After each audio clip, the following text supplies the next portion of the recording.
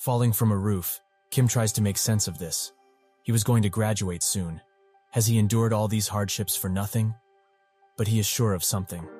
This is the day that he died, but not exactly, as he survived in a vegetative state. Inside, one of the nurses urges his grandma to pull the plug, as she has not seen any patient wake up after 3 months in such a state. She gets mad, shouting that she will never give up on her grandson. After he fell from the rooftop, he was diagnosed as a vegetative person. He can feel touch, and even hear his grandma's cries for him. He thinks that it will be all right. As he has never been sick before, surely he could stand up soon. But unfortunately, in this dark world, he isn't allowed to do a single thing. His grandma grabs his hand, saying that she can't give up on him, as she took Kim and raised him after the loss of his parents. She begs for a sign from him. Anything would do. Kim tries to move with all his might, but to no avail. Later, his brother also visits, saying that the people who bullied Kim are now bullying him. He can't take much more of this. Grandma also started working in a restaurant to earn money for his hospital fee, but she got injured in the process. His brother laments this ever happening, pleading with all his might to Kim, screaming for him to wake up. Kim, in his loneliness, thinks that this all must be a dream, and if he waits a little longer, he will surely wake up from this nightmare. No such luck, as 3 years later, he is still there, noting that his brother, Hyun-jin, hasn't visited in a long time. Some nurses talk near him, saying that his grandma fainted, but they don't seem distraught, as now they can turn up the volume of the TV. He thinks about all the people who have done him wrong: Park Min, Cho Young-taek, Jung Min-ho, Kang Chang, Oh Dae, Kim Young, and even those teachers who were covering these bastards up. If by some miracle, he goes back to the time this all began, he will destroy every single one of them. He thinks about his revenge, beating them continuously in his head. But years pass, 4, 5, 6, 7, with revenge still on his mind. But 10 years pass, and he gives up. Kim finally sheds a single tear, pleading with anyone to end his life. Suddenly a man pops up in front of him, causing Kim to open his eyes. He wakes up, thinking it's just another day of the same, but it is not, as he is inside his classroom. Kim thinks it's probably just another dream, but he pinches his cheek and feels pain, causing him to take a pen for confirmation. He stabs the pen into his leg, and sure enough, this is no dream. He really came back. Behind him, he sees one of his bullies, Park, beating the snot out of someone, with everyone watching helplessly. Kim notes that this situation is the starting point of all his pain. It's that time. He goes behind Min, saying one word: stop. Park laughs at his bravery, belittling Kim with his silver tongue.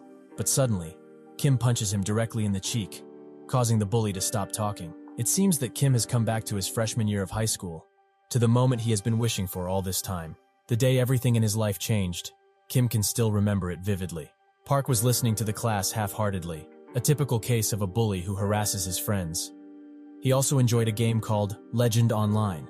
He goes up to a classmate, a pretty unfit boy named Lee Jung, and says that he should raise his character in his stead. Lee gives a haphazard yes, and Park takes this as confirmation. That day, he became Park's game shuttle, and his grades fell because of this. Park also asked him frequently for his personal money, dumping it in the game. Because of this, Lee's stress reached a peak, and he lashed out at Park, saying he should take care of it from now on. That was the first time Kim saw violence committed in front of his eyes. He didn't want any trouble, but Lee used to help him with his studies every now and then. He couldn't just watch. He tries to go there, but a classmate stops him, saying that if he messes with Park, it would be like digging his own grave. Kim knew of the consequences, but still went, as he wasn't that bad at sports and didn't fall behind in the boys' pecking order. Since the teacher came shortly after, the situation was roughly handled. But ever since that day, Park and his gang have bullied Kim constantly. Every day, he was dragged around, and without a day to recover, he was beaten senseless. It was hell. There was no other way to describe his situation. It cuts back to the present day, where Park has just been punched. He tries to react, but Kim swiftly grabs his hand and smashes it into a table, causing him to bleed profusely. He smacks Park around, thinking about how he engraved this situation in his head as he fell comatose. He notes that Park has a typical fighting style, relying solely on his physique. He is not used to being hit, so he will surely fall after just one attack. It seems that Kim has calculated everything, endlessly simulating this exact scenario in his head all these years. He throws Park at the lockers, bashing him constantly with his leg. He looks sinisterly at Park, thinking of all the people waiting to beat him. A chair suddenly gets thrown in his direction. the perpetrators being Park's clique. They scream for him to stop, but Kim nonchalantly looks at them, saying he doesn't want to. A gigantic dude walks to Kim's location. Kim noting that this is called Park Min-chul's gang, only because he takes the lead when bullying the kids. But the guy that's in front of him is the strongest, Kang Chang. They look at each other, but suddenly a girl rushes into the class, saying that the teacher is coming. They leave, vowing revenge on their leader. While class is in session, Park thinks about what happened, noting how hard he was beaten. He vows to kill Kim. The other guys in his gang are going to gather here once class ends. Park thinks that he had his guard down. There's no way a nerd like him beat him fair and square. Even though he was the class president and would stop Parks' bullying now and then, he never crossed the line. But today he did, leaving Park to think about how he should deal with Kim. Inside another class, members of Park's gang discuss the fight, noting how carelessly Kim acted. It seems they also had something planned for him already. One asks if someone spread rumors about the stories. But whatever the reason is, Kim has looked down on them in front of everyone. If they leave it like that, people won't take them seriously anymore. So even if they have received the request, they will use this opportunity to trample on him. Kang was boiling at the thought. Inside Kim's class, the teacher leaves, causing Park to rise from his seat, prepared to take Kim down. He does not get the chance, however, as Kim acts first, landing a flying kick directly in his face. He grabs Park's head, saying they should continue where they left off. It seems that this won't end well for Park. With class finished, the gang rises from their seats and leaves for Kim's classroom, prepared to beat him. When they get there, however, a lot of people are gathered at the windows, looking in. Jung, the dark-haired one, immediately knows what is going on and rushes into the class. It is too late, however, as Kim has beaten Park out of commission, his blood splattering on their clothes. Kang rushes Kim, who thinks that this guy is the only problem he has.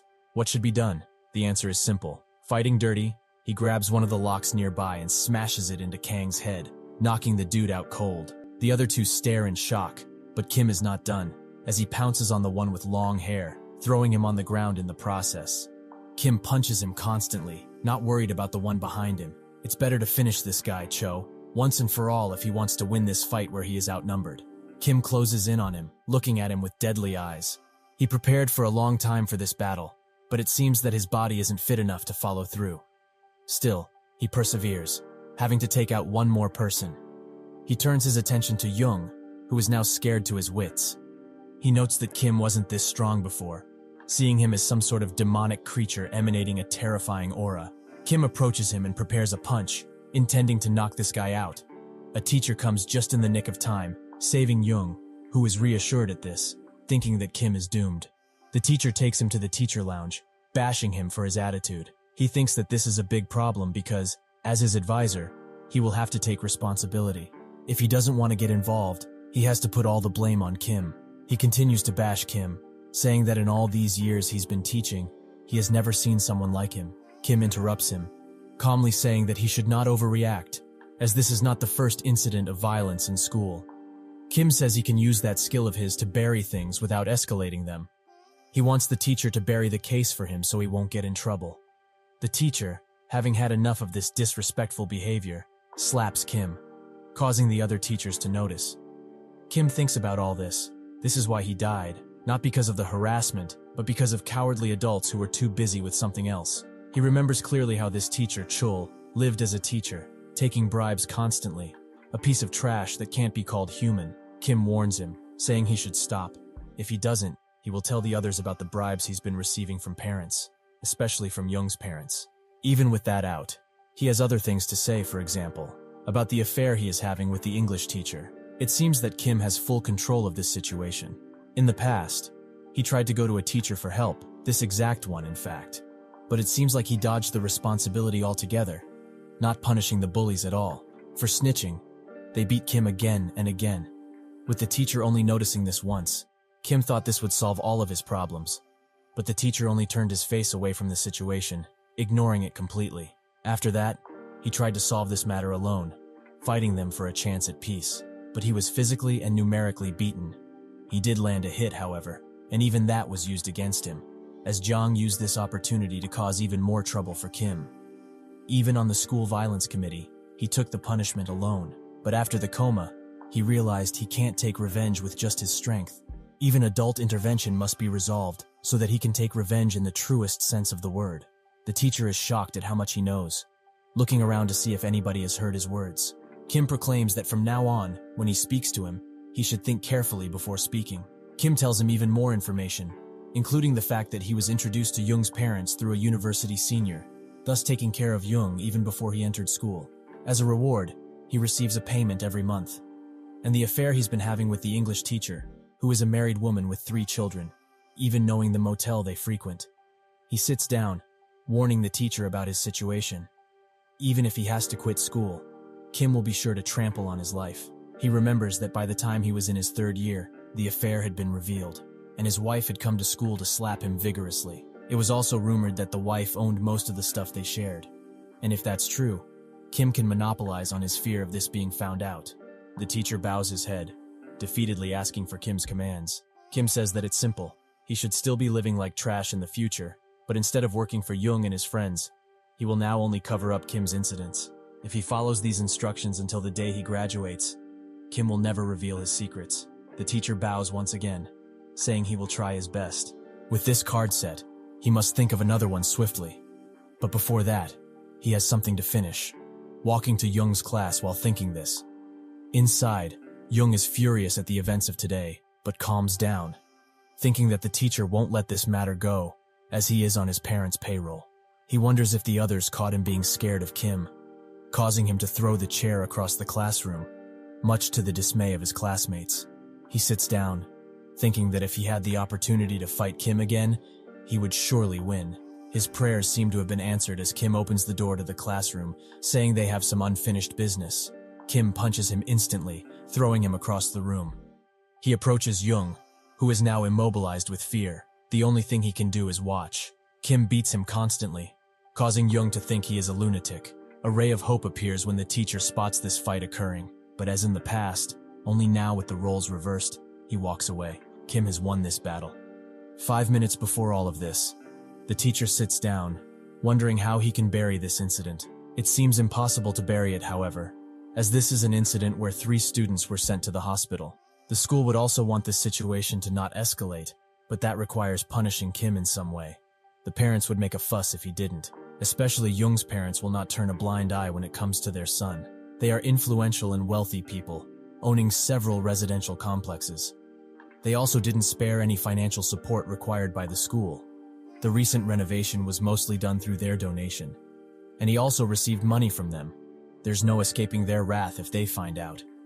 He desperately thinks of what to do, and comes to the conclusion that the only thing he can really do is separate Jung from the incident entirely. Kim has yet to mess with him, so his parents might be convinced to sit on the sidelines in this particular case. He rises from his seat, rushing to Kim with this idea. His hopes seem to have been crushed, however, as he sees Kim beating the snot out of Jung. He reluctantly turns away from the situation. Jung's parents be damned. If his relationship with the English teacher gets revealed, everything will be over for him. Inside the classroom, Kim gets mad that such weak people were looking down on him, noting that in the past, these guys always used to say that he was bullied so much because he was weak. But now, Jung is trembling so much, and he only just started. He lets go of Jung and sits down. Kim thinks about this, noting that once he messed with Jung, this incident is almost impossible to cover. He knows this, but if he were to choose his opponents in this revenge, he wouldn't have punched Park the moment he returned. Rather, he would have avoided all conflict and instead lived a peaceful life. But after going through a hellish life as a vegetative person, he only dreamed of revenge, and this is the result of it. There will be an uproar soon, with so many people sent to the hospital. The principal wants to make Bright Prospects High School into a prestigious one, so he would try hard to punish Kim for this incident. Even so, a lot of people witnessed what occurred, so he can't cover it up. If he can't handle this school in the first place, he won't be able to dream of the revenge he had in mind. This is only the beginning. Kim gets dragged into a meeting, and the principal talks about what he did with no signs of remorse. Considering this a heinous crime, most of the teachers agree that something must be done, even the English teacher who is having an affair. She tries to suggest expulsion, but her lover nudges her, thinking that if he gets expelled, it's over for them. He looks at Kim, who is knowingly smirking. The teacher tries to protect Kim, saying that he was the first to be bullied in the first place, and that he wanted to catch them in the act. But Kim must have been unable to endure this, and did what he did. Kim was a victim before he was a perpetrator. The teacher tries to rebuke this, but the principal is having none of it, shouting his full name, Kim Young-chul. The principal thinks Young's parents won't just sit idly, so to relieve their anger, he must stamp on the perpetrating student. If he is to make this school a prestigious institution, he must maintain his ties with the powerful. He speaks, saying that he shall convene a review committee 1 week from now, and they shall decide Kim's fate in that meeting, so they all should stop spreading rumors about this. As of now, Kim will be suspended until the meeting. Kim gets up and leaves the room. While walking away, Chul follows him, saying that even with the circumstances, he tried his best, so he hopes Kim will hold his temper a bit. Kim laughs at his attitude, thinking that not long ago, he was looking down and slapping him. Kim speaks, saying that he did try his best, but it seems that he already knew that Park has been bullying students, hasn't he? He says to keep something in mind. Until the day he graduates from school, the only way he can stop him from speaking up is to try his best for his sake, regardless of the methods. Unless he shows that much attitude, he will ruin not only Chul's life but the English teacher's too. He can promise at least that. Chul bows his head in agreement. Kim thinks about him. He would have liked to destroy him now, but he is not his true goal. He can't just throw away a useful card like him, not until he lays the groundwork at this school. Chul is only a teacher, but one who wouldn't care about the means or methods just to survive. 1 week from now is the time he's been thinking and planning about for the past decade. A situation will unfold that's completely different from what they're expecting. He goes on, noting that it's been many years since he was able to walk in this alley. A shabby villa number 00, his only 50 million one house. If it weren't for his parents' insurance money, he would have been living on a monthly salary. He thinks about the time his grandma was forced to move because of the hospital bills. He felt like the world had collapsed. He is now thankful he has a place to return to. He gets inside, calling for his grandmother, but she isn't there as she is working at this hour. He remembers that this is all for their family, so being sentimental doesn't help. He goes into his room and opens a notebook. The plan will be precisely accurate. Within 2 years, they are going to conquer the surrounding areas and establish a foundation, and clean up those people's bases. But in order for that to happen, he must fulfill 3 conditions. First, personal manpower. To bring down those school violence perpetrators, he needs enough strength to face them without being pushed back. Since there's no way for him to train himself to that extent in such a short time, he needs that person. If he can win over that specific person, it will give him a significant advantage in the future. Condition 2. His future opponents are gathering immense manpower, so he must do the same with people who have the same purpose as him. In the end, people play a significant role. He is just a freshman in high school. Even if he has the perfect plan, he can't execute it. He should take the lead and find the people that he needs. And finally, the third condition is background. This problem can be solved because he has experience. He needs the background to put his plan into action, so nothing can stand in his way. And now, the only way to solve the problem with the deliberation committee is to have background. So this is his first priority. Inside a police station, a person with white hair is bashing the policeman, asking if they know who he is. One, having had enough of his constant bashing, says that this old man should shut up. The guy gets even more mad at this notion, saying that he is a 35-year-old single man. We get his name. Myeongjin Construction's oldest son, Go Changboam. He kicks around, a policeman noting that he is a dangerous person and that they will be in huge trouble if they make a mistake here. Evidently, he hit someone, causing the person to be sent to the hospital. Chang thinks about this, saying that if things go south, his opponents will definitely make a fuss about it. Recently, his father announced the commencement of the succession race for him and his brother in order to choose the most capable one to take over the business. He, who only has a high school degree, or his younger brother, who graduated from a prestigious university and also married a famous woman here 3 years ago, are able to monopolize a strong position due to that. He is doomed if his father gets a whiff of this incident. The policeman speaks to him, saying that it's his fault, as he has beaten up innocent people. They can't just let this slide. Chang vows that they were the ones who hit him first, but as there was no CCTV there, the victim's testimony can't be argued at all. He wonders what can be done, but that's when he spots a teenager sitting in a nearby chair who says that he is here to testify for Chang, this teenager being Kim. Kim shows the policeman undeniable proof of the situation, and it seems that Chang was right. They really hit him first. The policemen ask how he got this footage, with Kim explaining that he just happened to witness it while walking by. He thought there would be trouble due to the lack of CCTV in the area, so he asked for the black box video of the parked car nearby and came straight here. Kim excuses Chang's behavior, saying that he only defended himself and that it's not his fault that he's strong enough to knock out all those guys in one blow. Chang is enthusiastic about the news, noting how good with words Kim is. He also thinks that now, with so much evidence, his position in the race is no longer in jeopardy. The cop, seeing all of the evidence, apologizes to Chang, saying he should have listened to him in the first place. Chang gets up from his seat and approaches the cop. He says that he doesn't know the circumstances he is in, but he will remember his face, clearly intending this as a threat. Outside, he puts his hand over Kim, glad that he came to the rescue when he did. Chang hands him a large sum of cash, which Kim immediately pockets, much to his surprise. Kim asks him if this incident happened by accident, but also says all there is to know about him, where he is from, and about the race that is going on with his brother for succession. Chang approaches him, feeling threatened by his words, but Kim calms him down, saying he has undeniable proof for his words. Kim knows all about this because he listened to all of it when he was comatose. He knows the story from start to finish. Kim asks Chang for an hour of his time, promising that it's not something that will harm him and might even save his life. Inside a cafe, Kim shows him the other half of the black box. He didn't show it to the policeman as it wasn't necessary, and he could prove his innocence with just that. But 30 minutes before the incident, 3 men gathered in front of that convenience store. At first glance, they looked like customers, but for 30 minutes they did not move a single inch, as if they were waiting for someone. The moment Chang arrived, they picked a fight, as if asking to be hit. Kim puts his cup down, saying that it's fair to say that Chang himself must be suspicious about this recent series of events. They are happening as if someone intended to, as soon as the succession race commenced, and since then, only bad things have been happening to him. Kim tells him that these were all planned by his brother to undermine him.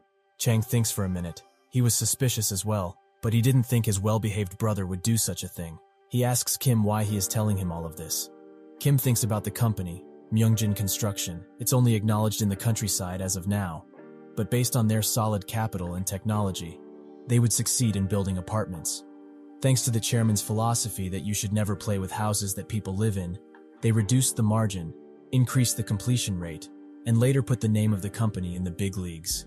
But in the process, both of the sons disappeared. Chang was the start of the problem, and not long after, an incident that shook the grounds of Daesan occurred, to the point that even Kim, who was suffering from school violence at the time, knew about it. Chang was aiming for the position and did all sorts of things, some of which were discovered by his brother later on. Chang, angry at his discovery, punched him extremely hard, and with one blow, his little brother became permanently disabled. Their father, furious at this squabbling, announced that both of his sons were incompetent, so he wouldn't hand over the company to them. This is causing an uproar. At that point, digging up the 2 activities of the 2 sons became a meme of sorts, and thanks to that, Kim was able to trace his memory and find the location of the convenience store. He thinks that, in all honesty, it would be better for Myungjin Construction in the future not to change.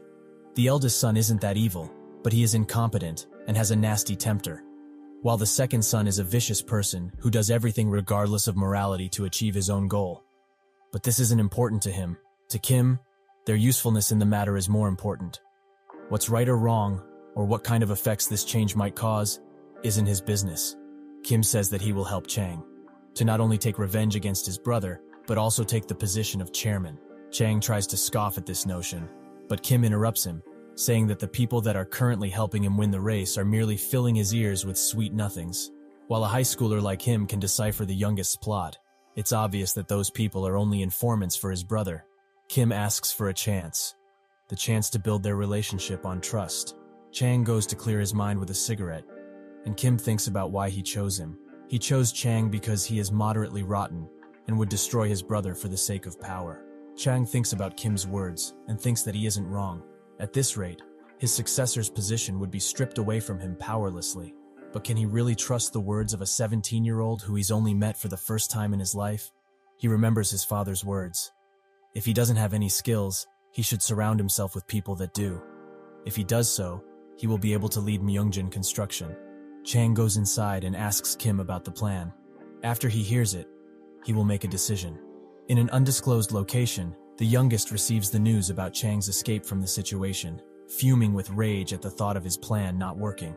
He calms down, thinking that he still has the upper hand, and at this rate, if nothing bad happens, the successor position will naturally come to him. He doesn't get to finish thinking, however, as the phone rings, and someone tells him that the ma'am has broken into Hansung office tel. Kim tells him the plan. In order to win the race, he must face reality. Between him and his brother, the youngest is obviously more suitable for the position of chairman, as he has studied business at a prestigious university abroad. And he also got married to a prestigious family as soon as he returned. That way, an official succession structure has been formed.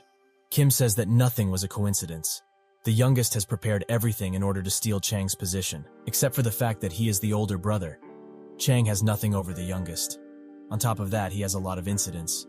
But I would still support him. But even with that, Kim thinks that he has the possibility of winning. Kim smirks and says, what if his brother, who is superior to him in every way, falls to the bottom, where he is? If Chang had the same skills as him, who would his father choose? The real competition begins when you stand at the same level as your opponent. At the time, the strength of being the eldest will be the thing that cannot be turned upside down. Kim tells him that if he is to win the success war, he needs 3 things. Background. He already had lost in this aspect, as when his brother was making good connections with powerful people, he was doing the same with trash from the red light district. The second one is reputation, which is lost too, as Chang is commonly known as the asshole of Daesan. And finally, there is ability. He has no hope here as well, as his brother has already proven his worth through accomplishments in the business, while he was out drinking and partying. But from now on, they are going to overturn those 3 things, starting with the background. Kim says that it's not like he can marry into a prestigious family or get authority out of nowhere, so they have to think outside the box. They have to separate his brother, Chang Suk, from his wife. Once the support of his wife, who plays a pivotal role in his background, is gone, he will be at the starting point, just like them. Inside an office, Chang Suk apologizes to his father, Go Myung-jin, the company chairman. He calls Chang Suk pathetic, saying that he already contacted the father-in-law and said that he will teach his son a lesson so it doesn't get to a divorce. Also, his wife said that she will be staying away for a while and she is going to see how he can make it up for her. Chang Suk tries to apologize again, which causes his father to snap, saying that he already warned him that if he plays around with other women, the family will fall. If he was going to play around like that, he should at least be single, like Chang.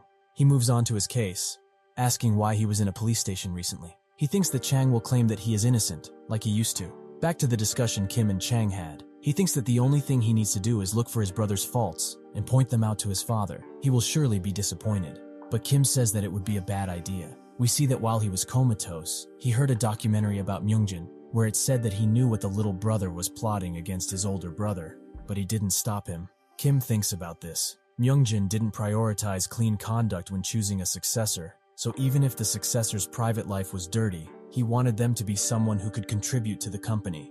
So even if Chang points out his brother's faults, his heart will not waver. Chang needs to display the attitude of a charmer. He must prove that he has changed. And thus, Kim tells him the plan. In the office, Chang apologizes profusely. This causes his father and brother to be surprised. Chang says that he will be mindful of his position before he acts, also asking his father to let him scold his brother further for what he did. The father smiles, saying that he didn't cause the fight in the first place, but he did his best to avoid fighting. He took care of the problem by himself. He is proud of him. Outside of the office, Chang Suk warns his big brother, saying that he will find the person who told him about the hotel he was having an affair at, and when he does, he will tear that person to pieces. But Chang isn't listening, as he keeps repeating the words his father told him. His father, who always acted strict and didn't show them much affection, has finally acknowledged him. He even patted him on the shoulder. This kind of thing must keep happening from now on. Chang gives Kim a ride home, thanking him for the advice that got his father's attention. He also asks him what he should do to become chairman. Kim calms him down, saying that they only won the first battle, and to become chairman, he has to win the other 2 as well. He has plans, but they are hard to execute right now. He says that from now on, Chang should join the company as a minor employee and learn how things work. The plan will come when the time is right. Chang is hesitant at first, but smiles and says that he will do anything Kim says. He says that there is one more thing. They are working together because they want things from each other. So for helping Chang, he granted him a wish. He tells him to demand anything. There's nothing he wouldn't do for him. Kim says that he will be direct. He wants Chang to be his. But that's when we see what happens on the day of the review committee, with Young's mother Sunja slapping Chul because he doesn't want to expel Kim. He wonders what he can do, as he already talked with Kim, but he won't budge, not even wanting to apologize for what he did. Kim says that he should just use his brain and find a solution. He must understand that if Kim dies, he dies too. So he wishes him good luck while leaving. Chul is on his last legs. What must he do? The committee begins and the principal says that Chul will explain what happened. He gets up and screams that this case is clear. The bullies of this school, including Young, started harassing their classmates first. This is an absurd case where the attacker is being treated as the victim. We see that Chang came as Kim's legal guardian. This is probably the favor he asked of him. Chul is surprised, thinking that he has much more cash than Young's family. He is the only one who knows who Chang really is, so he must switch lanes. The principal is surprised at his words, saying that he should tell them exactly what happened to avoid a misunderstanding. Chul says that for a long time, he was receiving reports of Park's group harassing their fellow students. At first, he tried to scold them not to do such things. But as time passed, their harassment got worse. A few days ago, Park was bullying another student, Lee, and Kim, who was there, asked them to stop. He tried to stop them with pure intention, but Park called his friends and started threatening Kim, who had no choice but to defend himself. He knows that Kim went a little too far, but with the knowledge they have, if they just punish him, they will become grown-up scumbags who ignore bullying in schools. The principal says that this is not what they were talking about. This is about how Kim sent 4 people to the hospital for the first time in the history of this school.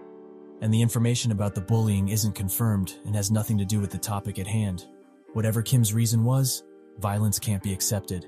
His heart aches at having to choose who did wrong, but punishment is necessary to stop an incident like this from ever happening. They should do that to help the parents of their student, who have entrusted them with their child, return home with peace of mind. He asks Young what happened. He begins talking with a fake shake in his voice, and says that he experienced something entirely different than what Chul said. He was just walking by when he saw Kim beating Park for no apparent reason. This can be validated by the classmates there. It's a fact that Kim started the fight. He puts his hand over his face, saying that he saw his friend getting beaten, so he had to go help. But with no hesitation, Kim brandished himself with a weapon, the lock. Of course, Kim must have also felt intimidated with so many people rushing at him, but he didn't have time to think about his feelings, as he was only concerned about Park. So he doesn't understand why Chul would put the blame on him. Kim also came to beat him again after Chul scolded him. He beat him in front of the others. We see that Young is brandishing a smile below his hands. He is truly scum. The mother gets up and says that they raised their precious son carefully, so that he would never get hurt. But look what happened to his face. And all this, just because of a school scuffle? It has only happened to her son now, but they won't know when this might start happening to other kids. They, as parents, shouldn't be ignorant. They must punish the bully. The other parents discuss and come to the conclusion that they must punish Kim. Park and his gang, who are at the hospital, think that Kim must be screwed now, as Young's mother is a soccer mom who flips over the school for her precious kid. Park says that is probably true, but if he doesn't get expelled, he is going to harass him to do so. And if he does get expelled, he will be going after him for indemnity. They should all fetch at least $1,000,000. Chang slams his fist and says that they should talk about what really happened. Don't they know that Young, the demon with the face of a human, planned for all of this? The principal demands he stop calling his student a demon, but Chang says that Young is not lesser than he personally checked into Park's group, and they have been harassing and robbing the other students. They are quite famous too. They are so famous that there isn't a person who doesn't know about them. Chang asks him directly why he is trying to cover this up. Is it because he received a bribe? Kim was just trying to defend himself. And Chul also mentioned that they have to look into the fundamentals of this case. Chang says that when they were young, did they just stand still when those kinds of thugs beat them? Young's mother has had enough, and demands to know why he is calling her son a thug. She also demands to know his identity, as he heard Kim doesn't have any parents. Chang smiles. We see that Kim really asked for him to become his custodian. Chang says that if he needs money, he should just say so. Kim says that he needs wealth for the things he has planned, but if he only needed money, he would have chosen simpler ways. He says that he plans to cause a lot of trouble in the school. Not just any minor stuff that is common in school, but incidents big enough to cause legal problems. And every time that happens, he is hoping that Chang will have his back and help solve the problem. Kim says that if Chang can do this for him and satisfy him, no matter what he has to do, he will make him the chairman of Myungjin Construction Company, or perhaps something even greater. Chang accepts, saying he is great at those kinds of things. He reveals his identity to the committee, saying he is Kim's custodian and also the eldest son of Myeongjin Construction Company. Chang says that Kim is like a younger brother to him. He is not the type to cause trouble, but he heard that he was called to a committee, so he came running, even putting aside all the work he had. He says that Cheonil High is a prestigious school and hopes that Kim can attend it without trouble. He was also planning to sponsor the school in the company's name, but he's considering it now. He says that educators should instill good values in students, and if it is, then why is Kim, the one who fought against the bullying, being punished? They're all ignoring the years of bullying he went through and punishing him for standing up for himself. Where was all this when he was being beaten? Why did they turn a blind eye when Kim was the victim? If they did so because he was from a poor family and they received hush money from the bully's family, he promises he won't let this go easily. He will turn this place upside down. The bully that is sitting in the victim's seat and those who are on Young's side, he will make sure they never step foot in Daesan again. They can take that as a threat. The principal is surprised at this turn of events. Wasn't Kim orphaned and living with his grandpa and younger brother? If he takes Young's side, he won't be able to dream of getting connections with Myeongjin Construction. He will most likely be thrown out of Daesan City if he messes with such powerful people. But this is also a chance to get on the good side of them, even if he is called a traitor. If he thinks about the school's future, he must take Kim's side. He says that he heard about a group of bully kids, and the ringleader was presumably Jung. The mother tries to retort this, but no luck, as he doesn't let her speak. The principal says that these are the facts, and this is a place where judgment is placed solely on facts alone. Kim is a high-achieving student. He must have a reason, so they must let him tell his side of the story. Kim says that he told the teachers multiple times about it, but he got hit with the same answers. That Park is actually a good student, and they were just playing around, so he should be a man about it. Even if the teachers looked further into the case, they would just lightly scold them. Yes, he did hit Jung and also sent the others to the hospital. But why is he sitting here only because he hit them once? Because he is in the wrong? No, it's because they thought he was powerless. He demands that the gang that has been committing such deeds until now be punished first, and if not, he will spread the word about this incident outside of school. Everyone will know the reality of Cheonil High, and it will become a disgrace to Daesan. There must be a definitive punishment. The mother says that she will never allow her son to be held accountable and calls her husband. He answers and she explains the situation, saying that they are blaming Jung for all of this, just because Kim's custodian is the eldest son of Myeongjin Construction. The husband gets furious, demanding she return at once. That man can destroy their family and everything they build in a second.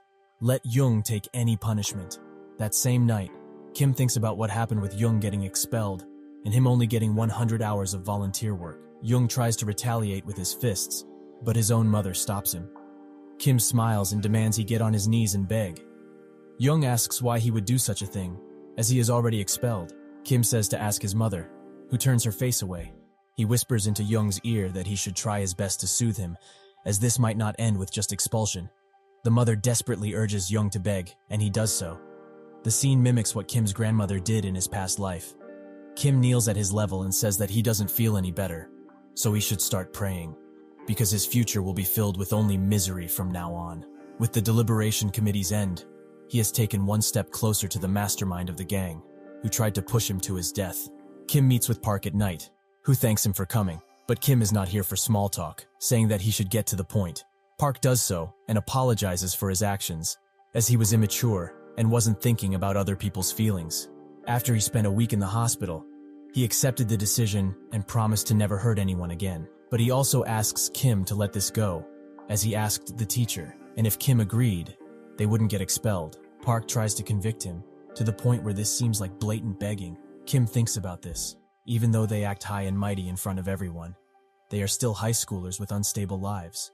They won't be able to find another school here in Daesan, so they must believe that they will be stamped for the rest of their lives as criminals. Park also tells him that someone gave them the order to bully him, but Kim knows. He knows very well. While he was in a coma, a student who was bullied just like him threw himself off the rooftop. The note he left behind contained the truth. The Golden Circle, an organization founded in prestigious schools in Gangnam. The core members were unknown even to him, who came from the future. The founder of this group saw students suffering because of bullying and had an intuition that this would be a profitable business. He recruited bullies, or kids with strength, and sought out students who had powerful status or were otherwise wealthy, and he offered them protection. A system was formed, so the students he managed would receive excellent grades, and if the member was falling behind in grades, the recruited bullies would remove the top-ranking student. This seems to be why Kim was targeted. In the future, Kim saw that the outlying members of the circle were revealed, but shortly afterwards, the case was buried, and the identity of the real Golden Circle was not revealed until the very end. But in order to get his revenge on the ones who pushed him to the brink of insanity, Kim must know more about them. Kim tells him that he was probably hired by the Golden Circle. But it's strange, as they are based in Seoul and Jeon, so their power shouldn't reach here in Daesan. So who hired him? Park says that it was Shin Young-min. Kim knows this name. He is a third-year student at the school and a bully who holds the school in his palm. He didn't think that he would be a member of the circle because the Golden Circle also leaves requests for people who are outside their scope. Shin might not know the client himself, but he at least must be in contact with the circle. Kim can draw the circle out by using him, but Shin wouldn't give information that easily, and he's strong. So strong that he will debut as a professional MMA fighter in the future. Right now, he needs to get rid of him first and foremost. Kim asks if Park wants forgiveness and grabs him. Kim notes that there are layers upon layers of feelings he has accumulated over the years. Forgiveness? Repentance. He will never allow it. Kim gets close and tells him that this will happen from now on if they ever meet again. He begins beating Park, and while doing so, he thinks that in his previous life, Park and the others were extremely successful, with Park having a daughter, and that was the whole world for him. Kim couldn't believe it, so perhaps this is karma doing what it does best. For the trauma and suffering Kim has experienced all this time. The next day at school, Kim's classmates discussed the situation, saying that he was quite shy and kept to himself before. So when did he turn this violent? He arrives in the classroom, with everyone shutting up at the sight of him. Kim sits down, and that's when Lee comes from behind to thank him, saying that he is indebted for what he did to those bullies. Kim asks why a kid who didn't want anything to do with him when he heard what was happening, a kid who was too scared to testify, is thanking him. Kim says that he doesn't care what happened to Lee from now on. He doesn't want to see his face around here anymore. On the rooftop, Shin discusses the plan with someone else, saying that it has been ruined. Now that Kim has the backing of Myeongjin Construction, nobody can lay a hand on him. In Daesan, at least. The guy there asks if he's just going to give up, but Shin denies this, saying that this isn't that bad, and it could always be worse. They now have the opportunity to make more money, and if they can make a lot just by taking care of one meager high schooler, they should be extremely thankful. He also tells the guy to get the head of the freshmen on the rooftop now. While the class is in session, Kim thinks about the situation. In order to take down the Golden Circle, he has to excel in school because that's the kind of person the circle targets. To one of the members, he is just a thorn in their side since he also got great grades in middle school. So somewhere in the classroom or in the school, the real culprit is hiding. The one who wants Kim gone so that they can be the top student. He does have a few suspects now, but nothing concrete. So what he needs to do now is prepare for the future. After school, he goes to Yeongdo Chul, Korea's first ever MMA fighter, to become the UFL world champion. But now he is just a remnant of the past that no one cares about. He goes inside and says that he is here to register, as he wants to become good at fighting. On the roof, the head of the freshmen arrives, Jinwoo. Shin notes how big he is and that he was in a wrestling academy before. But he wants a favor from him, to cripple Kim so that he can never be normal again. Chul explains the benefits of joining the gym to Kim, who thinks that he didn't recognize him at first. But he is really the former champion. He asks him why he wants to join the gym, and he says that he wants to be good at fighting, good enough to beat all of the bullies like dogs. Chul looks at him saying that a gym isn't a place where he is encouraged to fight, and if the reason he wanted to join the gym is for just this, he cannot accept Kim. Besides, if he works out a little, the bullies won't be able to do anything to him, so why doesn't he just do that? Kim thinks about Chul. He could have lived a great life with his fame, but there's a reason why he's running such a rundown gym now. Prohibited drugs. In the doping test conducted after the third match to defend his title, he was found to have anabolic steroids in his system. He admitted it publicly without making excuses and ended his career right there and then. But Kim doesn't care about any of that. What he cares about is the talent he has. As Chul made an untalented third-rate fighter into Korea's best, if he can get this man to train him, he will get much stronger. Kim says that he did whatever it took to defeat his opponents when he was a fighter, and he's basically doing the same. So there shouldn't be a problem, right? Chul notes that he was stupid then. And if he could turn back time, he wouldn't make the same mistake again. Making a bad choice for a result that can be attained through hard work will make him fall really hard, just like he did. Chul gets up and demands Kim leave, as he has nothing to teach him. But that's when Kim says that he will give him 100 million won, as he knows he needs the money right now. And if he promises to teach him, Chul will have the money within a day. He will also pay in advance, so even if he quits in the middle of training, he has nothing to lose. Kim adds that he knew all the outcomes of choosing the drug, but he did it anyway. All that happened was because of his actions. It's the same for Kim too. If he learns to fight from him, he may end up worse than expected. He may become disabled or live his whole life in jail. But he has come here knowing the risk and is determined to endure such a future. He needs an instructor like Chul. He says that he will never let Kim use drugs. He will be helping by teaching. But first, if Kim can endure a round against him, he will acknowledge his determination and accept the offer. That night, he comes back home, beaten to a pulp. The grandma is shocked to see him like this and demands to know who did this to her child. And Chul is sitting in the gym, messaging someone. We see that Chul warned Kim before they started fighting, saying that he met quite a lot of people who came here for bullying, but he didn't care much about their goals, as those are just words. Words that are meaningless when you stand in the octagon. There were people who were quite confident, but they soon begged him to stop after the fight started. He explains the rules. 3 minutes, no ground. Kim has to endure just 1 round. If he can endure this, Chul promises to train him. They get into positions, and he notes Kim's crappy posture but otherwise fearless attitude. Chul goes in for a punch, which Kim manages to block. But it doesn't appear so, as Chul gets through his block and throws Kim on his ass. Chul demands that he stand up, as it's been only 10 seconds since they started. The fighting begins, and Kim can do nothing except block. Chul's punches suddenly stop, and that's when he hits Kim in the leg, causing him to fall down. Chul says that they should stop, but Kim gets up and demands they continue the fight. Chul's endless onslaught continues, with Kim wondering what to do. He tries to go in for a punch, which gives Chul the perfect opportunity to uppercut him, presumably ending the fight. Chul tries to leave, thinking that he can't sell himself to a person who can't endure even this. He mustn't fool himself ever again. But to his surprise, Kim gets up, saying that it's not over yet.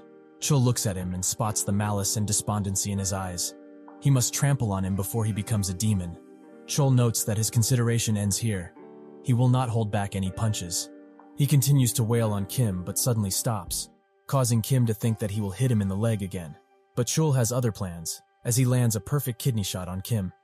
He says that there's 1 minute and 30 seconds left, so if he doesn't get up in about 15 seconds, he will consider this fight over. Kim tries to do so, but his body won't listen to him.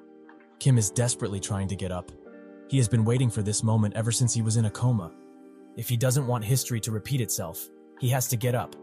He slowly rises from the ground, thinking that if he can get revenge, he will even jump in the devil's den willingly.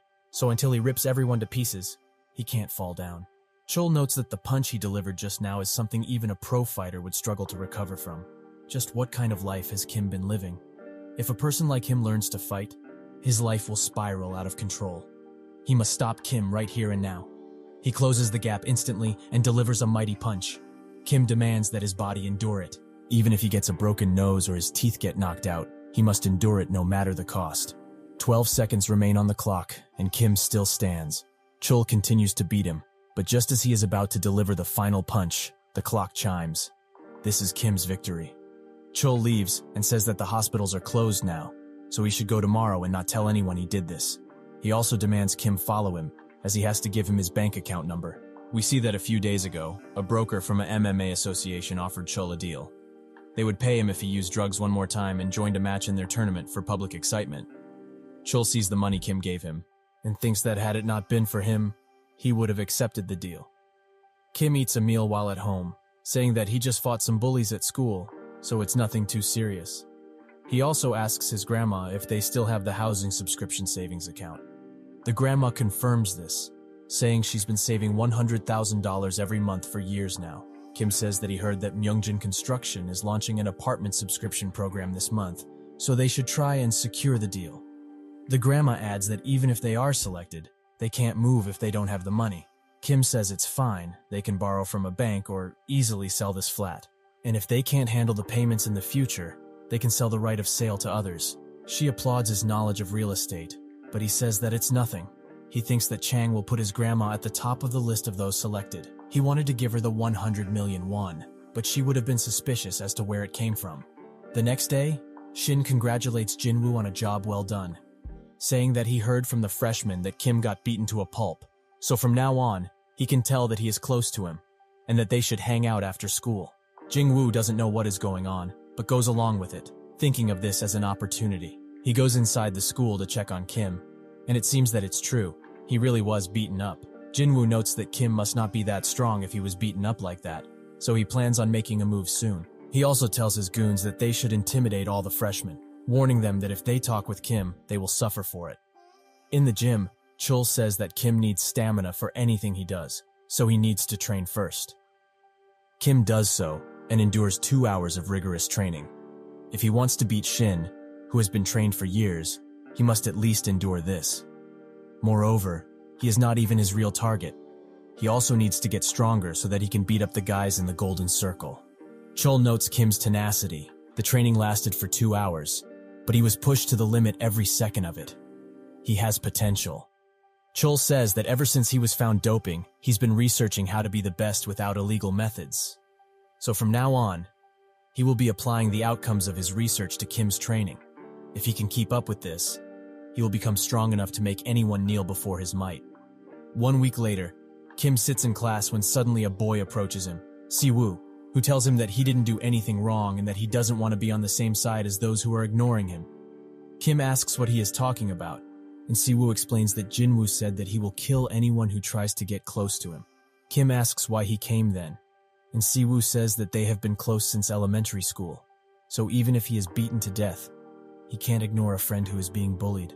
Kim notes that Siwoo tried to save him before, but he got bullied in the process, so he pretended not to know him at all.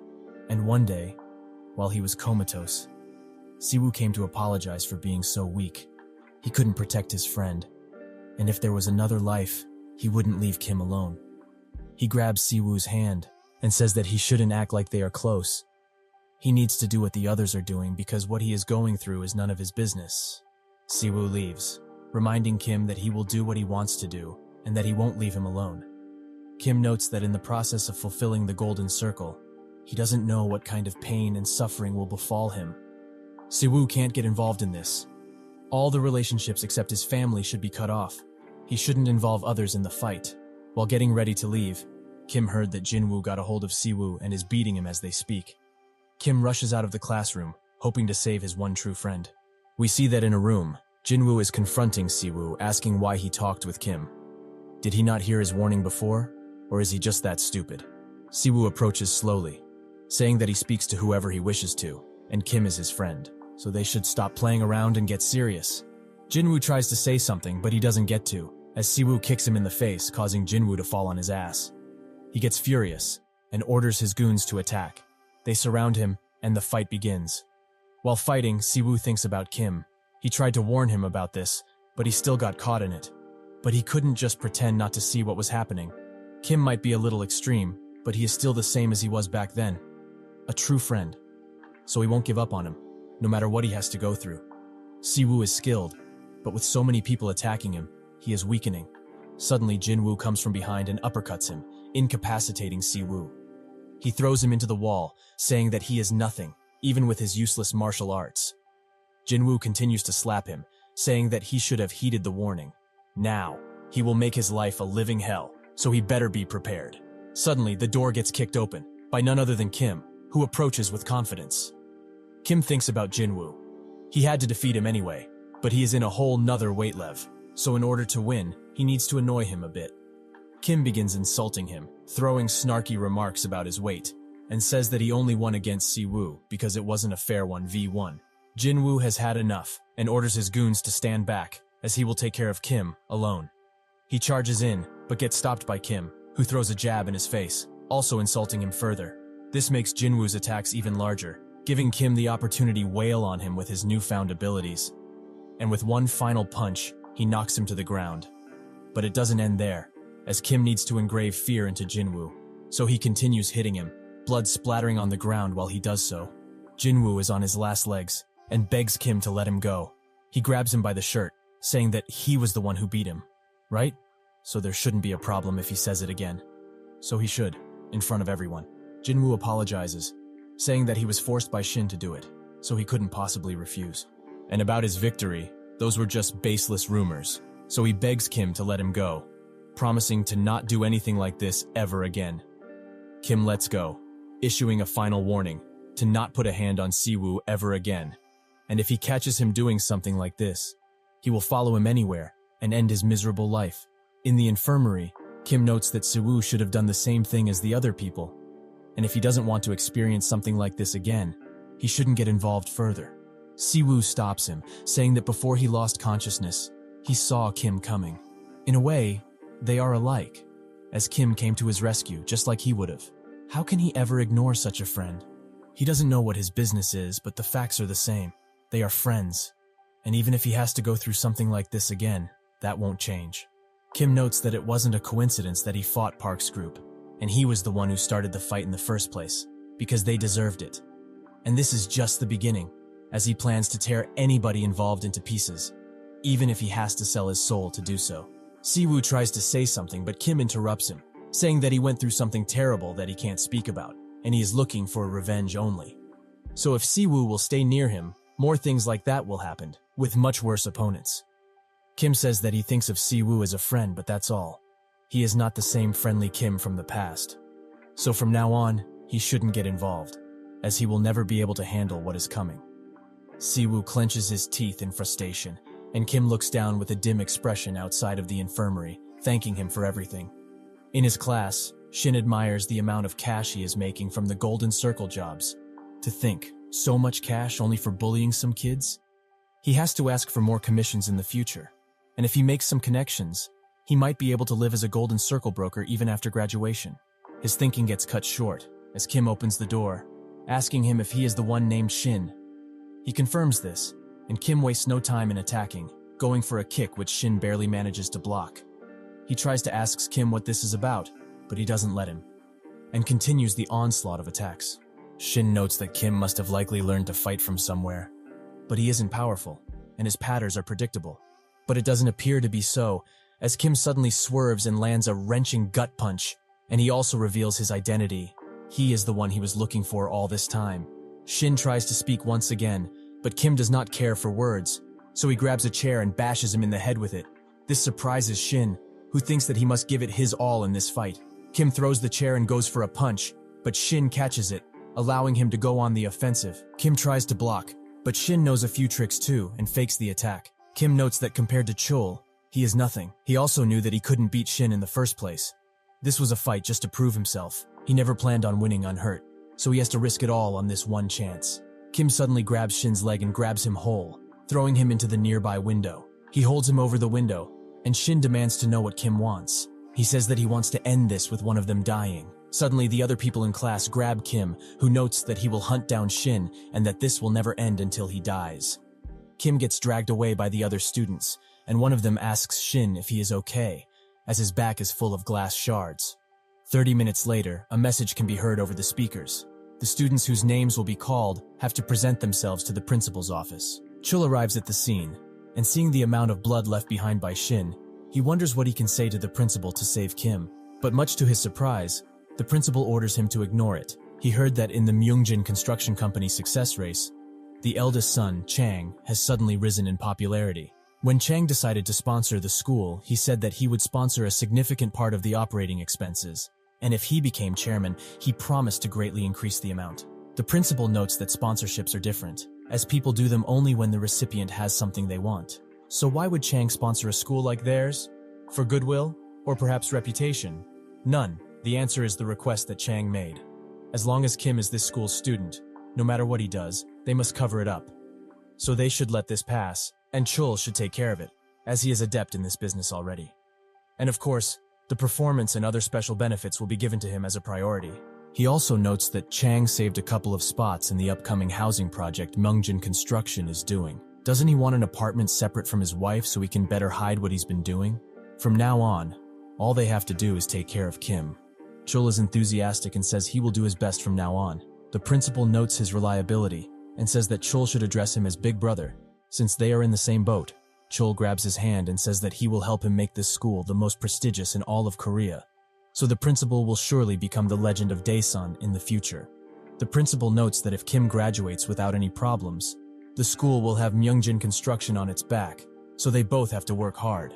Suddenly, someone comes into the room saying that Kim was hit, shocking both of them. They begin interrogating Shin, who tells them that he is innocent.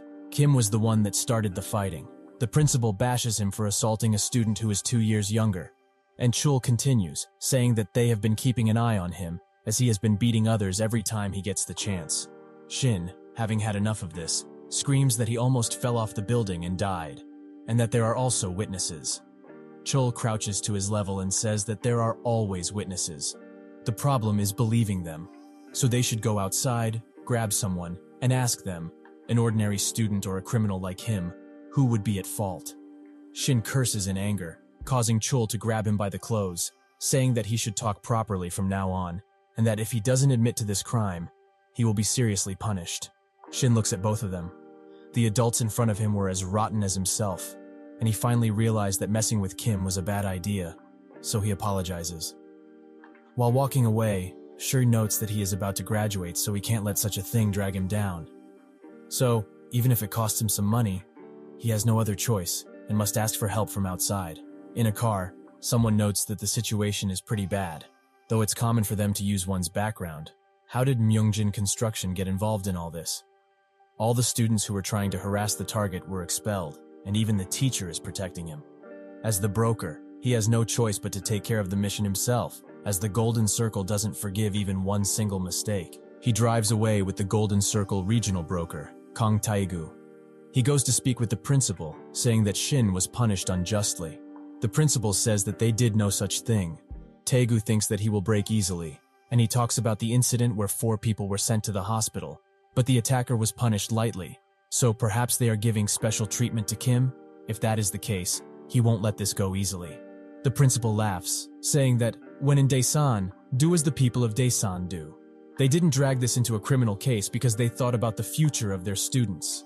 They have also already talked with the police about this, so he can do whatever he wishes. Taegu warns him once again, saying that he will do it. The principal says that he doesn't know what he wants to do, but he is sure about one thing. In this place, such a threat won't work. Taegu goes to the police, but no dice, as the policeman there says that the case was an act of self-defense, so even they could see what really happened. Should they really go that far and ruin a student's life? And if they were to punish Kim, they would also have to take Shin into custody. Taegu gets mad, smashing the table, and says that if they don't take this seriously, he will publish about what happened on the internet.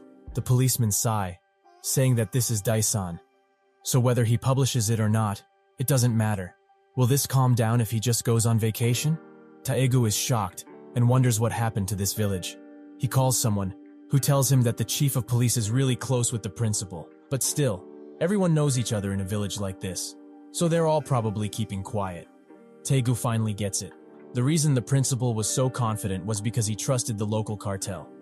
The issue regarding local cartels is that there would be a way to intervene if it simply involved personal interest. But local sentiment, a kind of territorial psychology, excludes outsiders from interfering in local affairs.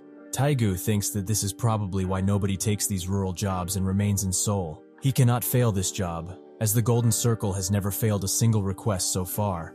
So it's no stretch to say that they all owe their current reputation to them. But even if he does fail, another broker will be sent to complete the request. And if that were to ever happen, his life will surely be ruined in an instant. The Golden Circle never spares. In times like these, Taegu needs to calm down and think about how to find a way out. He calls Shin and says that he can't help him in this situation, as he is the mercenary, and messing with the Golden Circle is no joke. Taegu tells him that instead of fighting Kim, he should somehow bring down his grades by any means. He also warns Shin, saying that if he were to fail, they wouldn't just punish Kim but him as well. This is the kind of organization the Golden Circle is. Shin closes the call and wonders how that can be done, but he suddenly gets bashed in the head by Kim, who has been behind him all this time. The next day, Shin hears what his classmates are saying about him and Kim having a fight yesterday, which he apparently lost with no injury to Kim. We see what really happened. Shin tried to attack, but Kim warned him by saying that the request must be more important than his life, causing him to stop. Kim notes that he already knows the broker came to see the principal, so the situation is pretty clear. But Shin better think this through, as Kim's guardian is the eldest son of Myungjin Construction, so he never planned for this to be a problem. Kim adds that if Shin messes with him, it won't end with just his expulsion from the school. He will drag him to the criminal court and get him convicted for his actions, no matter what. And after he gets out of jail, the people from Myungjin Construction will be waiting for him, and they will do anything in their capacity to make sure he can never do anything in Daesan ever again. To live like a normal person, he would have to leave his hometown, but even that might not stop Kim. Shin is extremely scared and asks what he wants. Perhaps justice? Kim says that he only wants one thing, to destroy the people who mess with him. He grabs Shin by the shirt and says that if he wishes to live like a human here in Daesan, he must endure what his victims endured. He begins to wail on him, and that's how Shin got his injuries. He thinks that he can beat Kim with ease, but the problem is Chang and his group. But if he were to leave Kim, the Golden Circle would come after him, and if the rumors are right, he would have wished for expulsion or conviction instead of messing with them. He slams his head against the table, thinking that he doesn't have a choice. The only thing he can do is wait and hope that Kim's grades somehow drop. Kim thinks that this threat is only temporary, but after the exams are over, things will be completely different. The moment he scores an overwhelming grade in the exams, everyone's emotions will explode. Shin, who is just trying to survive in the Golden Circle, must succeed at any cost. And the requester who won't be able to see Kim fall. The moment that happens, he will have achieved his goal. He shakes a bit, thinking that if he can get what he wants, nothing else matters. Whether he uses the principal or acts evil and cowardly, it doesn't matter. Looking at the situation now, everything is exactly as he planned. Now nobody can touch him for the rest of his school life. This is a barrier built purely with malevolence that gives Kim a sense of relief. Later, he goes to the gym to train, and it seems that Kim has some hidden talent. Even his coach commends him for it. If it wasn't about the money, he would have suggested he try his luck at being a pro. Kim clothes himself and gets ready to leave, but that's when Siwoo comes inside the gym, saying that he has a consultation scheduled today. A few days ago, when Siwoo was rescued by Kim, he noted how much he had changed. It was almost as if he was a completely different person from what he once was. He sheds a tear, thinking about what Kim said to him earlier. What can he do now? Suddenly, a student barges into the infirmary, saying that Kim is in a fight with Shin. This makes Siwoo think that he is still the same friend who always had his back. Now, he wants to instill in people that there is a problem when they mess with Kim. He gets up and looks out the window, saying that if Kim is going that far for him, how can he give up on such a friend? Back to the present. Kim asks what this is about, demanding that he not take Siwoo in. He will even pay what he has to, but the coach shuts him off, thinking that having a friend with him will make Kim less likely to get into trouble. He grabs Siwoo's shoulder and leads him into another room, saying that it's his decision whether he makes him a student or not, and Kim can leave as his training is over for today. The coach asks him directly if he knows what Kim is training for, and Siwoo confirms this. He says that this gym doesn't encourage youngsters to fight, so he can't accept him. He would have liked to kick out Kim too, but due to some circumstances, he can't. Siwoo says that he understands what the purpose of a gym is, but demands that he look at his wounds. He got them while he was trying to protect Kim.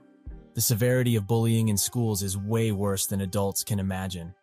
If Kim had not saved him at that time, he would have most likely been crippled already, so he cannot ignore a friend like him. He asks the coach not to force him to join another gym, as he believes Kim chose this gym with a purpose. He hands him some money, saying that if it's not enough, he can begin to work part-time. The coach slams his fist into the table, asking why this is so desperate at such a young age. Siwoo notes that even if he doesn't accept him in the gym, he plans on sticking by Kim's side. The coach thinks about this. In a situation where even his best friend is being bullied, can he really tell these kids who are living in hell that using violence is wrong? He sighs, saying that he can come to the gym tomorrow, but warns that if he can't handle the training, it's over. Siwoo tries to leave but gets stopped by Kim, who says that the coach might have taken him in, but he doesn't accept him just yet, so he has to prove himself, prove that he can crawl back from the bottom of hell. They go into the ring, and Kim says that Siwoo already knows what he is planning to do. Those things won't help their future lives, so what will he achieve with his involvement? Friendship. He might end up dead because of the day-after-day fighting, or perhaps end up in prison for the rest of his days. Can he really handle it? Siwoo notes that this is why he wants to help him, because two is better than one. With that, the fight begins and Kim closes the gap, but Siwoo attacks with a kick, saying he shouldn't forget that he is an athlete. They exchange a few blows, and Siwoo adds that if it were a 1v1, he would have beaten Park. Kim thinks that Siwoo is really a good athlete. When he was active in the taekwondo scene, he was called Mr. Specialist and swept away all the gold medals he could win. However, during a tournament, he fought against the son of the Korean Taekwondo Association leader and lost due to an unfair decision by the referee. After that, he gave up on the sport, but his determination never left him. Kim puts him on the ground, asking if he knows about the technique called kick catch that is used in the MMA. He hits Siwoo, saying that he should surrender. But this only makes Siwoo think about the many times Kim protected him, and with newfound determination, he tries to hit Kim but misses, and he continues his onslaught of bunches, asking Siwoo to beg him to stop. Siwoo laughs, causing Kim to stop. He asks why he is doing this. Hasn't he done enough for their friendship? Siwoo says that he can't forget those memories, where he didn't do anything but was still beaten. But then Kim showed up and always helped him. So why is he doing this? Because he knows Kim didn't do anything wrong. He can't ignore his situation. After all, it's his life, so he can do whatever he wants, right? It's his decision. The coach suddenly barges into the ring. He says that they should stop fighting and instead come work out with him. He will bet his life that they can get to the top of the UFL stage. The coach notes that both of them are talented, so how are they getting bullied? They can sure take down a few guys at least. Siwoo has his kicks, which at his age are extremely accurate and powerful, and Kim's mentality, which holds a good sense of judgment and the ability to detect gaps in the opponent's defense. The coach offers them this, as their abilities are exceptional, and it would be a waste not to use them. They should drop out, forget about school, and focus on sports. Even though he is operating a rundown gym, he still has connections with many athletes, so he can truly bring them to the top. Kim asks him why he did MMA, and he says that he did it because it suited his interests. Kim notes that this is precisely why he can't. He is not interested in fighting. It hurts so much that he wants to give up every single moment. But since he has a purpose, he has to achieve it, no matter what it takes. Kim says that Siwoo should think about it, but if he accepts, they will call the deal off and continue their own way. He goes outside, and Siwoo follows him, saying that he won't regret doing this with him. Kim says that he won't stop him anymore, but he has a few conditions. First, he's going to train with him every single day. Second, he must be involved in matters he can handle, so if it's a hopeless fight or a legal matter, he must leave immediately. And third, from now on, Myeongjin Construction will give him a living wage every month. And finally, he should study. When the time comes to escape this hellish reality, he hopes he can have a much better life than he ever did. Kim thinks that this is for the better, as he can use this situation to change Siwoo's future as well. He arrives home, where his brother is watching his favorite team play. Kim says that he is going to cook for them, so he should keep watching that. He thinks that in his previous life, this team that his little brother is rooting for made it all the way to the championship game. He didn't say it at the time, but he must have wanted to watch the game directly. He loved games, but never once asked for a computer. He was just a sweet little brother who never let on that he could spend much time outside having fun. His grandmother, his little brother, and Siwoo, at the very least, so that people precious to him won't have to suffer. He will get better and live differently than before. He is going to tear down anything that gets in his way. Suddenly, he gets a message from the coach, saying that he crossed the line in asking him to become a pro, but still, he should do it, if he ever changes his mind. A few weeks later, the midterms begin. The top 10 who have yet to be acknowledged deserve a place of evaluation where they can prove their existence. The papers get passed around, and Kim thinks that if he can't get good grades, his plan will be over. He could have also easily gathered evidence and exposed the golden circle, but Kim was determined enough to completely destroy it. So in order to drag out the real golden circle, he must become an immovable obstacle in their path. He must continue like this, so he can crush their disgusting pride, and they can succeed every time. This moment is the true beginning of revenge. After a while, he sheds tears, saying that he prepared so hard for this exam and put in so much effort, but he remembers everything. He remembers all the correct answers. Kim only found out then that the person called Kim was still stuck in his school days. Even while he was bullied, he studied diligently, regretting those days while living in a vegetative state. The memories of his past life were still in his mind, like they were branded into his brain. And rightly so, he should never forget about them. The desire for revenge has shaped him into who he is today. After all the exams are finished, a girl comes up to him, Hyeji, who asks why he isn't grading his own paper. He says that he doesn't want to, and he thinks about her. She was quite popular because of her beauty, but she confessed to him when she was in her first year. He rejected her at the time because he didn't think he could handle dating and studying at the same time. She says that she will do it for him, and she begins. And slowly she remarks that he did, in fact, get 100 in all of the subjects. The next day, he calls Chul to the rooftop, where they call him the top-ranked student in the entire school. Kim asks if he knows about the Golden Circle, and if not, he will tell him. A while before this, we see that the principal is getting constant calls about academies, even getting accused of favoritism. How could a student who was a nobody before get 100 in everything?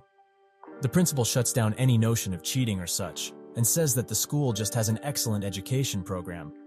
He closes the call, and Chul asks him if it was another call about academies. The principal confirms this, also wondering why they are so insistent this time.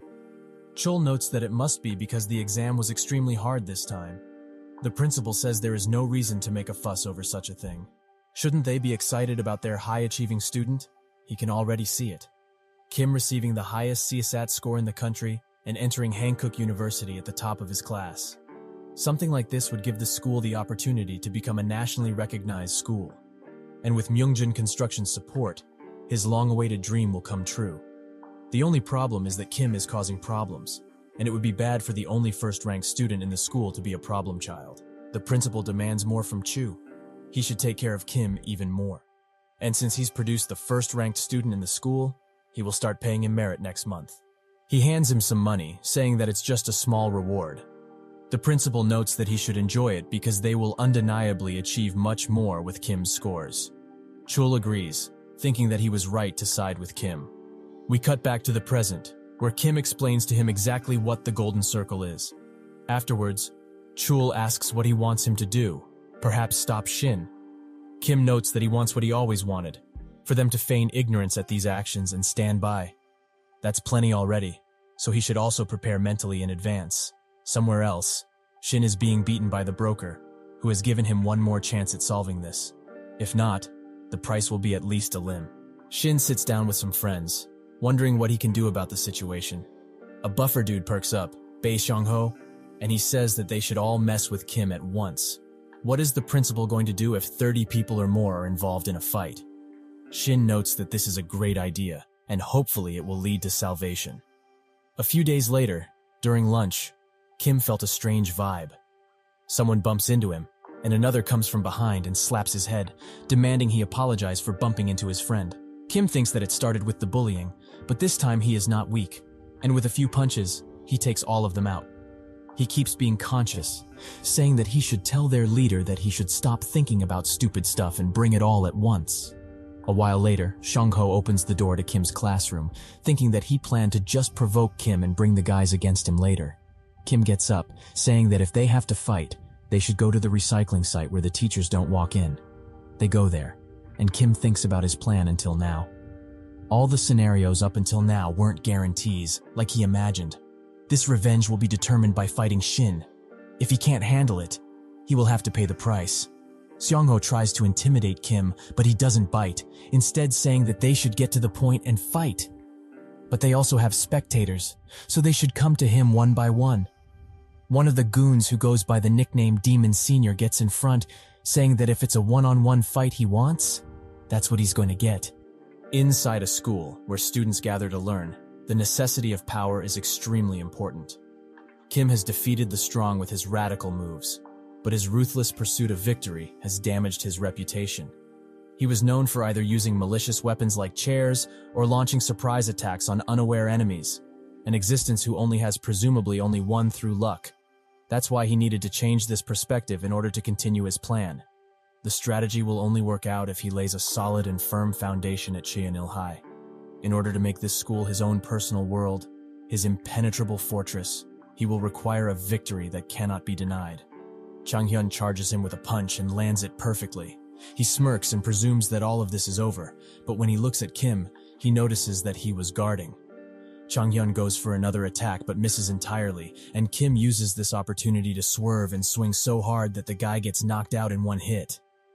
Jinwoo looks at the fight from above and notes that his defeat was no mere fluke, as Kim just defeated the Demon Senior in just one blow. He should never get involved with this guy again, as he fights like a rabid dog. Siwoo casually approaches from behind and taps his shoulder. Then he punches him right in the cheek, noting that they have some old business to resolve. A while ago, after Kim resolved the matter with the guys who were trying to annoy him, Siwoo came up to him and wanted to help him with his plan. Kim says that he promised he wouldn't get involved in reckless fights, making Siwoo ask if he's trying to face Shin's gang by himself. Kim confirms this and says that he knows he's worried, but nothing good will come out of him joining the fight, as those guys will just use their numbers to win. Siwoo says that this is not safe, but Kim knows that he must, as this issue won't get solved by someone else. But there is something for him to do, if he really wants to help. Prove to him that he's not alone by taking revenge on Jinwoo. He curses at Siwoo, noting that he must be acting tough because of Kim. But they should set this straight, so they will have to make him transfer now. He tries to attack, but Siwoo just kicks him back. Jinwoo thinks that he might lose in a single blow, but he can't, as too many people are watching already. He continuously tries to swing at Siwoo and finds an opportunity to tackle. But Siwoo counters him and ends the fight with a single kick.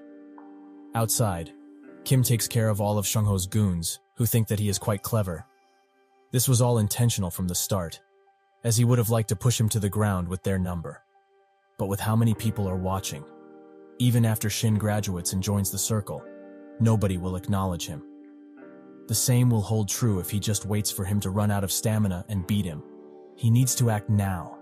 He asks Kim to stop, as he will face him now. He says that he holds no ill intent towards him, but him acting like he's going to solo everyone is just ridiculous. Kim notes that he's acting this way because they're ridiculous. Seungho goes in for a punch and Kim retaliates, but he smirks, as this is exactly what he wanted. A fight of pure strength. They continue to exchange blows until Kim hits him in the mouth, causing Seungho to be stunned by the pain. Kim grabs his hair and with a final punch to the ground, ends the fight. He orders the other goons to bring Shin out now. Shin sits in the classroom and thinks about Kim's situation. A classmate comes in and tells him that Seungho and his guys were utterly destroyed. Shin asks how many guys he defeated, and the classmate notes that it was about 9 people. Shin thinks that this is enough, so they should proceed with the plan, as no matter how trashy the principal and Kim are, this is a school first and foremost. They will not be able to cover up this case. His plans start, and numerous people tell the teachers or call people to tell them what Kim did. Shin notes that if they match their stories, this won't be easily passed as self-defense, but it doesn't matter if they do, as he wasn't planning on ending it with just this. The principal gets called by the superintendent, and he picks up. A few days ago, during the teacher meeting, Chul told the other teacher about the Golden Circle and the organization thriving on the bullying of others, and Park has also had ties with them in the past. A teacher asks if this is true, and this gets all of the other teachers talking. Chul notes that they must be confused, but they should know that with the prospect of the Golden Circle, their careers could end in an instant. But one thing is true. They are all in the same boat. More than a handful of students, including Seungho and even Shin, are associated with the Golden Circle. Just within the school, there are more than a dozen students associated with the Golden Circle. If this problem were to get exposed, what would happen to them? He slams the table and rises up. He exclaims that it wouldn't end with just a few people. The entire school could be wound up. Chul explains that the reason he called everyone here was because he's asking all of them to not sympathize with these bullies, no matter what happens. Just live as if nothing was going on. They do not see or know anything, and acting like a righteous teacher will only get them involved with the Golden Circle. A teacher tries to retort this, but Chul shuts him up by asking if he wants to stand up against an organization as big as the Golden Circle. What if they target him, or make him participate without his consent? He might even take the blame for everything. So his command is this: do not sympathize with or despise the circle. Nothing is going on at this school. It seems that Shin's plan has failed, as the teachers push the students away, and the police urge the kids not to make prank calls anymore. Shin stomps through the school, thinking that they are just acting like they don't know anything, and the police aren't helping either. Aren't adults supposed to have responsibility and take charge? He sees how it is but doesn't care. He will rip Kim in two with his own two hands. He gets a surprising call, and we see that earlier, Chang went to a loan shark and said that he had gotten his hands on a few minor construction jobs and was wondering if he should raise his name value. The loan shark jumps at the opportunity, thinking that this is the perfect chance for him to be associated with Myungjin Construction. He asks what he needs, and Chang sits down. It's quite simple. All he wants is the contract he has with Shin Min-suk, which will put them in a good place. It seems that Shin's call was from his father, who bashes him for even touching a finger of Kim's. He demands he never touch that guy again, unless he wants to see his own father killed by loan sharks. Suddenly, Chang picks up the phone and says that he should listen carefully. In the future, there's going to be a red sticker at his house, the thing his father desperately wanted to block. But what a surprise. His family is still in debt, so that debt will pass on to him. Was he just planning to forsake his inheritance? But unfortunately for him, loan sharks do not work like that. In other words, his entire life is gone. There are a few ways to survive, like letting himself get beat up like a dog by Kim. The only important thing is that he fakes it well enough so others don't notice. Shin asks if this isn't cowardice, but Chang says that something like that doesn't exist in a fight. If you win, you are king. But he should also be careful, as he has rarely said empty words. Shin arrives at Kim's location, and he immediately charges with a desperate attack. But Kim is not dodging, and Shin misses the attack on purpose. Kim thinks that he must have gotten the call, and he slaps him. He grabs him by the hair and slaps him constantly, asking why he was charging towards him earlier. Fortunately for him, he only needs to make one choice: get on his knees and beg, or bet his life on worthless pride. Shin has reached a breaking point, and he begins wailing on Kim with punches and kicks. He tries to bring him down, but Kim has an advantage. Shin has participated in a few amateur fighting competitions, and thanks to that, his fights were easily accessible to watch. So Kim has observed that Shin has a few flaws in his movements. The first mistake was exposing his face when he was excited. With all his knowledge, this fight turns into a beating, and Kim comes out on top every time. While down, Kim grabs Shin's arm and prepares to break it. He pleads for him not to, but with a large crack, his perfect win has been achieved. He has now proven himself. The principal talks with the superintendent and notes that he should feel free to be excited. Kim meets with Si-woo, and they confirm that they are both done with what they needed to do. But Si-woo asks if breaking Shin's arm was too harsh. Kim says that he has nothing to worry about, as it's not even a problem. But he has also realized something while fighting trash like Park. The world does not side with the weak. Cho looks at the absolute massacre Kim left behind and wonders how he's going to clean something like this up. But he cannot back down now. He either allows Kim to graduate and live happily ever after, or they crash down together. He tells Shin to listen carefully to his words. He did not break his arm while fighting Kim. Instead, he just fell down some stairs while playing with his friends. Not just him, but if just one of you brings up Kim's name in the hospital, he will uncover everything they have done up until now. Shin asks how he can call himself a teacher when he should prioritize the safety of the student in this situation. Chul comes closer and says that he used the same tactics to cover things in the past. But where was the lecture about being a teacher when he was the one in favor? He is still the same guy, and he doesn't know about the others, but he does the things he says. In an undisclosed location, Taegu wakes up when someone throws water on him, and he desperately begins begging for another chance. He will even stab Kim if need be. A guy asks if he knows the basics of this field. Their job is to satisfy customers by making school violence seem natural. Is he going to take responsibility if he crosses the line and lets the confidentiality of their customers be compromised? Why does he think they have been able to maintain this? Keeping secrets and maintaining a perfect success rate. That is what the Golden Circle does. He kicks Taegu into unconsciousness and notes that Kim is not an easy target. But in the end, he is just a cornered dog. We know this man's identity. The Golden Circle of Seoul region brokers Young Chansu. 1 week later, Shin gets discharged from the hospital, and Kim messages him, asking him to tell him who his employer is. Otherwise, he won't stop here. Shin gets into the bus and laments Tang for sending him a message containing just work done. Both Kim and Tang are a pain to deal with, so he will sleep on this and think about what to do. He opens the door to his house and finds that it has been sacked. His father immediately tries to hit him, but he falls to his knees in tears. He says that he shouldn't have laid a hand on Kim, as things would have been all right. He ruined it. Even if he had to live like a dog, he didn't have to cross that line. The house he lives in And the food he sees in the fridge, does he think they are free? Even if he wasn't a good enough father for this family, he tried his utmost, but he just went and ruined it. They are completely and utterly ruined because of him.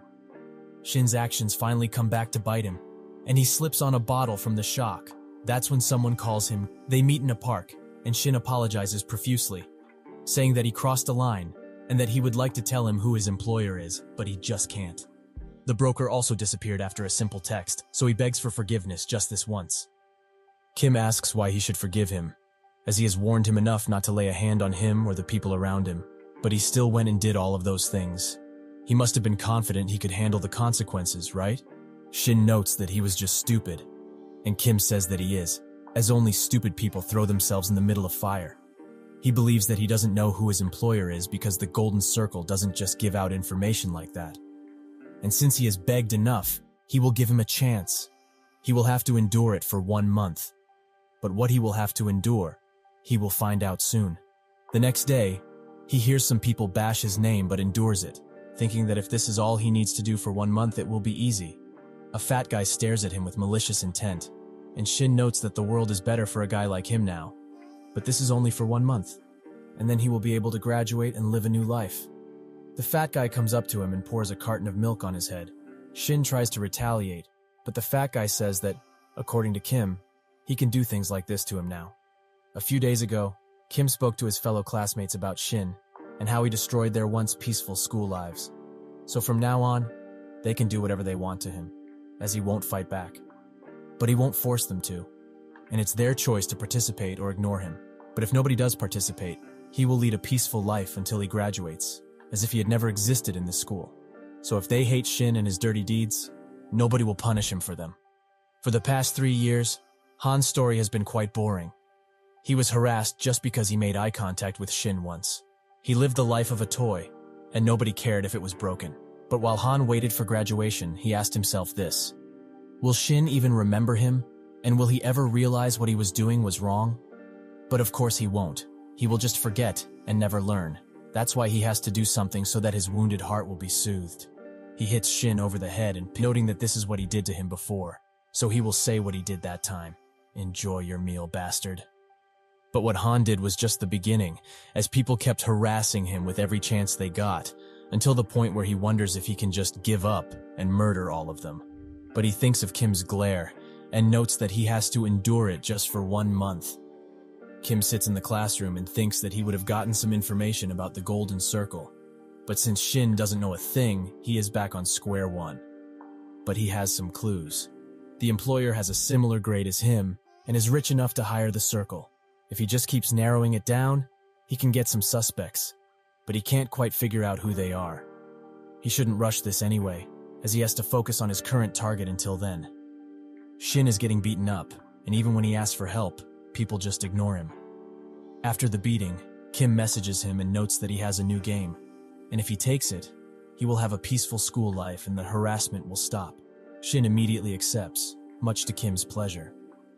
At night, he goes in front of a convenience store and wonders if he's doing the right thing, but at this point, he doesn't care anymore. He enters the store where Park is working and beats him to a pulp. It seems that this was all planned, as Park and his other friends were also beaten.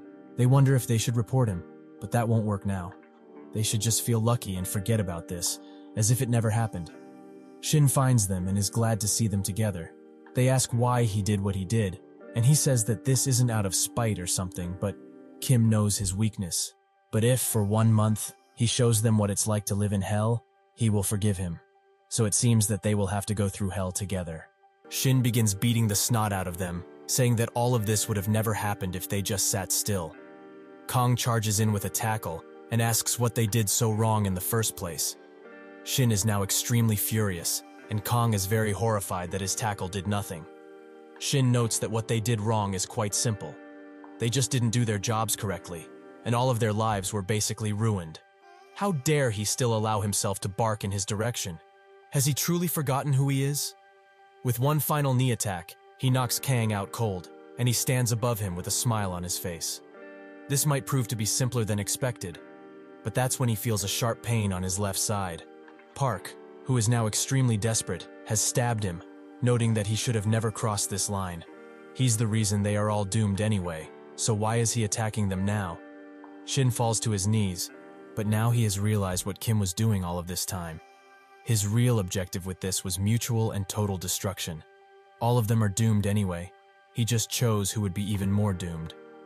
The next day, rumors about what happened started circulating, with the main suspect for the stabbing of Shin being Park. It appears that they all got juvenile detention. But something is strange, as they all immediately pleaded guilty and asked to be sent to juvenile detention as soon as possible. They wanted to get out of Daesan as soon as possible.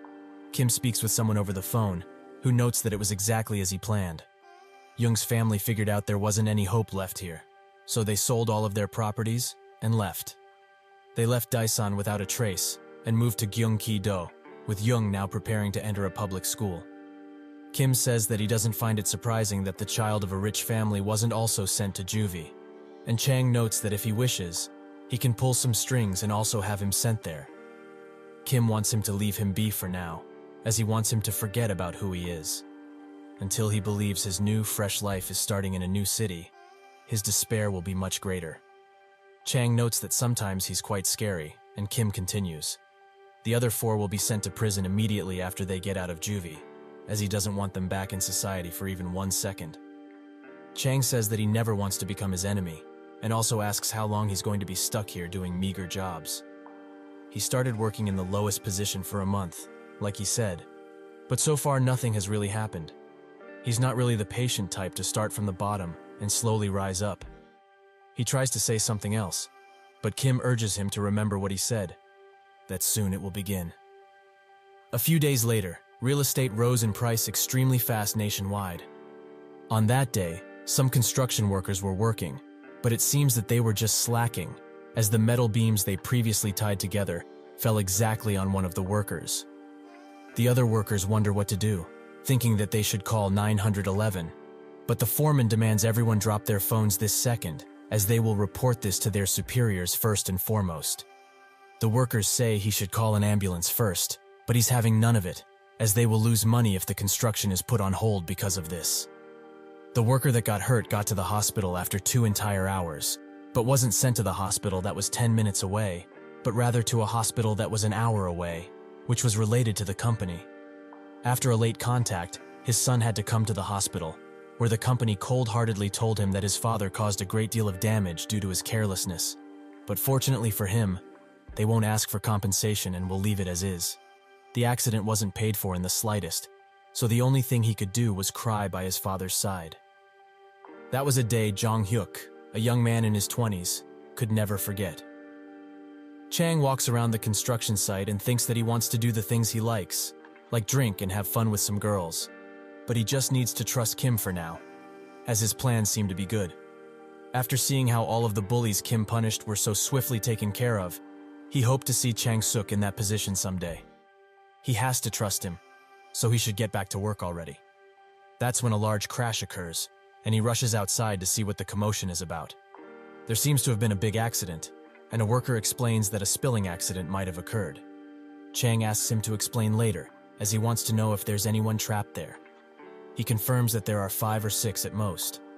Chang's face darkens, and the worker assures him that they have already called the superiors, so this case won't be blown out of proportion. Chang grabs him and asks if that's really the most important thing right now, but he's extremely surprised. How much did Kim predict? He told him that the only thing he needs to keep in mind while working is that if there is an accident at the site, he must use his name and power as much as he can to pick up the pieces. He shouldn't think about the losses, but instead about what's best for the workers who got hurt. He tells the worker to call 911 and also ask for a rescue team. The worker says that they can't, as that will cause this accident to be exposed to the public and media, and then it will be their fault. It's not even about compensation, but if the construction is delayed like this, who will cover the loss? Chang tells him to just call 911 and thinks that it's time for him to take responsibility. Does he think people's lives are just for play? They need to hurry and call the damn rescue team, as he will be the one who takes responsibility. Chang asks when they will get there, and a man says in a suit note that the rescue team left for this place as soon as they got the call. Chang asks if they shouldn't start helping without them, but the man notes that they explicitly told them not to touch anything. While they talk, a man looks at them intently. More debris keeps falling, and Chang suggests that they should prioritize the lives of those helpless people first and foremost. If they have enough time to speak like this, they should call 911 again, as being crazy like this works best when in a group. Eventually, the rescue force arrives, and the situation seems nothing short of a miracle, as most of them have minor injuries, and nobody's life will be threatened. Chang says that it's fortunate that it happened like this, but the man notes that there's still a problem. Some internet articles have already written about this incident, and quite negatively too. There's sure to be more articles soon, but since things have already gotten this messy, realistically, there's nothing they can do. Chang asks what can be done, leaving the man quite puzzled, as he thought he had a plan previously. Chang notes that he didn't, as he prioritized the lives of those people first. His father starts calling him, but he doesn't answer, as he needs to call someone much more important. The call stops, and he swiftly calls Kim. With that, he runs away in a spot where nobody can hear him talk. Later, in the Myungjin construction office, Chang-suk starts monopolizing on his brother's mistake. What has gotten into his mind to make such a mess and not report to his superiors first and foremost? He slams 2 articles on the table, both talking very negatively about Myungjin's construction abilities. Sure, the lives of the people are important, but what about the company? Does he even know how much they would have lost already if things were handled like this? What if nobody buys into that apartment? Is he going to take responsibility? But does he even have the power to? He might not know about this because of how dumb he is, but real workers like himself are the ones who have to clean up after him from now on. The father notes that he called the entire Daesan for this incident, as he didn't just dial 911 but also the police station, which made the reporters notice much faster. So now, with all of this on the table, how is he going to take responsibility? Kim previously told him that the president of the company has a certain kind of pride about construction compared to others, so much so that he is also a master of his craft. But if an absurd safety-related incident were to happen again, how would he react?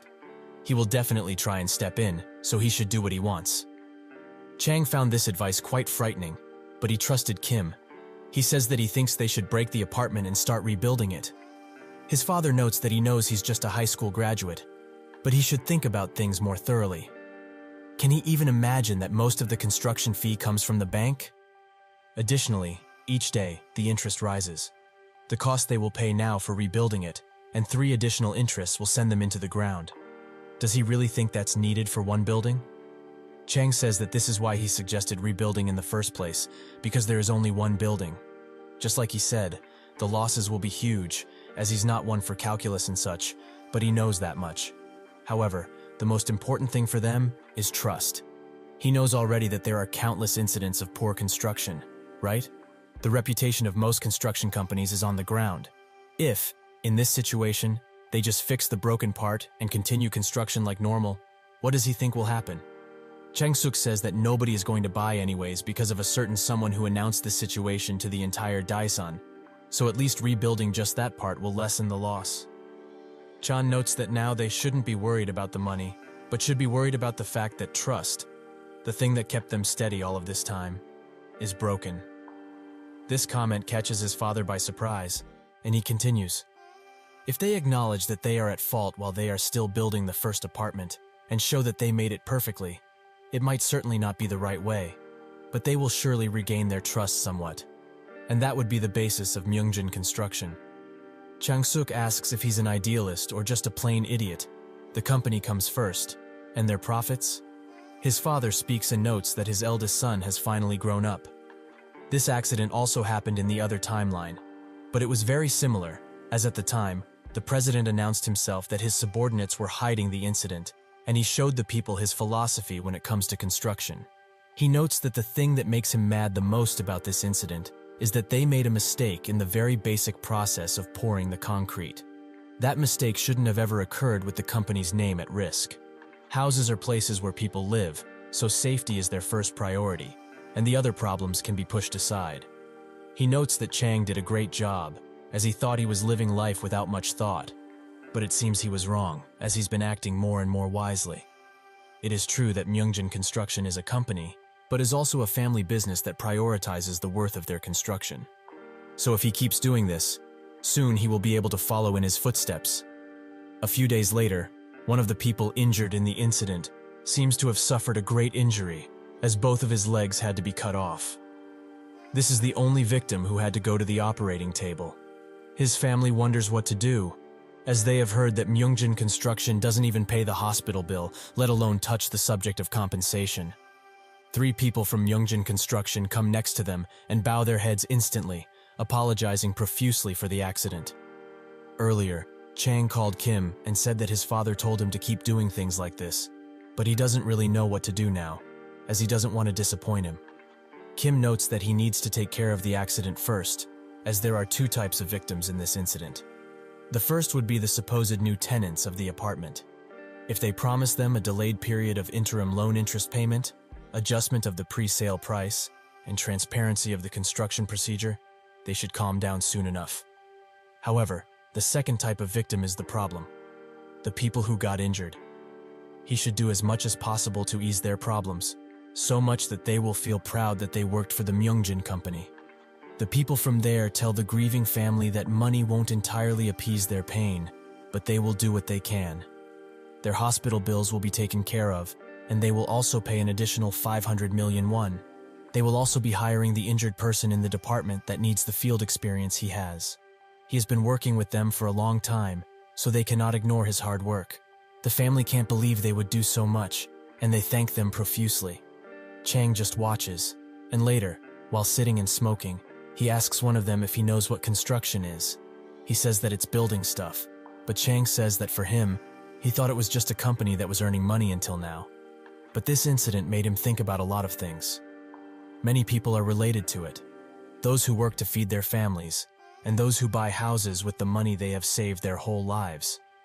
He has been taking his position too lightly. But this is also quite complicated, as he wants a simple life where he eats well and lives well. Because of that kid, his whole life changed for the better. Chang had a thought that he wouldn't be able to live like he used to before. Perhaps he is also like his father, as he cares for those close to him and wants them to have a good life. The man just says that it was great, but he thinks that he indeed changed somewhat. That's when someone tells them off, as they aren't allowed to smoke here. Chang immediately gets on his case for ruining their moment, so it seems that he hasn't changed that much.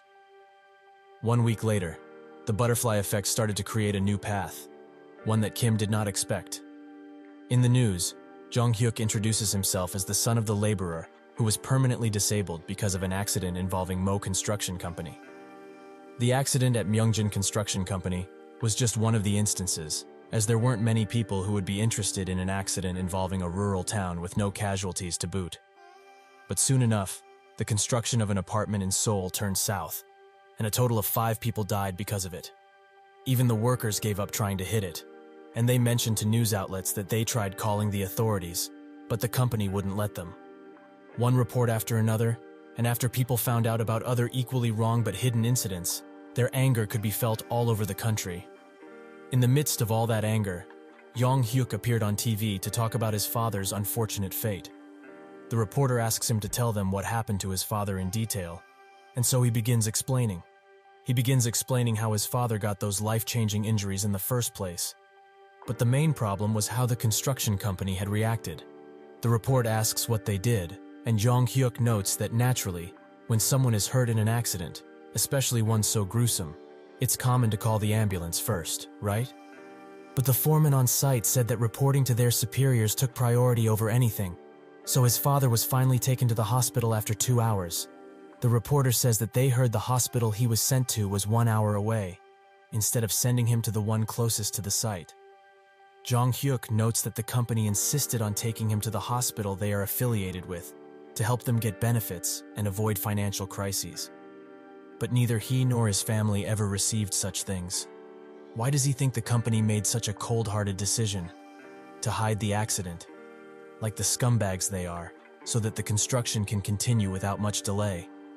Everything came back to money, and for a construction company trying to earn as much as possible, the workers are just expendable work drones in the process.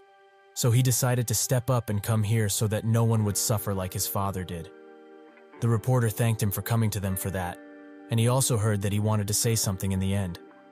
Jong-hyuk says that he's currently working at another construction site, and a similar incident happened there as well.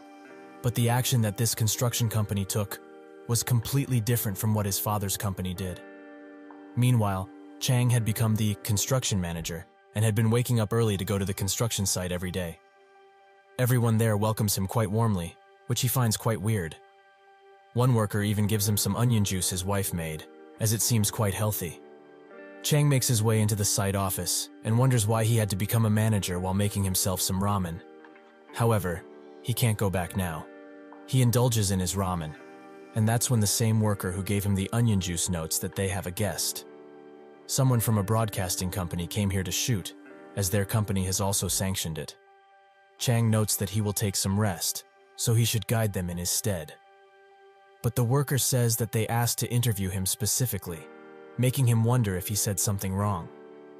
That night, at the president's mansion, he watches the news, where they discuss Myungjin's company's decision to rebuild the apartment due to the incident, even though it would net them quite a huge loss because most of the money was borrowed. They have made quite a tough choice, and the one who took a huge part in this is the man that they are going to introduce right now. Mr. Chang is the eldest son of the president of Myungjin Company. They also interview the injured man's wife, who says that she didn't expect to even receive payment for the hospital bill, but the eldest son of the company himself came to them and apologized, so she should feel his sincerity. She is still mad because of what happened to her husband, but she's also very glad that he worked for a company that acknowledged his years of work. The president raises the volume of the TV as Chang's interview is being played. The interviewer notes the countless selfless things he has done and asks why he decided to do them in the first place. Chang says that this is simply what his father taught him, as ever since they were young, their father kept telling them that all of this isn't about money, but about family business that they have to carry for their whole lives. The president gets a call from President Park, who congratulates him for having such a well-raised kid. The president is also quite shocked by his attitude and notes that he must be following in his father's footsteps.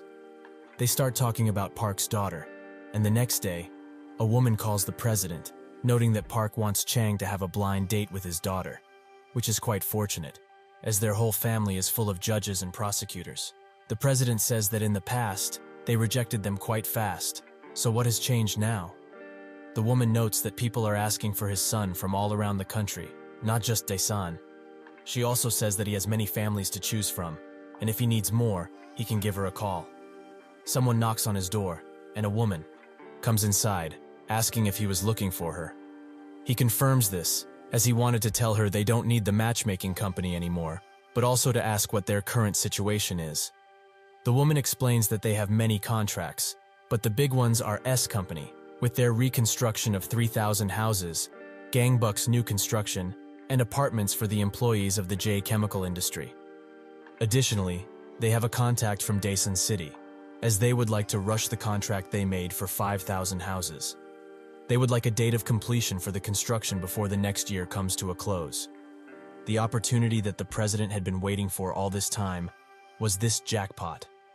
Chang gets invited to a meeting, where his father declares him as the new executive director of the company, with the people that are around him helping him throughout this change. Chang wonders if this is a dream, as the people who used to look at him like they looked at a trash bag are now congratulating him warmly. His father also notes that he will participate in the project they are going to do for Daesan City, so although it's quite early for him, he will certainly learn something. Chang agrees and bows down, as he looks forward to working with them. At school, some girls whisper about something, and a lone boy sits awkwardly in his seat. Kim gets the news that Chang has become the executive director and is participating in the Daesan City project. He didn't think to go this far, as that project was supposed to happen in the far future. He didn't expect this change. Is it perhaps the butterfly effect? His plan was to gain some power from what happened and use that to forcefully participate in the project. But thanks to the president, that won't be necessary, and Chang's promotion will certainly be of help in the future. But what's important is that he didn't expect all of this, so he should calculate the variables more carefully next time. There doesn't need to be a single fault in his plan. He suddenly spots Chang's car and wonders what he's doing here, as he didn't mention he would come to the school. He meets with the principal, who notes that he was quite inspired by him when he heard about what he did on the news, and he has become the face of Daesan, it seems. Chang says that he's here to thank them for being so good to Kim until now. This is a basic equivalent exchange. He will give them a little present. They would like to build a new gym with the help of the city and a modern swimming pool to accompany that. The principal thinks that this will push them closer to being a prestigious school. They will do their best to not disappoint him, and if he believes in them, this school will support Kim even more. Chang says that he will do so, but also asks him to call in that teacher, Chul. Chul eventually arrives in the principal's office, and Chang notes that he really likes people of his nature. In this world, where it is a struggle to live and eat well enough, it's only natural to work for the rich. Isn't that right? He heard the story of what he did to Shin Youngmin, about how he punished him so blatantly, that rumors about him bribing him have spread like wildfire. However, that shouldn't be seen as a problem, as people talk and talk. But he will continue to win at this most prestigious school. With his hands brimming with nice gifts, he will become a proud and generous head of a household. This will pass in, let's say, 3 years at most. Wouldn't that be even more of a rewards?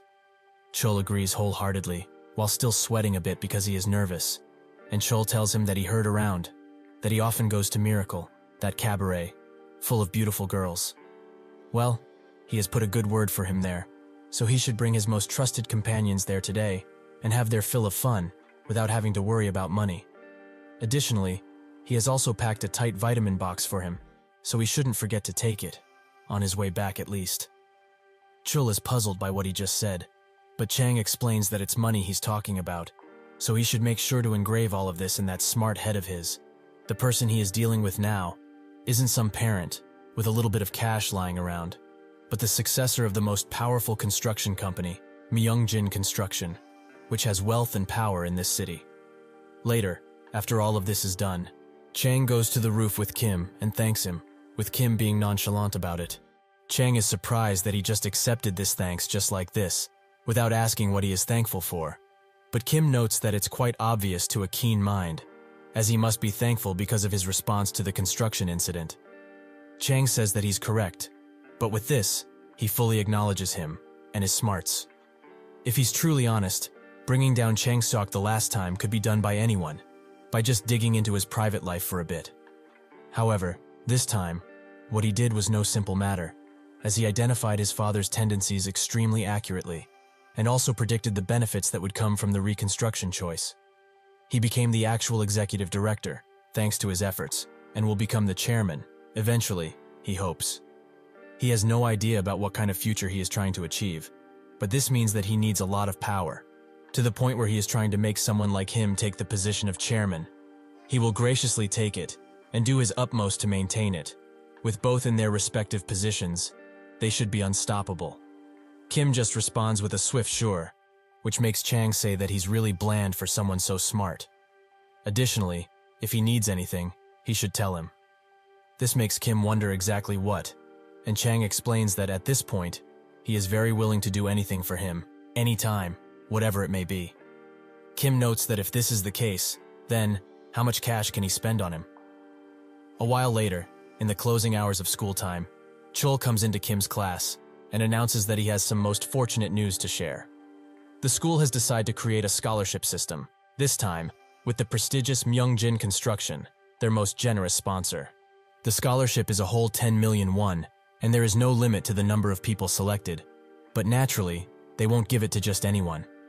Every student is surprised by this amount, and Chul explains that the scholarship students will be selected based on their academic performances and those with a most promising future. The first scholarship student that Myungjin themselves selected is none other than their most diligent classmate, Kim. The classmates are not surprised by this, as this guy has one of the Myungjin heirs as his guardians, so all of this must have been just for show. But even with that, he is ranked first academically in the whole school.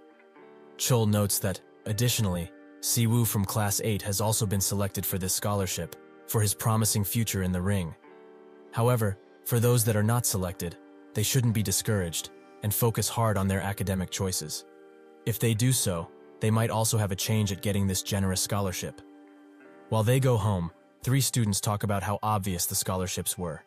They do not count Kim in, as he's the class president, highest ranked academically, for 2 entire semesters in fact, so he's off the hook. But Siwoo, he's nothing, except the taekwondo he did a few years back, but that doesn't count. The tall student notes that indeed, this whole situation is quite strange, and the short blue-haired student says that it's not only that, as what does Siwoo have promising about his future to justify that scholarship? He bets that he only received it because he's Kim's friend, and they could have done all of this secretly. So why the show in the first place? Additionally, why is Kim receiving so much support from Myungjin Construction, and by proxy, the entire school? Is he an illegitimate son of the chairman or something? One denies this, and the tall student notes that, if that was the case, they would have taken care of him much better, from the beginning in fact. The blue-haired student continues to yap and yap without his mouth ever closing for more than 30 seconds. But that's when he spots something which makes him want to turn back. That something, or someone rather, is Kim, who demands that he approach now. The blue-haired student thinks that he must have been a lunatic to talk about Kim like this, in a bad way. He is a maniac, something that has power, and deserves the title of the crazy psycho of Kyeonil. Now, most certainly he's screwed. This guy will most likely end his life right here and now. Kim tells him to lift his head up and stand proud, at least for once in his life. He is Cho Jae-jin, right? The blabbermouth of Kyeonil High, a fitting name for him. Jae-jin confirms that he is exactly that, and Kim explains that there is no reason for him to be so fearful, as he doesn't really care about people talking behind his back, as it probably happened many times already. He actually likes him. His blabbering nature is useful. And if it's true that he is really close with basically every student in this school, he would like to ask a favor of him. Jae-jin asks what he needs. He will grant him anything he wishes for, while in the back of his head, he wonders if he will get out of this safely. Kim tells him that the scholarships are indeed selected unfairly. Siwoo and himself are plenty of proof for that. However, he may have heard about this as well, but there's no limit to the grantees of this scholarship. Jae-jin wonders what he's trying to say, and Kim explains that, put simply, it means that he can also receive the same scholarship. All he needs to do is spread the rumors to the entire school, like he was doing earlier, so that everyone around knows that the Myungjin Construction scholarships are completely unfair. However, he will be adding a little flavor to that rumor, to spice it up. The next day, a rather strange rumor took off at Kyeonil High. Naturally, this was from Jae-jin, who explained to everyone he met that the reason Myungjin Construction created the scholarship system was to officially take care of students who are nice to Kim. They should think about it. This is exactly why Siwoo, the only person who talked to Kim when he was bullied, received the scholarship. He spreads this as butter, noting that if they all treat Kim well, however many that may be, he will also take good care of them, in his own way. He also tells them that he heard from somewhere that he had a change of heart, because of Park and his gang. And they say that they plan to wipe out all the bad guys from Daseon, starting with this school. Everyone was skeptical, and someone even told him that he reads to many manhwas, but they also didn't let it go, and kept it in their minds. Seong-ho also hears about his, and thinks that, if he does good with Kim, he will also be able to get the scholarship, and if he needs people to fight in his stead, he is confident that he can do well, as he is not weak, even if he lost to him once. Later, he pulls Jae-jin in a stairway and asks if the rumors really are true. Jae-jin explains that Kim is planning to make this school his hunting grounds, his own kingdom, and based on the power he himself created, he plans to completely wipe out the surrounding schools and their most prominent figures. If there is someone who shows enough strength, and most important, loyalty, throughout this process, he is certain that they will be rewarded greatly, as that scholarship is but a taste of what's to come. Seong-ho thinks that, even compared to the cash he got when trying to bully him, it's not a lacking amount. Even if they fought once, he might take him in, but he just has to try. Eventually, he stops Kim while he leaves school and pleads with him to stay, as he has something to talk about. Kim tells him to follow, which surprised him quite a bit, as he didn't think it would have been this simple. When they stop, Seong-ho immediately apologizes for what he has done in the past, as it was done without malice. Kim stops him from speaking as he gets it, so he should get to the point soon. Seong-ho explains that he heard rumors around the school about how he's going to wipe out the other surrounding schools, and he naturally wants in. He is also aware that they were fighting to the death not long ago, and he's now bowing his head down. He knows that it's shameful. Frankly, he is only in it for the money, and if he needs someone who is a good listener and is strong, he should think about him, as he is confident that he will never disappoint. Kim says that he heard from the other kids at school that he was the one who bolstered the plans of Shin. Is that true, in any way? Xiangho thinks that he mustn't lie, and reveals that it's true. He planned it. Kim finds that very interesting, and notes that he is willing to take him in, but only if he passes the test he is about to give him. A while later, a few third years and first years are called to a spot by Xiangho, with the third years being especially angry at him for doing this. Eventually he arrives, with a bruised up face. He explains that what he's going to say will only be said once, so they should listen very, very carefully. From today onwards, he has decided to follow Kim fully, which brings him to this. Those who do not wish to follow him should raise their hands right now, as he will be giving them an awfully bad death. Jae-jin has this face because earlier, Kim beat the snot out of him and noted that he needs a good dog, one that is tamed and listens well. If he tells him to hit, he hits, and if he tells him to bark, he barks. Someone who will always follow his orders, no matter what. Does he think he is worthy of such a position? A few hours ago, Xiangho laments having to be beaten up like this, but the money is really good, actually worth the beating. Kim told him that, now, since his most obedient dog, he will be selected for the scholarship, and if she stays loyal, he will receive many treats. Also, he should never try to cross him, as the moment he even tries to do something, he will tear him into small pieces, and he will never be found again. Xiangho thinks that it's great he can make this amount of cash, so even if he's beaten like this, he just needs to keep paddling forwards. As the water is coming in, he just needs to go with the flow. That's when he got up and called the third years, as he wanted to tell them something.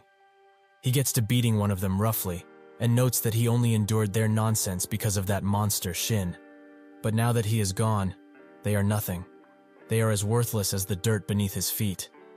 The others don't even dare to raise a finger, as they are too scared of him. Xiangho grabs the head of the one he beat and tells him to keep in mind that he doesn't do complicated, and he's also too dumb to get out of situations with words. From now on, he will serve Kim like he's a god in the flesh, and from now on, they will also follow every order from him. Every single thing he tells them to do, they do, without a single objection. They also should never think about ever betraying his most generous god, as when they do, he will break each bone in their body until nothing remains. Additionally, the rumors about the scholarship being given to those who are nice to him are true, so they should support him with everything they got, because then they will receive tons of treats. The next day, Jinwoo and another student talk about Xiangho and how pathetic he is to bend to Kim so easily. There is no way that he will actually get that much money just by following his orders. This proves to be false, however, as when they check why so many students are gathered in one place, they see for themselves that Xiangho got the scholarship and also Jae-jin. Jinwoo thinks that now all of this is true, as the facts are in front of him. Leaving Xiangho aside though, what did Jae-jin do to also get the scholarship? Later he goes to ask him, and Jae-jin explains that he simply did what he was ordered to, and on the topic, he better behave himself too, as he wouldn't want to end up like Shin, right? Jinwoo looks worried about all of this information, and that's when Kim, accompanied by Siwoo, arrive. Everyone gets out of their way, as the dynamic in this school has changed. Nobody in Cheonil High dared to go against Kim, and that meant moving on to the next course of action. The Golden Circle employee that was assigned to the school gets his ear chewed off while driving a car, with the person that is over the phone being especially fixated on Kim, who has turned the school upside down. All that, because he couldn't do his job, because he's a sack of garbage. The employee apologizes for it, but the man doesn't stop berating him, as he paid them a ton of money and entrusted them with his son. But now, he's strolling, which makes him sick to his stomach. If this goes on, he will let the Golden Line members know about all of it. The employee urges him to calm down, as he will finish all of this before November even ends. He promises that by the end, Kim will be writing a letter to drop out. With that, the call ends, and the employee asks Choi Tae-jun, another Golden Circle hitman, if he's ready for this job. He notes that he is, but he should remember that he promised him a treat for completing this. Eventually, they arrive at the school, and the employee puts all of his hope into that one kid, as it's the only thing he can really do. He goes to meet with the principal, who explains that usually they don't take transfer students so late into the year. But since this was upon the request of the sole superintendent of education, they have no choice. He also asks how he is acquainted with the superintendent, and Taejun notes that he is just a friend of his father's. The principal finds this strange, as this whole procedure is clearly illegal, but if he is to make an issue of this, the superintendent will face a lot of trouble. So why did they transfer this child here, despite all of this risk? Could he be one of those Golden Circle members? Even if that is the case, he won't just let him run around doing whatever he wants. He tells him that he is going to make something very clear now. Kyeonil High is the most prestigious school in all Daesan, so he shouldn't expect any special treatment, even if his father is a friend of the superintendent. Taejun says that he understands and asks what class he is delegated to. Eventually, he gets into class 1, 5, and introduces himself. But that's when he notices Jinwoo, and it seems that they know each other. 6 months ago, Taejun was famous around the Syeongdong area, and so he joined the Golden Circle. Thinking that he might need them for future jobs, he also hung out and made a lot of connections with various students. He remembers that this Jinwoo character was rather useless. While on lunch break, they go outside to smoke, and Taejun asks him about this place, and if he didn't say earlier that he was the top dog around here. Jinwoo explains that he's nothing in this place, and this is just a regular school anyways, with a principal obsessed on prestige. However, he better watch out for one particular guy. His name is Kim, someone with serious connections, and basically the boss around these parts. Taejun finds it funny that this bastard thinks he's someone, but he will be useful for his plans in the future, so he won't throw him away just yet. With that, they go into class, and he wonders what to do. The original plan was to stay in Daesan for 6 months and completely crush Kim and his little regime. This job got him plenty of cash, and more to come, so he had no reason to refuse it, right? He just has to pick the right fights and bring Kim down to the very bottom of the food chain, as he has done this plenty of times before. For Taejun, it was only natural to feel confident, as he had a powerful position in the Golden Circle. S-class are the untouchables, ones that cannot be messed with. A-class are the top 0.1%, and B-class are the best in the nation. Taejun easily ranked as a B in the Golden Circle hierarchy. He thinks that he can solve this school supporting Kim so easily by pulling some strings with the superintendent, and that should be able to free him to get on Kim's tail. After giving him a good beating, he will manipulate the second and third years into also bullying him, and that will be that, a job well done. He goes to Jinwoo and asks him to show him the other classes. Jinwoo does so, and eventually they arrive at Kim's class, and they find him just sitting right there, alone and vulnerable. Taejun immediately gets on his case for looking at him funny, and Kim notes that he's being way too obvious, as he didn't even look at him. Taejun continues to play the role of a strong guy, noting that he wants to pick a fight with him by how he's reacting.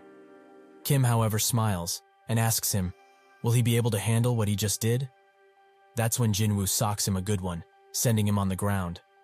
With that, he immediately falls on his knees and apologizes to Kim, as he didn't bring him here to cause trouble, so he should spare him, as he had nothing to do with this. Taejun is extremely surprised by Jinwoo's attitude, as this is not the same guy that he once knew.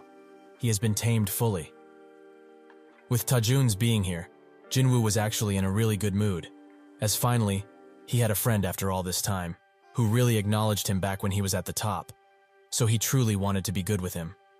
However, the moment Taejun messes around with Kim, one single brilliant thought popped into Jinwoo's mind, that he is completely done if he doesn't do something. That is when he punches Taejun out of the way with great force and begged Kim for mercy. A week ago, after Shangho's statement that he will be following only Kim from now on, Cheonil High's atmosphere transformed completely, as the appearance of a new ruler, a new supreme, has taken over everyone's thoughts. Shangho naturally does not allow a single word of defiance to go through, and those who do try are severely punished. One might think that the other students hate these changes of hierarchy, but actually, they welcome them with open arms. Originally, when the school was in Shin's control, bullying and violence were a daily routine for those not strong enough. But now, Xiangho was chosen as a scholarship student, and he turned into a loyal guard dog that laid judgment upon the bullies who dared harass the weak in his presence. Thus, due to all of these changes, and the other students not doing anything about it, not because they couldn't, but because they didn't want to, school violence has completely disappeared from this most prestigious school. This was the time of the peaceful king, who reigned benevolently, When Taejun messed with the Lord, who has brought these times to them naturally, that would be an issue. That is why Jinwoo begs, even now. Taejun looks at that sorry sight of a guy and asks what he is doing. Did he lose his damn mind, only because he treated him as a friend only once? Jinwoo asks what friend he's talking about, just because he decided to act close to him. He gets the permission to stab him in the back like this? Kim smiles as they bicker, and Jinwoo moves in for an attack. If he's a lowly transfer student, he should keep his damn mouth shut. How dare he lash out at Kim like that? Taejun hits him with his right and asks who he thinks he is, to even attempt something like this. He hits him with an uppercut and exclaims that he is the Choi Taejun. He has crushed an entire wrestling club all one and was scouted into the Golden Circle at the ripe age of 17. This is precisely why he is a B-rank hitman. He sends Jinwoo to the ground and notes that this is what he deserves for yapping so much. A 3-punch knockout, and a clean one at that. Taejun also notices that Kim was laughing through all of this and asks if he is having fun. Kim notes that this situation was simply too funny, so he couldn't help but laugh, really. Taejun turns to him, says that if he's really this arrogant, he will be dying today, and also thinks that he doesn't care about the plan anymore. He will beat this joker half to death and think about the consequences later. He tells Kim to be ready next time, as he will not even know what hit him until it is too late. While in class, he gets even madder. That bastard Kim, he will be dead when the next break begins. Also, where is that Jinwoo? Did he go to the school clinic like the wimp he is? Taejun notices that everyone is looking at him, but he excuses this as him overthinking it. The teacher tells them that today, they will practice in groups of 4, so they should go ahead and form them. The students do so, and Taejun notices that everyone is leaving him out. The teacher asks one of the students to let him in their group, since they are only 3, but the student constantly refuses her, and the other students slowly start to refuse him too. Taejun looks at this and wonders about their reasoning for this. Are they just scared?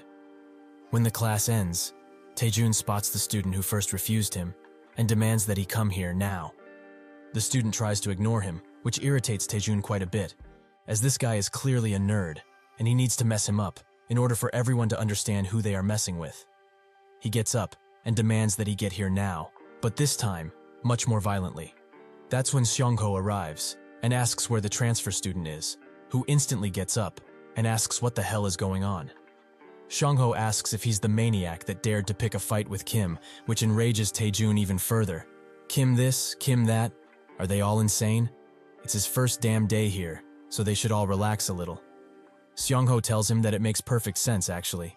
This is Cheonil High, and nobody touches Kim in this school. Is that clear? Taejun thinks that if this bastard has so many people around him, he will need to change his strategy quite a bit, it seems. He asks Seongho if he's Kim's loyal pet, which enrages him, enough so that Taejun gets the opportunity to jump from his seat and hit Seongho with all that he's got. Seongho retaliates in kind, but Taejun just deflects his attack and pushes him away. Even more angry, Seongho charges in like a manic bull, but with his experience, Taejun hits him with a huge uppercut, one that should have instantly knocked him out, but somehow he still stands, even though he's very out of it. Taejun thinks that he missed the attack a bit, but if that's the case, he will continue to hit him. He grabs his hair and slams him into the table with extreme force and puts him down, noting that this bull has had its horns cut. The people who were with Seongho are very scared of Taejun now, but without much left to do, they all charge him at once, something which proves to be a mistake, as Taejun swiftly deals with them in just a few strikes. One tries to strike him from behind, but Taejun notices instantly and looks at the person with an evil expression. He deals with him instantly and moves on to the last one, seeming to enjoy the last hits he deals on the poor guy. Other students come around, and they also want to charge in, which Taejun notices. He finds it quite annoying that he has to beat so many, but sure, they should all come at once, so that they are less annoying. Seongho slowly gets up and notes that it's not over just yet. Taejun tells him to stand down already, for his own good, as he's barely standing up as is. He should sit, like the loyal dog he is. Seongho wonders if that's true, as a week ago, on the day that he turned the 3rd grade classroom on its head, Seongho received a text and some money from Chang Byom, who congratulated him on the good work that he is doing, and this is just a gift, some pocket money. The question is, why would Chang, or his relationship with Kim have to do with him. Chang is just someone who would do literally anything for Kim. So, what if he takes out the Golden Circle assassin? Then, the money won't end at 100 or 200. Even if he somehow fails in his task, he will still be throwing him scraps, which for him are plenty. He rallies the other students. This gut is more of a beast than Shin and any of his goons combined, so they might not win, even if they charge him. But if they choose to run like a bunch of wimps, what will Kim think of them? He thinks that the incident with Shin and Park's gang has taught him something very important. He got 500 for the spar, 1,000 from the scholarship, and 100 just for some pocket money. A total of 1,600, just in the span of a few days. Money is king, and he will not pass this opportunity up. He yells at everyone to charge in and trample this fucker like the dog he is. Eventually, word got around that Seongho and other students attacked Taejun all at once, yet he took them down single-handedly. From his first day at this prestigious school, Taejun was already sick of the situation at hand, as it's not easy for some high schoolers to run into a losing fight like that. But Seongho and the other students charge in like lunatics. He thinks that if their numbers rise, it will be a problem. But this situation is still much worse than he could have imagined. Even if he contacts the broker for some help, it will be extremely difficult to isolate Kim. That bastard turned this school into his own empire, so there is only one way out of this. To charge in directly, as if he breaks one of his arms now, he will at least have something to report back. He bumps into someone and starts swearing at them for being so stupid. Unfortunately for him, however, that person was Chul, who is now very mad at him. About 10 minutes earlier, Jinwoo went to Chul and reported that the transfer student is targeting Kim with a malicious intent. Chul thinks that if that's the case, Taejun transferred to this school with the intent of harming Kim, which seems like a cowardly move. They only transferred him to deal with Kim, like the scumbags that they are. He asks Jinwoo if he said anything specifically, and he notes that he asked how he would like to handle the transfer student, and he only said this: to use his own discretion in this case. Chul thinks that if Kim said that, he is neither instigating or stopping him, yet it feels like he's saying to not let this slide at all. But this is an opportunity. This is a chance to prove that he's worth something, and most importantly, a chance to fully solidify this relationship. He gets up from his seat and asks where that troublesome transfer student is. When gets a hold of him, he drags him to the teacher lounge by the ear, and when they get there, he slaps him extremely hard.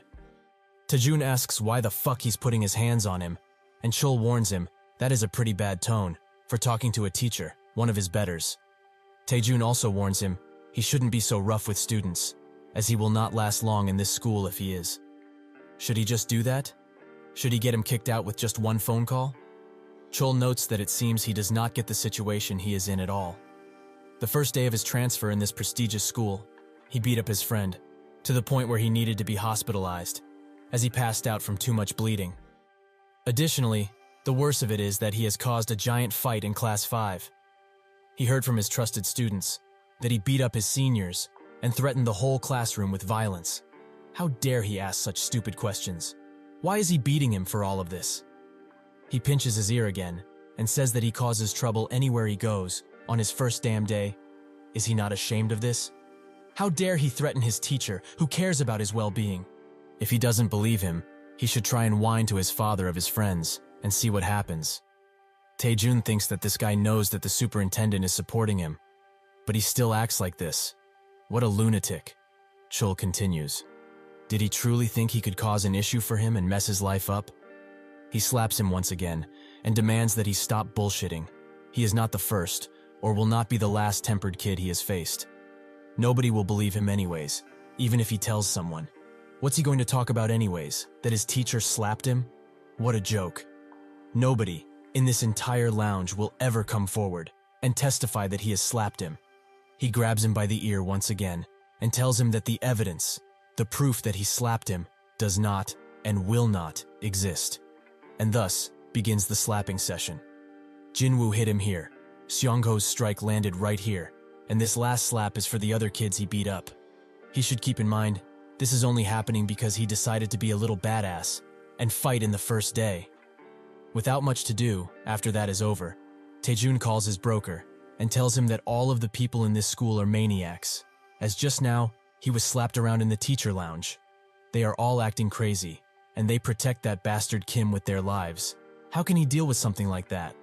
The broker notes that indeed, this is serious, and thinks that if he fails a countryside job like this one, his position within the organization will be crumbled into dust. He cannot afford to lose this, not at all.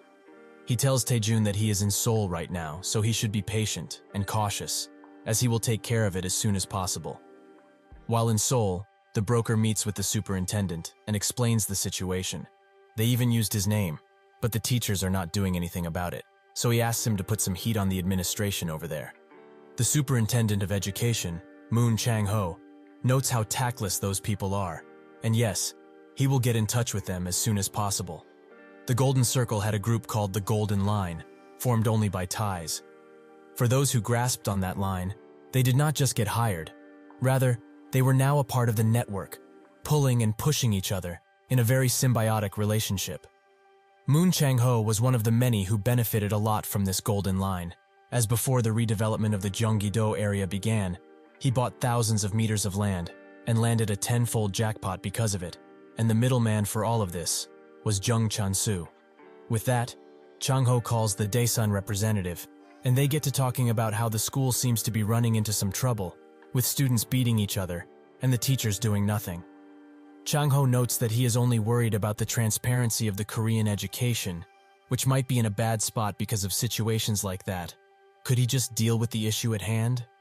The representative doesn't back down and asks why he is dealing with Daesun affairs when he is in Seoul.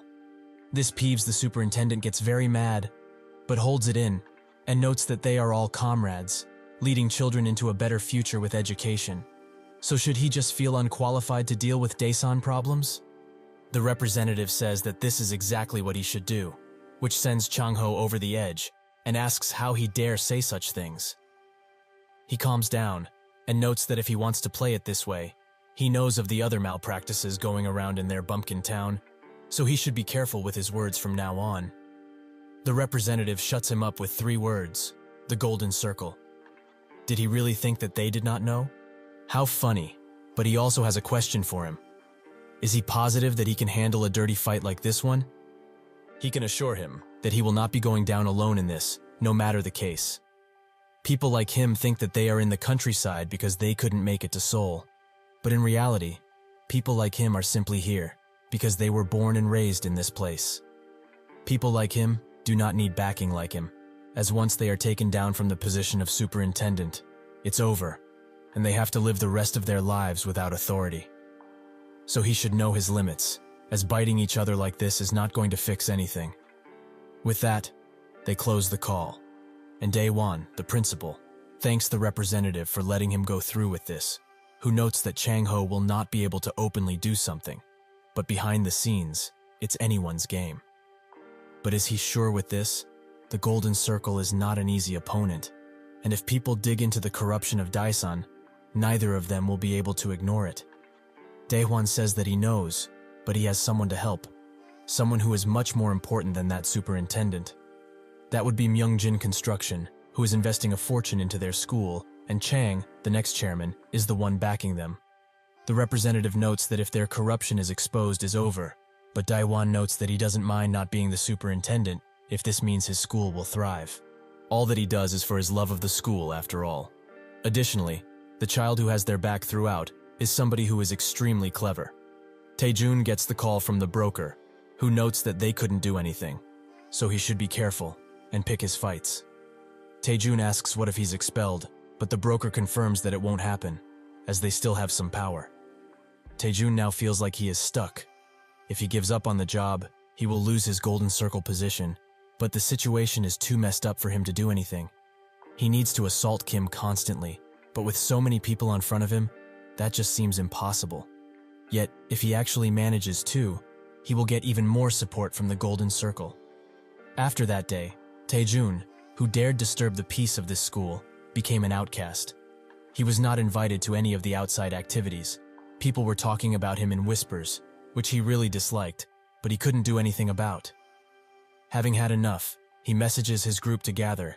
Everyone from Seoul will be here, and they will rip Kim into pieces. Does he truly think a shitty farmer school will stop him?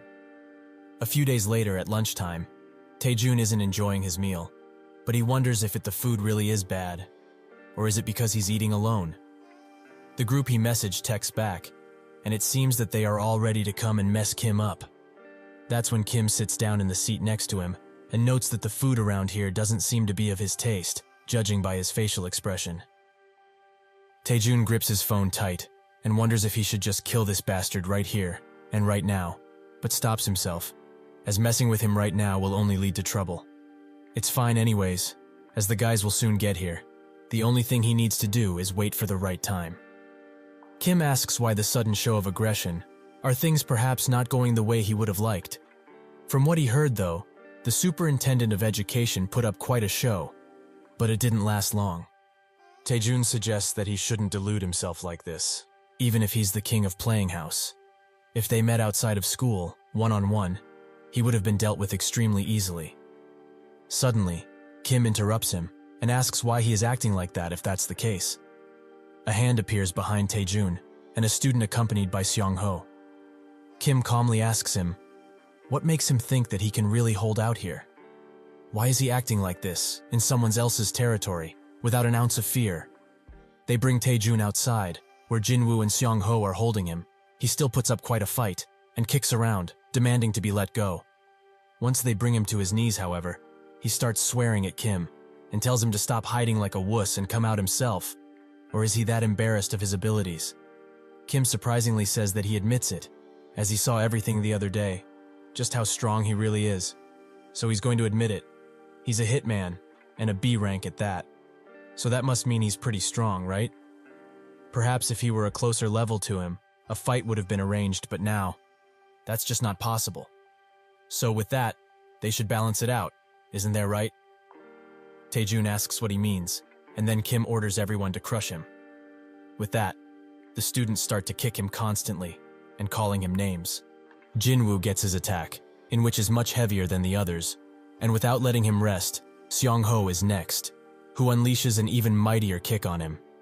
Even the mighty Taejun had no real way out of this, as they have overpowered him physically, and now, this has become a one-sided beating.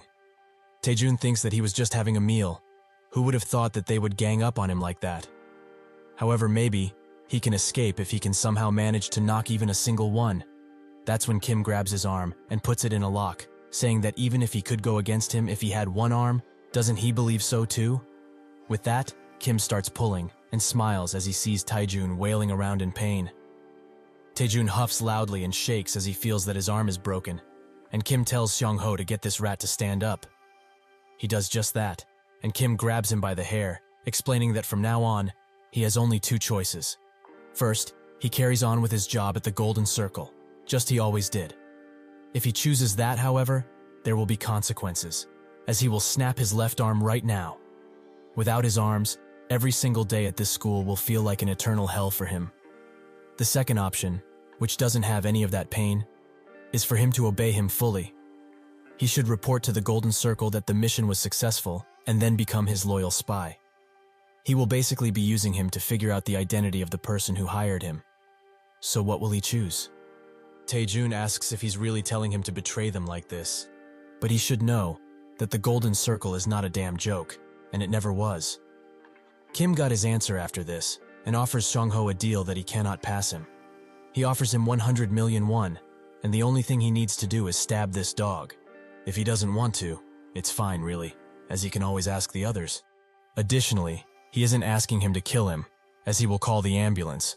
All he needs to do is stab him so that there will be after effects, but nothing that would threaten his life directly.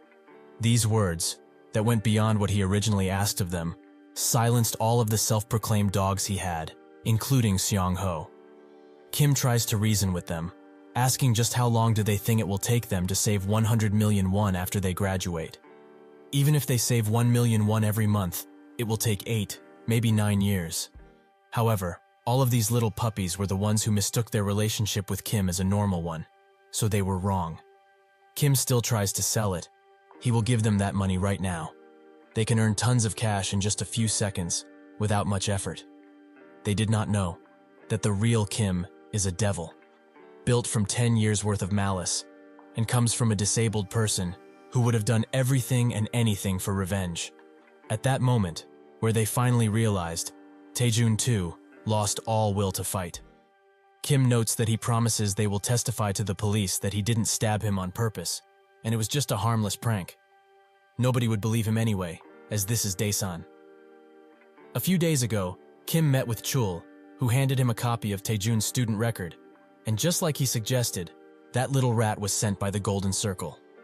Kim slowly pulled it out of the envelope, while thinking that they must have sent a B ranker, and if he gives it his all, he could probably win in a fight, but that won't be enough to stop him, considering.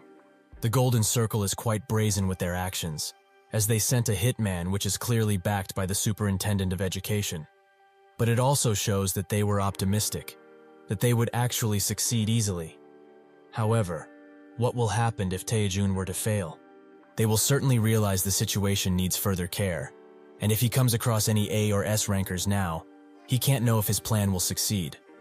From the different relationships he had, including Siwoo, to the butterfly effect caused by Jong-hyuk, as he experienced this realm of unpredictability, Kim eventually came to realize that his plans were only empty frames, waiting for the full picture. His plan that he meticulously thought over isn't perfect, as there are far too many variables, and can't risk it like this with ease. What he must do is control the situation, as best as he can, and prepare well for those variables. The only way he can do that now is to calculate his move even more, and be careful. In this world of revenge, something like friendship isn't welcome or profitable. Seong-ho announces that he will do it, as Kim has always been good for him, and always rewarded him after everything. With that, he tells the other students to hold Taejun up. Seong-ho grabs the knife from Kim and fully accepts his deal. While he unsheathes the knife, Taejun tries to reason with him, but Seong-ho seems determined to get the money, so he swiftly aims for his belly. With seconds to spare before the inevitable, Taejun chooses the second option and promises to become a loyal dog. Kim tells Seong-ho to stop, as he will make sure he is still properly rewarded for his conviction. But now, he will let this go. Seong-ho accepts, and Taejun thinks that after he's out of here, he will quickly call his broker and resolve this like he should have all of this time. Before he can think further, Kim tells him his exact address, and also that he has both of his parents and one sister. Did he get that right? Taejun asks how in the hell he did that, but Kim ignores him and explains that he really doesn't care about his family, way less than he probably thinks. However, he should not forget that if anyone gets in his way, he will follow them to the ends of the earth and crush them and tear their life apart, little by little. Now, he will be asking him one more time. Will he be loyal to the Golden Circle until the bitter end? Or will he become his dog? He should think about it, very carefully, as this is his last chance. Taejun joined the Golden Circle with big dreams. The few cases he handled so far flashed before him like a trance. And then, in the face of this entity made from pure malice, who threatened his entire life, Taejun finally realized. He finally realized that what he had traded for money was someone else's life. With that, he bows his head down and promises, once again, to become his dog. Kim grabs his head and notes that he made the right choice. Seong-ho gives the knife back and asks if he's sure about letting him go, as he could become a liability for them in the future. Kim tells him to relax, as if that happens, he will be able to show everyone what happens if one breaks their word to him. Also, he should check his account after school, since he will receive the reward mentioned earlier. Additionally, he will need one more thing from him, to go and get Jo-jae right now, without letting anyone know about it. Later, rumors about Kim and Seong-ho growing apart start to spread, and all of the school talks about it, which Kim hears. But this was all a part of his plan. At the director's office, Chang's brother is trying to convince everyone to say something about his brother becoming the director. He notes that, at this rate, their father might even hand him the position of chairman. Can they really handle something like this? Are they truly okay with all they have done for so long? A member urges him to relax, as sure Chang got the opportunity. But he has yet to prove his skills in the workplace, and compared to someone as him, he doesn't hold a candle. The brother screams at him that thinking that way is foolish, as their father will most definitely choose the eldest. Another member suggests that he should reconcile with his wife, but it seems that he has already tried that, and it makes him even madder. All the members think that he was in the wrong anyway, so it will take a while to regain that trust. He goes to another meeting, and a man explains that there's something wrong here. As Chang has always been an idiot, egotistical little bastard, and a womanizer, that's precisely why they all chose to follow him instead of that guy. But judging by his recent behavior, it seems like someone they do not know of yet is supporting him behind the shadows. This man is the internal director of Myungjin Construction, Kim Cheol-jin. The brother asks for more information, and Cheol-jin starts explaining. Somebody else disclosed his affair, and Chang was the only person who could have benefited from that. Suddenly, he also starts staying on the construction site till the end of the day and also doesn't miss a day of work. Additionally, he even handled the concrete accident in a manner that pleased his father. He suggested that they take the whole building down and restart the construction. But does he really think that something like this was possible from the usual Chang? None of this was a sudden change of heart, and it was all planned. Somebody is surely telling him what to do, but the real issue is that they don't know who. The brother asks what they could do in such a situation, and Cheol-jin suggests that they find this mystery person and do it fast. With that, they start spying on Chang. At 6 a.m., he goes to check the construction project and manages its safety. At 2 p.m., he has lunch with the project manager, and at 8 p.m., he has dinner with a casual acquaintance of his. Chung-suk flips at having not found any damning evidence that he is working with someone, and his men start suggesting different people. Maybe it was Judge Hwang, as there's talks of marriage going around, but the brother denies it, as Judge Hwang dislikes his brother quite a lot. Director Kang is also thrown around as an idea, but again, the idea is denied, as he is too simple of a man. Another suggests Sung Shin Construction, as he heard their son is close to Chang. Chung-suk explains that the CEO of that company is on good terms with him currently, so it's not possible for him to do something like that. Suddenly, one of his men finds out that there's something strange about his cash flow, as there's tons of money going to Cheonil High School, be it scholarships, gyms, or even swimming pools. Chung-suk tells them to not worry about that, as Chang has always thrown around cash at useless things. One time, he got into real trouble with their father after paying a bar girl's debt. They all scoff at the idea of this school being something worth it, but Cheol-jin starts analyzing deeper into it, as it may prove to be a useful lead. Suddenly, a hidden number calls Chung-suk, and he ignores it, as he already has enough on his plate. But then he receives a text from that caller. The message notes that he is Chang's backer, and would like to talk with him in private, if that is possible.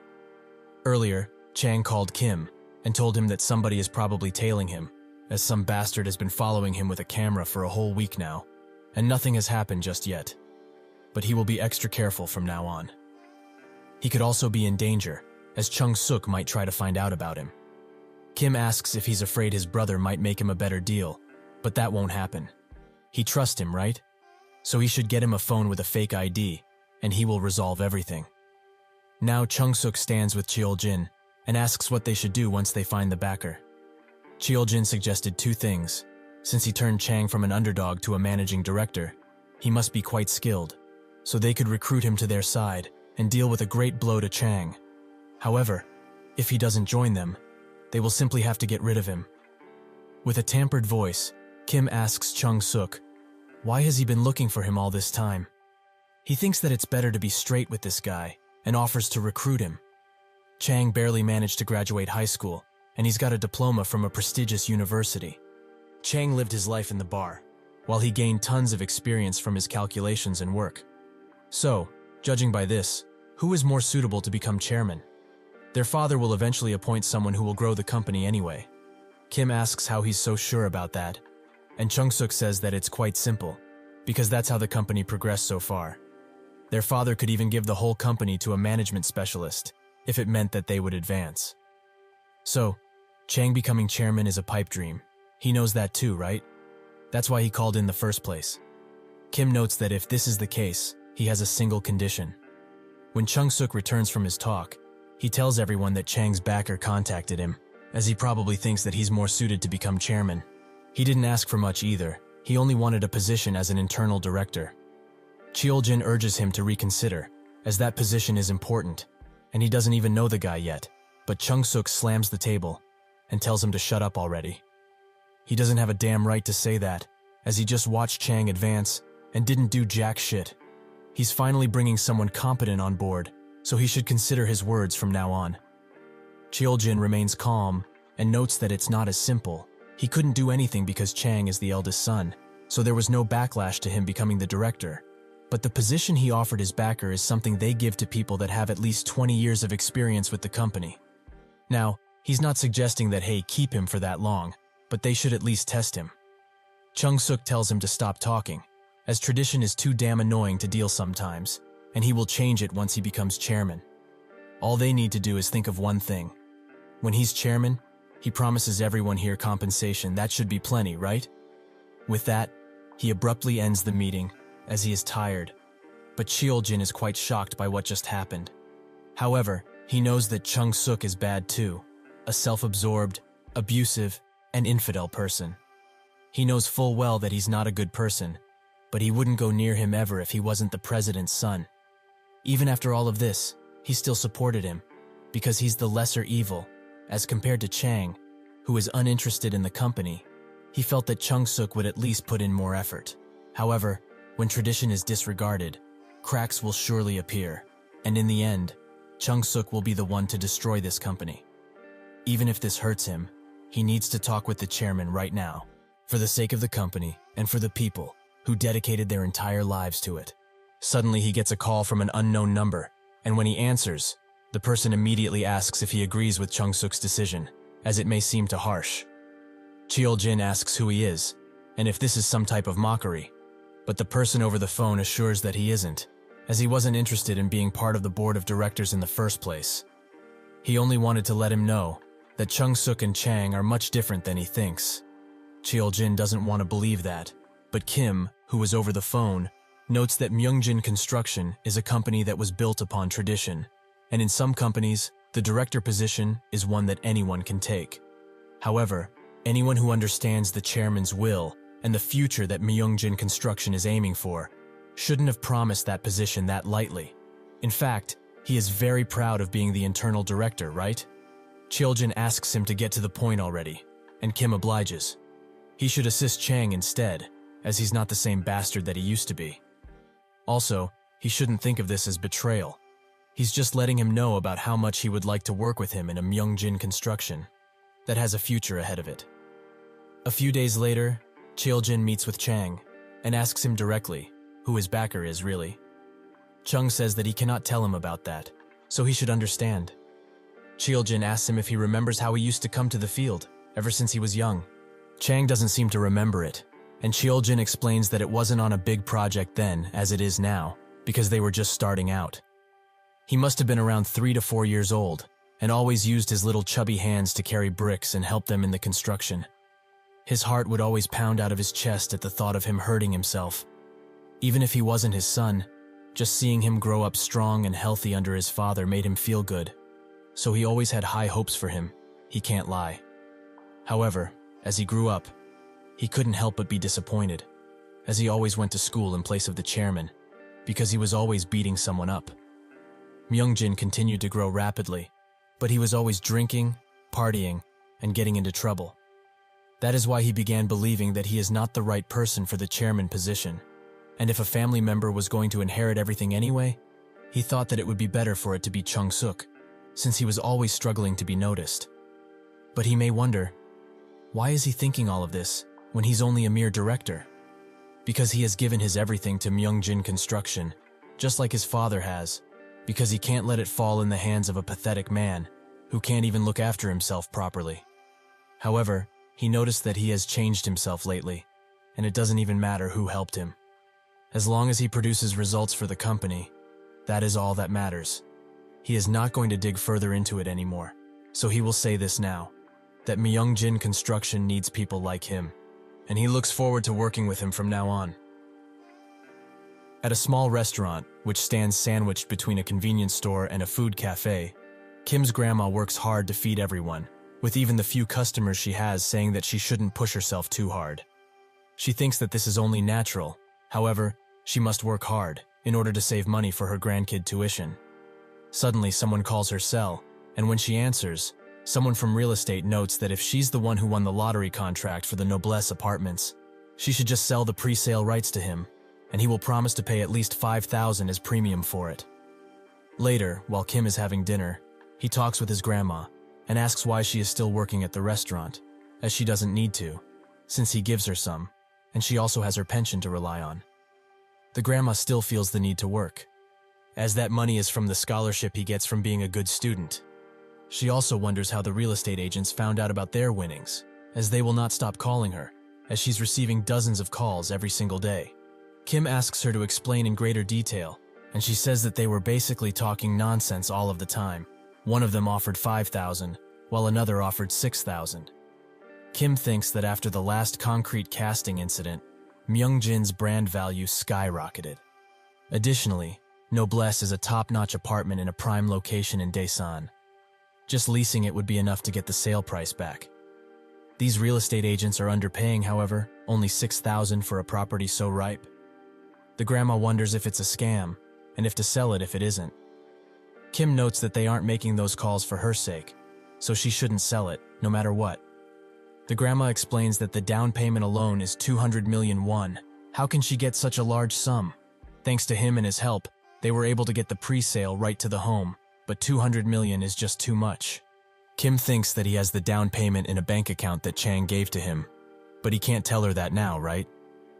This apartment is a home for the three of them, a permanent one, so he will not give it up, no matter the cost. He puts his hand on hers and says that she can pay back easier these days, and they can also rent it out. She shouldn't worry, as he will figure this out. She touches his face and is glad to have such a dependable grandson. Suddenly, he gets a call and excuses himself, as he needs to answer it. When he does so, the person over the phone speaks on behalf of the academy and explains that his brother, Hyun, did not attend class today. It seems that Hyun spent all of his time at the library and is now going back, as he wants to get back according to the academy's timing. He looks at a group of kids, not much smaller than him, who are having fun by playing a simple game of rock, paper, scissors. He envies them somewhat, as they can still have fun without thinking of other things just yet. Hyun removes himself from these thoughts, as he needs to prove himself, prove that he can succeed, without going to a private academy. While he is deep in thought, he suddenly bumps into somebody, that somebody being Kim, his brother. They sit on a bench, and Kim explains that he was at his academy, and they told him that he suddenly quit. Hyun apologizes for not telling him earlier, but he's old enough to figure everything out, as his hands and face tell him everything he needs to know. How can he attend the academy, when he and their grandma must earn money with such difficulty? If only one of them can get the chance to learn, that should be him, so they should just switch roles. He works, while he achieves an accomplished academic life, since he has better grades anyway. Kim is shocked by his words, and thinks that after 5 years past of him being a vegetable, Hyun vowed to become a police officer and get his revenge on the dirtbags who dared to do that to him. However, Hyun had to pay for his and their grandma's hospital bills, and even if he spent all of his time studying, he could not pass the exam. In the end, his family was the only thing that held him back. He struggled, for the sake of family, but ended up falling in the same spot as them. He vowed that he will not let that happen, ever again. To ease his worries, Kim shows him the message he got about winning an apartment lot in the Yunggang area, one of the richest neighborhoods in Daesan. Hyun is surprised, but that's when Chung arrives in his car, and when he gets out, he notes that he would have never thought he would be in a library. He presents himself to Hyun as the eldest son of Myungjin Construction and his brother's greatest ally. If he doesn't believe it, he can look it up online. He sits down between them and explains that since he is helping his brother out with a scholarship, he should also pay for his tuition.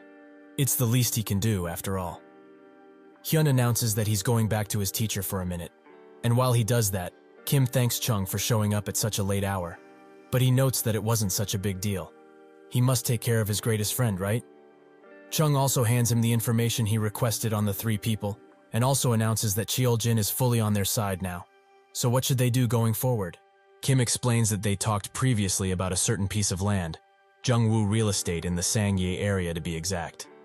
First on their agenda is to get close to the real estate agent around there, and then he should call him the second new property comes up for sale. A few days later, at school, the blue-haired liar tells everyone that Kim got a perfect score on the 11th mock exam, which is apparently the first in the whole country. When Kim finally arrives at school, everyone looks at him, and some even interview him about the grades he has, and about how many private academies he attends. Behind all of that crowd, even the principal, Daihwan, congratulates him, making Kim think that this was probably his doing, so he needs to match up the energy. He gets in front of the interview mic and thanks his teachers, who are all outstanding. He was able to achieve an academic level he could only dream of. While he confirms that he didn't attend any academies, he thinks that the Golden Circle's client must be watching now, and surely he is brimming with rage that he cannot do anything with. The Golden Circle broker pulls Taejun in a dark alley and asks him to explain, once again, the results he got. Taejun does so, saying that Kim and Seong-ho are now enemies once again, and he succeeded in pushing Kim into a corner, as they don't even look at each other these days. It's only been a month, so he needs more time to deal with all of the variables. The broker knows full well, but this is not a clear outcome, and he gets calls every single day about it, because it's so vague. He warns Taejun, this is his very last chance. All he needs to do is please the client before the holidays, no matter what. A little while later, Taejun meets with Kim, who notes that he is late. Taejun apologizes, as he feared the broker he just met started following him. Taejun then tells him everything that he might like to know, and then Kim says that once he found out he was a target of the Golden Circle, it gave him a lot to think about. Why are they going so far? Or, what did he do to deserve this? But most importantly, the thing that bothered him most is that he didn't know who hired them. However, there are a few people that might be the client. First is Jin Young. Her family is rich, and she was doing well academically, so he must have annoyed her with his performance. Second is Lee. They got into a fight at the start of the semester, and they haven't spoken a word since, but he's a bastard with a god complex and a loaded father. Lastly would be Choi Seona, whose father is a high-ranking government official, and she was ahead at the start of this semester, but he beat her at the next exam. He used him as bait for these three, and after listening to what he said today, he narrowed it down to one person. So he should prepare himself for tomorrow, as he will finally be separated from the Golden Circle forever. The next day, Chul oversees the boys who are playing soccer, and that includes Kim, who easily scores, and then leaves. Seona talks with another person, and thinks that he's quite cool, but the other girl, Hyeji, warns her to steer clear of him, as he has become sort of a bad boy. Seona still wishes to go to him, and hands him a drink, which he expected. He suddenly invites her someplace else, as he has to talk with her about something very important. 15 minutes after the break, Hyeji wonders if Seona is okay, as she hasn't come back. But that's when she gets a plea for help from her, as she's trapped in the storeroom. 15 minutes before this, Seona was kind of scared to follow Kim in such a dark place, but she thought that it was fine, as he is one of the good guys. He orders her to close the door, and asks if she knows about the kind of trouble he has had lately. She says that she knows, as people have been picking fights with him left and right. He notes that she's correct, but most people don't know that someone ordered all of them to do it. There is a clear mastermind behind all of this, so he set a trap, and he had Jae-jin, the blue snake, leak some information to the people he suspected. He told one of the people that Kim had a hard time, and he's preparing to transfer, but she didn't show any sign of happiness, so it couldn't have been that person. To the next person, he said that Kim and Seong-ho are on really good terms, which would have infuriated the mastermind, but he didn't react. Seona slowly backs away, and Kim tells her that to her, he had him say that Kim is having a hard time, but he's still going, which would have made the mastermind angry. However, the real truth is that the spy he planted saw one of the students react harshly. So what does she think about something like this? Suddenly, Hyeji arrives and asks if she's okay and where Kim is. He was standing behind the door all of this time and tells Seona to leave, as she has done her job. She does so, and Kim immediately slams the door shut, while saying that she must stay here. One would think that Seona was the client, but there is a reason why she couldn't be. Hyeji is starting to get scared and wonders what's going on. Kim asked Chang to background check the 3 suspects so he could find the right answer, and thanks to that, he found out a truth about Seona that nobody else knew. He asked Hyeji personally, does she know why Seona transferred from Seoul to Daesan? Her brother was bullied at school and ended up doing something terrible to himself. So her parents came here for her sake. But would such a family do something so drastic for her grades? The answer is no, as he should know that better than anyone. Additionally, Siona said something quite interesting, that whatever the intention behind the way he was bullied, she despised the person who held that intention. Because she couldn't do it to her brother, she is cheering him on because he is brave. That leaves a single possibility. Siona heard what Yejin said and shared it with a single person. He hugs her tightly and notes that it was her, the little bitch that tried to ruin his life. Hyeji denies it completely and tries to run away, but the door is locked, which leaves her to beg. They have always been good friends, so why would she ever do something so hurtful to someone like him? Siona is the one who hired them, as she complained about his grades multiple times, so he should stop and reconsider everything. Kim tells her that Siona's parents resigned from their positions long ago and are not active members of the anti-school violence committee. Is she really saying that those poor people could concoct something so vile? She says that if you ever know a person, and he knows that her father was a high-ranking police officer, the Golden Circle is connected to people like him. It seems that she has done something stupid, as Kim hasn't mentioned the Golden Circle a single time in this conversation. Hyeji tries to hide it for a little while, but gives up, and her face contorts into her true form. Who says that all of this was his fault in the first place? If he wasn't such a cold-hearted idiot, nothing would have happened. A few months ago, Hyeji immediately had him in his sights, as he was tall and attractive, had a good personality, and was even good at sports. In her head, the perfect guy. The problem was that she was not the only one who felt that way, as she has heard countless stories of girls getting rejected after confessing their feelings to him. So, even if she was considered popular, she was afraid of rejection. So she decided to test the waters with him for a bit. She asked him to help with some homework, and she touched him on purpose, although she played it out like it was an accident. Kim just smiled at her, which made Hyeji feel that Kim was basically giving her the green light. She couldn't ask him directly, so she made one of the guys ask him what types of girls he's into. Kim confirmed that if it would be someone, it would be someone like Hyeji, who is hardworking and has a cheerful personality. In her head, it was all but confirmed, and after that, she made plans with him, prepared a gift, and even a letter. The day when she went to meet with him, however, for the first time in her pompous life, she experienced a bad ending. She was born into a wealthy family, and never once was deprived of something. She was a special existence in the world. One small rejection brought her great amounts of anguish, and that's when she became hostile. Kim can't help but laugh at her explanation, but Hyeji goes into an emotional frenzy. She screams at him, noting that he was the one dropping hints, and her life was hell after that, as he kept getting more popular and getting more grades, while she felt left out and saddened by everything. She never wanted this to spiral out of control. All she wanted was for him to experience the same pain that she did. So she begs for forgiveness, as she never intended for all of this. Kim laughed, but in the face of someone like her, whose intention was that of pure evil, Kim called himself emotionally and felt nothing. Kim notes that he didn't reject her because he didn't like her, but he couldn't afford to date her. She kept buying him gifts and such, and he couldn't handle that. So he rejected her out of worry, as he didn't want to feel like a burden. Hyeji grabs his hand and notes that he should have told her much earlier, so they should just go back to how they were and live their lives peacefully from now on.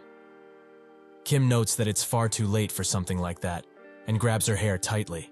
He will completely annihilate her and her family, everything she ever stood for. He starts slapping the shit out of her and thinks that she will never understand why he's doing all of this.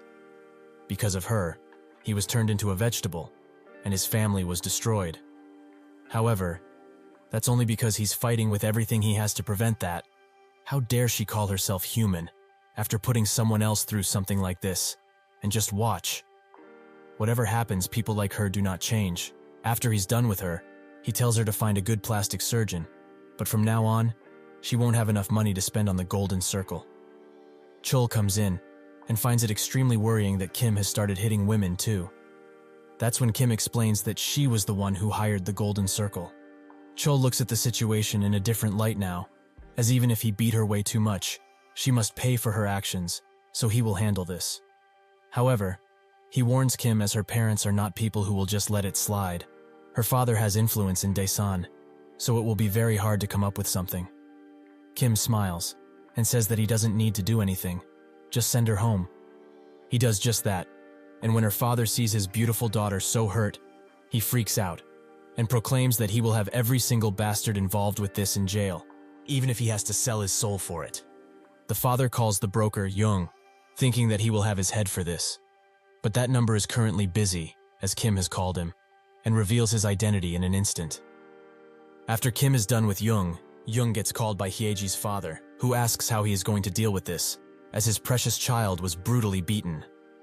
He said from the very start that he guaranteed success, and failure was not an option, as throughout their history, the Golden Circle has not failed. He will tell other people about this. Does he think he will be able to handle the consequences when other Golden Circle members find out? Jung says that he doesn't care anymore, as they are, unfortunately, done here. Like he said, the Golden Circle has not failed even once, but now that he has walked through this precedent, he's basically screwed. However, he has to live too, since he's human too, so he handed everything about their dealings to Kim. He probably thought that such documents were not gathered, but the world is not all that simple, right? He needed insurance, in case anything happened, and unfortunately for him, something did. The father is even more enraged, but slightly scared too, as he threatens Jung with a double takedown. If he goes down too, as he will report absolutely everything to the Golden Circle.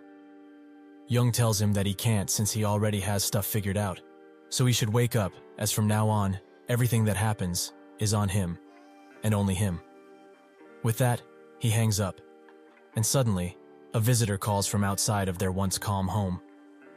Jung lights up another smoke, and thinks of what happened when Kim called him. He told him his exact job and name, and also that he just sent Hyeji home. Jung was rightfully surprised, and Kim continued, noting that he failed at doing his job, but he still pushed, and pushed. However, if his client's identity is revealed, he will be doomed. Jung thought about it, and asked if Taejun betrayed him, as that is the only place he could get the information from. Kim congratulated him for his quick thinking, but now, knowing this, means that he's become a threat to the Golden Circle and its prosperity. There's only one thing that they must do now, to make him go away forever, and they will make sure that he never speaks of it, ever again. Jung asked what he wants from him, and Kim put it simply. If he truly wants to live, if he has not given up on life just yet, he should report back to his boss and say that the job was completed with flying colors, with the client being extremely happy about all of it. Then send Taejun back to Seoul, and that will be that. Jung said that if he does something of this nature, the client will not be happy about it, but Kim told him to leave the client behind, as he has to worry for himself more, rather than other people, right? Naturally, the mystery visitor in front of Hyeji's home was Kim, who demands that her father sit down. The father is not having any of it, but Kim calmly tells him to stop speaking nonsense and sit down now. He is here to give him two choices. The first would be to get revenge on him, on everything he has done. He will report this case to the authorities and ask the Golden Circle to fix the issue swiftly. But if that were to occur, he will release the proof he received from Jung to the entire world. Naturally, that wouldn't make the Golden Circle just disappear, but it will certainly make Jung go away. However, not everything will go well, as he will get prison time, and his precious daughter will be in juvie for a while. The very funny detail here is that he will be in jail for at least a few years, while his daughter will be in juvie for a few months, at best. What does he think will happen then, without her mighty father? Will she really be safe from him? The father shouts as loud as he can. Is he really threatening him right now? Does he think he will get away with such petty warnings? Kim calmly tells him that saying these things will get him nowhere, because he has Chang behind him, and he will order him to break Hyeji's legs and gouge out her eyes. If he doesn't think that he can do such a thing, he should look at his daughter right now. Hyeji starts screaming, and eventually just faints from fear. Kim notes that they should all calm down, as there is a second choice for him. He drops a knife to the floor and orders him to cut Hyeji's Achilles heel. With his own two hands, he will maim his own daughter, so as to not let that demon out into the world ever again. With that he leaves, and Hyeji's mother tells the father to call the police. But he only looks at the knife, as he cannot do anything now. Slowly he reaches for the knife, while saying that this bastard has them fully caught. If one thing goes wrong, and he goes to jail, Chang, and Myungjin construction, how can he handle those two? This family, this house, this business, who will take care of them? Without him, they cannot protect their dear daughter. He fully picks up the knife and tells his wife that this is why they shouldn't spoil the kids too much. She tries to get him to come to his senses, but he gets up, and before Hyeji can make her escape, he lunges in, out of desperation and out of utter fear. Kim meets with Jung at a cafe, who notes that even if Hyeji's father chooses the second, more brutal option, he's not done with them, isn't he? Kim says that he's correct in that assumption, as he will slowly drive him off to the edge where he can jump off. One by one, little by little, he will expose the illegal actions that he has committed in this business. And then, when that man reaches his limit, he will release the material to the public. Sounds quite fun, right? If he also cuts his daughter's Achilles heel, he is going to report him to the authorities for domestic violence. Then, Hyeji will be crippled for life, penniless, and finally alone, without anybody. Jung asks what he's really planning, as indeed he bought himself some time, but the Golden Circle will certainly find out about this. Kim says that he's correct once again, so that is precisely why he is thinking of offering him a deal. A Trojan horse of sorts, if he had to describe it. He did not give him all of the material because he was dumb. He was betting on him to survive, as he knew full well, in fact, that he's an expendable asset to the Golden Circle. If they are being real here, why would he be loyal to them? Money talks in this world, so how about he makes that money through him? Jung laughs, and asks if he thinks that having Myungjin Construction behind him will be enough to convince him. No matter how pushed he is not a fool, and will not be an internal spy, as that will mean that his life would be at risk constantly. He admits, however, that just like he said, he joined the Golden Circle because he wanted to get on the top. He wanted money, power, and fame, and he gave him his leash, only because he has become afraid of the Golden Circle, even more than he already was anyway. Even so, he wants to create a Trojan horse? And what will he give him in return? Myungjin Construction and his trust? It doesn't work that way. Suddenly, Kim says one word, Celestials, which shocks Jong. Kim explains that, for the next 2 years at least, he will be in charge of the members in the top tier. The Golden Line is an outcome of any vertical society, and naturally, there were classes within. The top tier of politicians, chaebols, and businessmen. In the Golden Circle, there is also something similar, but they are called the top tier. Members of this tier had their own top-level brokers, and the higher the rank, the better the rewards the broker receives. Above all, though, a top-tierer's broker was accepted as a member of the top tier once. Jung thinks that the top tier's existence is not something that is known to many, so how does this guy even know about it? But what if he could make it possible, though? Naturally, if the Golden Circle finds out about any of this, he will pay the steep price. But if it's after 2 years, then he would be able to leave Korea without a single regret. Besides, if this kid really manages to take the Golden Circle down, it will kill 2 birds with 1 stone. What an ideal scenario for him that is. He asks how he will make him a member of the top tier, and all Kim wants him to do is keep quiet about this for 1 month, and at the end of that month, he will get what he wants. With that, their conversation is over, and Kim rides the bus somewhere. While he does that, he thinks of everything: the Golden Circle, the Golden Line, and the top tier. Jung must have wondered how he knew of these things, but that's something that everyone would find out years later, as he knows from listening to the news about the case, when the Golden Circle was finally in the limelight. But even with that, the case was closed, without revealing a single top-tier member. For Kim, it's not enough to take down the Golden Circle, as the wealth and power that made it in the first place will not falter so easily. It is now time for him to take the next step in his plan. When Kim goes inside of a certain building, he meets with the senator of the Prosperity Party, Kim Panho, who wonders why he sent this note. He really shouldn't be playing these types of pranks, as someone might get hurt. Kim thinks that he talks like a true politician, and while he sits down, he explains that he understands how absurd it sounds. But even so, he hopes that he will at least hear him out first, and then judge for himself, as after all, he is here to make a deal with him. During his days as a professor, he formed tons of connections in return for looking after the children of the people in power. Due to riding on those people's backs and funds, he was promoted to the senator position.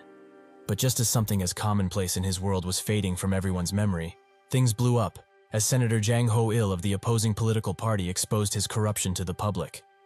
Kim waited for this moment, when Pan-ho would need him, as much as Kim needed him. Kim asks, why would Jang make those types of accusations? He certainly doesn't hold a grudge against him, and he wouldn't gain any political advantage by doing all of this. He thinks that someone asked him to do it, someone like Senator Yang Minggu, the leader of the Prosperity Party, that he is a member of. Pan-ho notes that his statement is quite dangerous, but Kim knows, however, this is definitely a ploy, set in place by Yang. He wanted to destroy a senator with rising influence fully, but attacking a member of the same party would have been troubling to deal with, in various cases.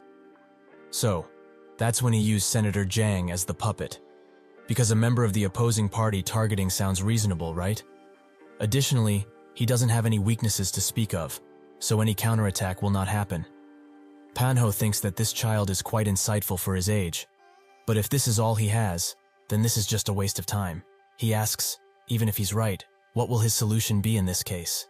Kim explains that there is no perfect solution here. It is true that children of powerful people have incredibly high grades, so regardless of the outcome, people are bound to gossip here and there. So there is only a single way to resolve this solution. If he cannot argue with the message, he should kill the messenger. Sooner rather than later, there's going to be a story about international students doing drugs, and among them, exactly one international student's identity will be hidden. Coincidentally, Senator Jang's own son is studying abroad. Pan-ho just laughs, as he has no idea about any of this. But Kim continues, this case is going to hit the news outlets soon, no matter what. So if he plays his cards just right, he can get away with this scandal, scot-free. This is not to say that taking down a mere puppet is enough to fully clear him of any suspicions, but he knows how it is with politics. It's hard to rebuild an allegation once it has been destroyed or averted. Solving it once is plenty, for it to not be an issue any longer, or any more for that matter. Kim gets up to leave, and notes that he has other plans to help him. But once he feels worthy of his trust, he should get back to him, as he will wait for him for exactly 1 week. A few days later, news about Yang's son being a drug abuser spreads out, and Pan-ho calls Kim back in, asking how a mere high school student like him knew about this so perfectly. Kim says that it's because he has Chang, and that man has quite the list of important friends. Pan-ho researched Kim and found out a lot of stuff, including that he basically rules the school he is in. He didn't contact him without a plan. He reached out knowing the truth. Pan-ho says that he's got quite a pair on him, but they should hear what he has planned first, right? Kim notes that, before that, he would like to ask him a simple question. Is he perhaps planning to get on the presidential election? Even if he's not certain about it, it would seem so, given how ambitious he is. However, he will not be given a simple chance, as he does not have a compelling story at all. He was born in an elite family, followed an elite course, became a professor after graduation, and even got the badge as a member of the parliament. He had the life of the top 0.01% in South Korea. He will fail the presidency race because of this, as he has failed for these reasons in his past life too. Pan-ho asks if he is asking him to give up, but Kim denies this, as he is not the type to fold easily, so he will help him. He will become his kingmaker. At school, everyone talks about Hyeji, about how she dropped out, and that she was incredibly injured, to the point where she couldn't walk at all. Kim smiles, as that dumbass of a father went and cut his daughter's Achilles heel. How funny, as he had countless ways of protecting his daughter. However, he understands this, as it's hard to think rationally when one is overwhelmed by emotion. He experienced this in his past life, but for now, Hyeji is done, and all he needs to do is put someone to watch her. All there is left to do is make that presidency-obsessed bastard accept his offer. While he was at his office, Kim explained that Myungjin Construction will handle the funding. And as he is aware, money laundering is extremely easy for the construction industry. Another thing they will do is craft a story for him, the perfect narrative for a touching presidential campaign. A story that will make people look up to him, as he will be the first politician who crushes the Golden Circle. Kim explained what the Golden Circle is, and then said that once that group becomes a social issue, he can quickly get on his feet and solve the issue, which will allow him to become a star overnight. This is all he needs to do, as he will set the food on the table, and in case something gets spilled, he will clean up. Pan-ho understood what he had to do, and Kim noted that he will give him ample time. In the meantime, he should investigate further about the man that the second son of Myungjin Construction is desperately searching for, Chang's real backer. Kim leaves school and thinks that if Panko refuses, he will have to resort to Plan B, get rid of Panho, and find a new horse to ride. This plan is risky, as the Golden Circle might intervene, and Panho might join them, but he can only hope that something like that does not happen. Suddenly, a huge man tells him to get in a parked car while he's being nice. Kim obliges, and he is sent straight to Panho, who was surprised that he was Chang's backer, and he admits he's quite impressive. But does he have what it takes to take down the Golden Circle? He also doesn't understand, as he hasn't been a victim of the Golden Circle, so why is he so hell-bent on destroying it? Kim's face dims and asks, has he ever experienced the feeling of helplessness in the face of utter malice? A powerful person like him is able to fight back quite easily, but the Golden Circle doesn't target those kinds of people in the first place. They target the poor, the weak, and those who cannot fight back no matter what. They cannot give up on education, as if they do, their life will be over, and they can't hope that the adults will help. Because as long as the Golden Circle is involved, adults are quite weary, knowing that one would be beaten up just for going to school, and that the bullying will continue, even after school is over, being unable to do anything, and just suffering constantly. There is only one word to describe this feeling: hell. He is going to break this cycle of school violence, as even though violence will forever be an eternal problem of the human race, he wants to destroy the Golden Circle that profits off these acts, no matter what. Panho can see the determination this child has, so he asks him to tell him the plan, as he will listen diligently. Kim explains that the Golden Circle was able to maintain their powerful relationships because of their extreme secrecy and no fail to record history. That is why he will win a broker to his side and have him write a fake report to make it seem that the commission regarding him was a success. Then, the Golden Circle will end up with a case of manipulating their results and deceiving the client. After that, when he's in his senior year, when it's time to take the SATs, he will transfer to Seoul in order to maintain his #1 spot in the entire country. In the very grade-conscious Gangnam, what if he, the #1 student in the entire country, were to just join? And what if the truth about the Golden Circle's failure spreads out? The space within a school can receive limited outside intervention, so he can withstand some pressure. All he needs from him is support, and to not get him expelled in the process, as the Golden Circle will certainly attempt to do so. Panho thinks about this, and comes to the conclusion that they are both of the same kind. He explains that he wanted to become president solely because he just wanted to. Others with less fortunate positions can do it. So why can't he? He has never failed in his life, not a single time. So why not become the best in the entire country? He accepts, but warns him, if he fails even once, he will abandon him and destroy any evidence of them ever meeting. If he can handle these conditions, then he will gladly join him. After school is over, Seona stops Kim for a while, as she wants to talk with him about something important, and it will be quick. She explains that Hyeji dropped out of school after what happened that day, and everyone around here says that she was taken to the emergency room. But she knows, he did that to her, didn't he? Naturally, she will not tell anyone about it, as she hates people like Hyeji, sociopaths, who only care about their own feelings, and will do anything to achieve what they want. Her brother died because of monsters like her, after all. Kim asks her to get to the point, and that's when she gets closer, announcing that she wants to help too. Kim has no memory of Seona from his past life, but maybe that's why now she has shown her true self, her twisted side, the one she tried to hide for so long. Naturally, she would be useful, as her parents are high-ranking government officials and chairman of the Anti-School Violence Committee. That will certainly be useful. However, he is still skeptical of her abilities, so he notes that if she's really willing to do anything for the cause, then she should gouge out the eyes of the bastards who dared kill her brother with this very pen. She should know, though, that this is not easy. When he breaks his opponent's bones, he is fully prepared for his to be broken too, and same goes for someone's life. If he ruins it, he is prepared to have his ruined as well. Does she really have the willpower, the determination, to go through with this? With that, Kim walks away and tells her to not call him for crap like this ever again, as her weakness would only get in the way of his revenge. He thinks that in this path, where there's no room for an ordinary life afterwards, she has no place, so it is better to reject her now. It is the right thing to do, for her, and for anyone involved. Suddenly, Siwoo grabs him by the shoulder and asks if he's done, which prompts Kim to ask if he studied. Siwoo confirmed that he did, as he made a promise to him after all. Kim thinks that what he thought of Seona goes for Siwoo as well in a sense. Indeed, they are together in Daesan, but that is over once he goes to Seoul. He needs to go into that hell alone, but before that, he will make sure that Siwoo can manage without him just fine.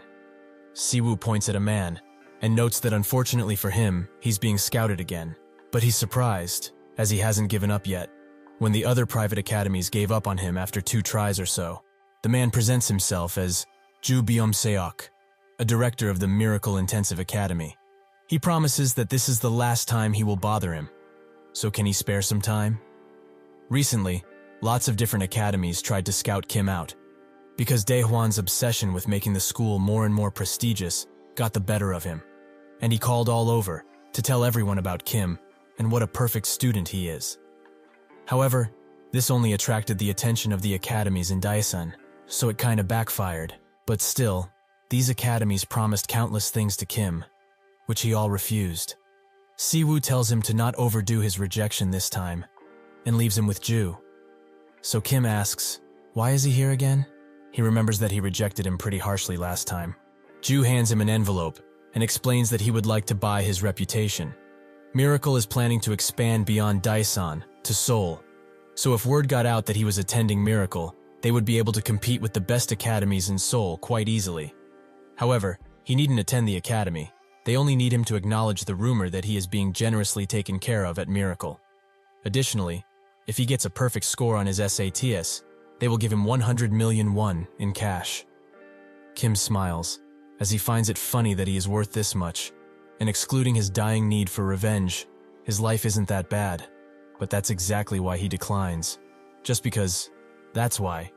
The next day, a woman waits for him at the school gates, and introduces herself as Lee Miso, the admin of the Daiichi area Sky Mom Cafe.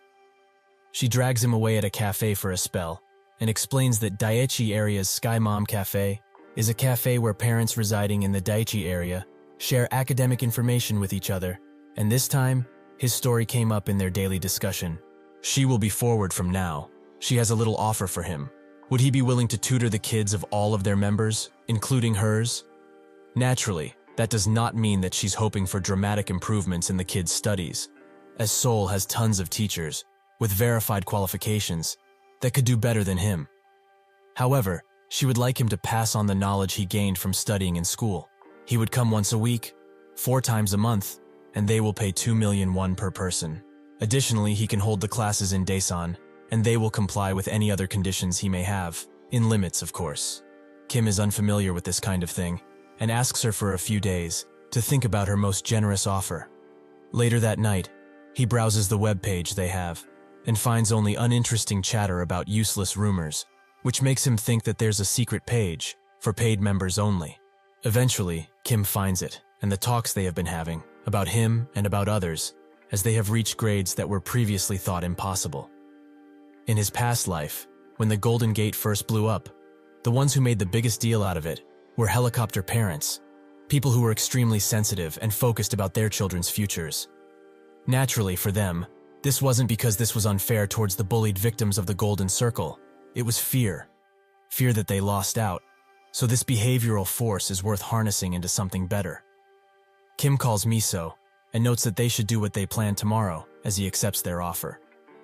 The next day, a bunch of rowdy and rather spoiled kids, including Miso's son Minwoo, arrive at the meeting spot that Kim suggested. They all start talking crap about Kim, that he doesn't have parents, that he is a peasant who cannot teach anyone anything, and other stuff like that. Classic spoiled activities. That's when Minwoo suggests that they skip class, but the girls refuse, as their mothers threaten them. If they skip class, they will take their stuff away, but he insists, as if they all skip, their parents will just switch tutors, and that Kim peasant can't stop them in the first place, so why bother staying? With that, they all agree, and decide to walk away, and have some fun with the time they have. While in his class, Kim talks with Young Chan-soo, who explains that thanks to him, he met with Lim Cheol-young, the CEO of Future Investment and Securities. Kim explains that Lim's oldest child will soon be entering high school next year, and he will definitely hire the Golden Circle. So this is his chance to enter the top tier. Once he's entrusted with that role, he will start giving him important insider information. He should keep in mind though, if he's even slightly off his role, they will find out, and at that point, he will not be able to help him. He will be on his own. After they close the call, Kim thinks that once Jung becomes a spy for him, he will naturally get to know the victims of the Golden Circle, and he can't save anyone. So it doesn't matter if he turns his back on them, for his own revenge. But, at the very least, he wants to be involved in the stories he has seen and heard before. He just wants to do that, since his memories are even cleared in his head now. Enough about this for now though, as it seems he has to discipline some rowdy children, since they are oh so late to class. The study group is now at a karaoke place, and are seemingly having fun, but eventually Kim finds them. But they don't know who he is, until he asks if Minwoo is here, which prompts him to get up. He demands to know who he is, but that's when Kim socks him straight in the face and explains that he's their teacher, so he demands some proper respect from them, and also some pleasant greetings from now on. Minwoo immediately starts screaming. Does he know who his parents are? One call and his entire life will be done. Everything he has built up for will be over. Kim suddenly tells him to call them and tell them the truth, right now. The truth about him cutting the first day of his tutoring and got beaten like a little puppy by his teacher. Wouldn't that be funny? Minwoo is surprised that such a man is the first-ranked student in the whole nation, but it does not matter, as once he calls his mom, this guy is totally fucked. When Miso picks up the phone, he tries to play the victim. He got tired from his trip to Daesan and decided to take the first day off with his friends, as they were all tired. The second those words come out of his mouth, Miso immediately gets on his case. Is he that dumb? She told him time and time again that this is the last time she would allow such a thing. He should have listened to their tutor, not run around again. Just when is he going to get his act together? When will he stop becoming a disappointment? Kim grabs his phone and puts it on speaker, noting that he made sure to ask them to be punctual. But yet, here they are, at a karaoke parlor. Miso apologizes deeply and asks for forgiveness, as even if their children are like this, they did not expect them to do such a thing. Kim asks if she still remembers the right to punish, and she confirms that she does. In the case that Minwoo or the others do anything wrong, the parents will not interfere with whatever punishment he decides, regardless of what it is. Kim then asks the children to make a choice, but it should be quite simple. Do they want the tutoring or the beating? They naturally choose the tutoring, but they are still mad at Kim as he made all of that fuss for only 1 hour of studying. Minwoo asks one of his friends, Shin Yumi, if she knows someone in Daesan, as he has to pay back this bastard for what he did. He just doesn't know who he messed with. He will have him beaten by the end of the week. Yumi notes that there is a person who calls himself Daesan's boss, but will his mother really be happy with him doing this? She sounded pretty mad earlier. He explains that this isn't the first time his dearest mother is doing something like this, but like they say, blood is thicker than water, so she will forgive him no matter what.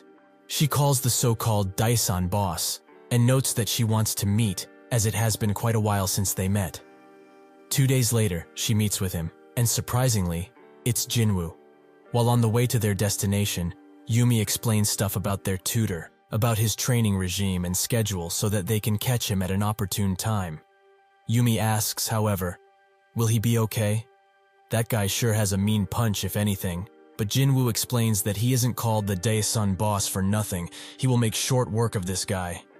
Eventually they arrive at the training gym, and Jinwoo busts the doors open, noting that there's a first year around here, and that he wants to spar with him.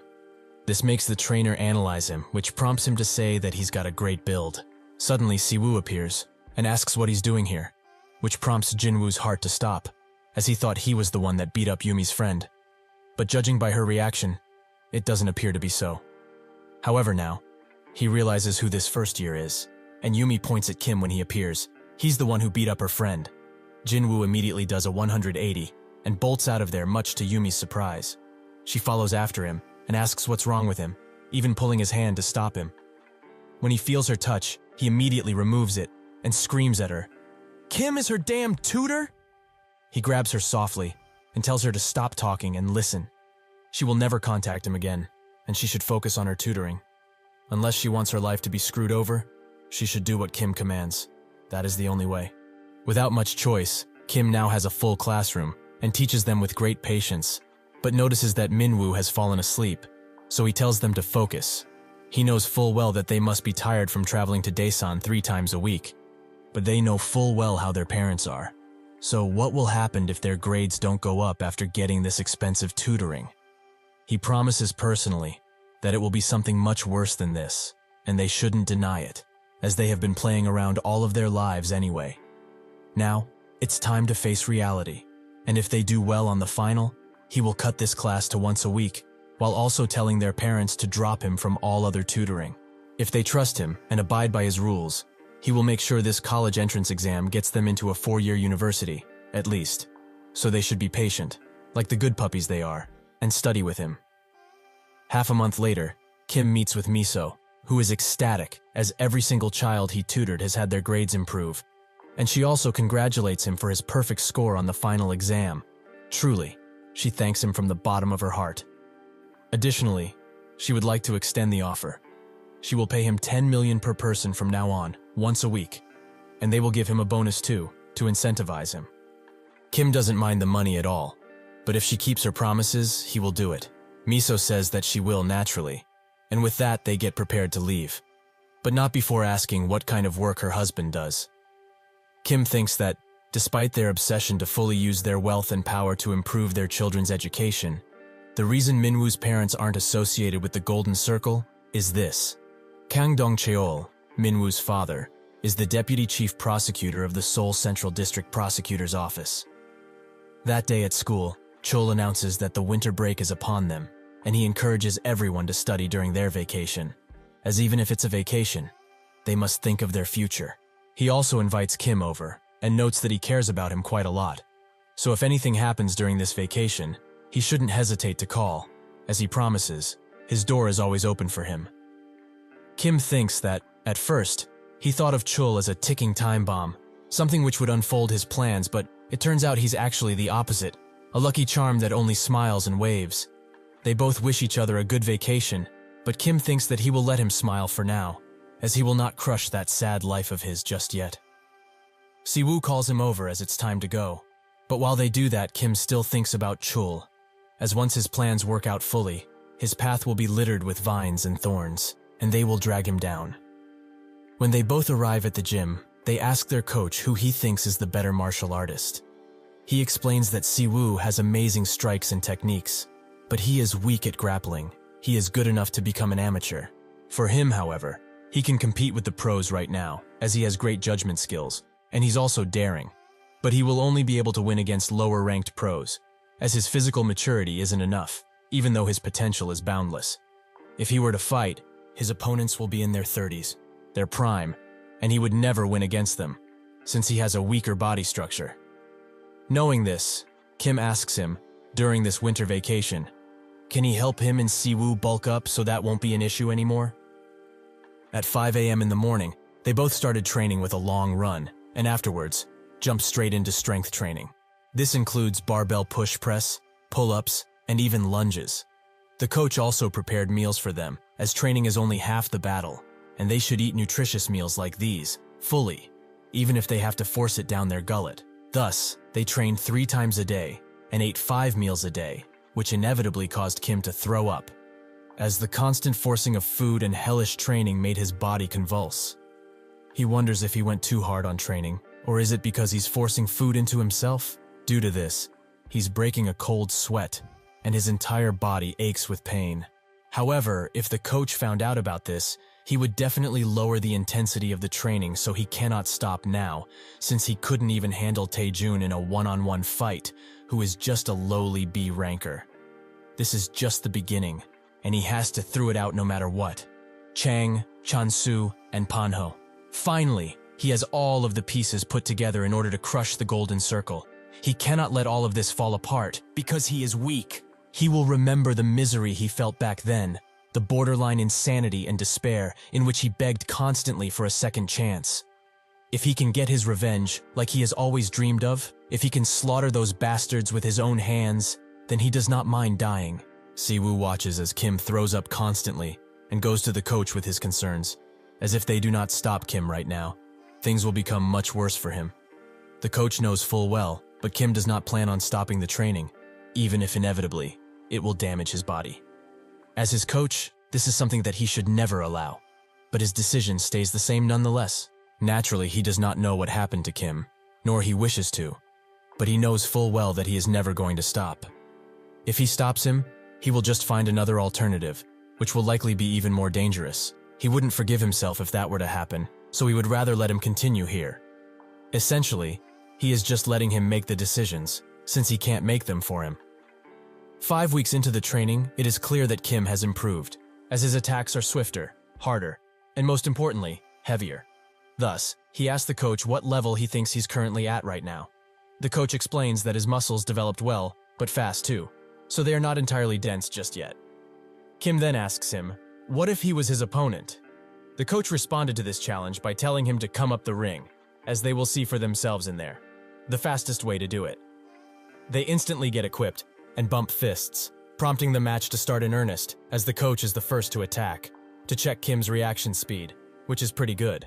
He is also holding out pretty well, while his focus is entirely on the fight and nothing else. He is truly dedicated. However, it is still too early for him, as he leaves himself open way too much. This is most likely because of his high confidence, which makes Kim easily misjudge the level he is currently at. So he will have to let him know by beating it into him, unfortunately. Suddenly, out of nowhere, Kim hits him with a swift gut punch and moves in, because no matter the situation, he has to create opportunities and not miss one. Regardless of who he faces or the conditions he is in, he must win, whatever the cost may be. If he keeps making excuses, like the enemy is too strong or there are too many, that would impair his future and revenge. The coach lunges in with a very open but powerful attack, which allows Kim to just uppercut him. This did not stop the coach at all, and this position gives him the opportunity to uppercut Kim with even greater force. He commends him for his skills and for his hard work, but there are still realities he cannot even comprehend yet. Kim passes out, but eventually he wakes up to Sewoo's face, who asks if he's alright. He also explains that he shouldn't give up, as he is not weak. It's just that their coach is a literal monster. He wasn't champion for no reason after all. He took all of his attacks with ease, and managed to overpower him quite easily. Kim starts laughing out loud, and explains that the first time he fought the coach, he couldn't even raise his fist a single time. It was a complete beatdown, but today was different. Indeed, he still lost, but the coach was serious in his fighting this time, and with just a year to spare, he is sure that he will become much stronger. Later, Kim meets with Chang, who is very surprised by his sudden growth, as he looks much scarier now. But never mind all of that, as the house he told him to look out for finally came up on sale. But what will he need it for in the first place? The entire neighborhood is empty, so a villa or shopping center doesn't make sense there. That leaves only the factory, but there are plenty of better places for factories like this one. Kim thinks that he has to sell his name out to convince Chang, and tells him that he got this particular piece of intel from the senator, Kim Panho. After the explanation, Chang immediately bought the land, which came as a relief for the landowner, as he did not expect anyone to buy it for 500,000 won per square meter. But Chang is so generous, he doubled the price. He did all of this because Kim told him that a large-scale industrial park will be built between Sejong City and Daesan City, and a part of it will be expropriated for a road and be connected to a freeway. This is why that particular lot will be considered a prime profit location for tons of people. So that's why he might consider Myeongjin Construction building a villa complex on that land. Chang didn't believe him at first, as this place is really cheap. So how much profit can they really make from villas? That's when he got it. But Kim found out about this because in his previous life, the 1,000 pyong plot of land was sold at an auction at a 2,000% price increase, thanks to a series of very favorable developments. But there was a more important reason as to why the price went so high. He asked Chang if he saw the cadastral map, as this ar of land will be partially taken by a road, so there will naturally be a limit to its development. Instead of this, however, there is a 20,000 pyongs of landlocked land behind this particular lot, which is worthless as of now. But what if the land they bought is combined with the landlocked land? Even if the price of the land now is as low as 500,000 won per square meter, the profit from the land alone will surely reach at least 30 billion won. Add to that the premium that Myeongjin Construction is so famous for, and its value will rise beyond anyone's imagination. Not only will it be his individual achievement from start to finish, but it will also be a chance for him to prove himself capable of being the chairman of the company. That is why now, Chang sheepishly asks, if they know the owner of this land.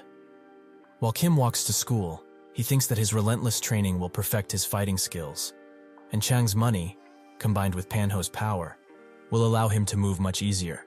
But he still does not have enough force.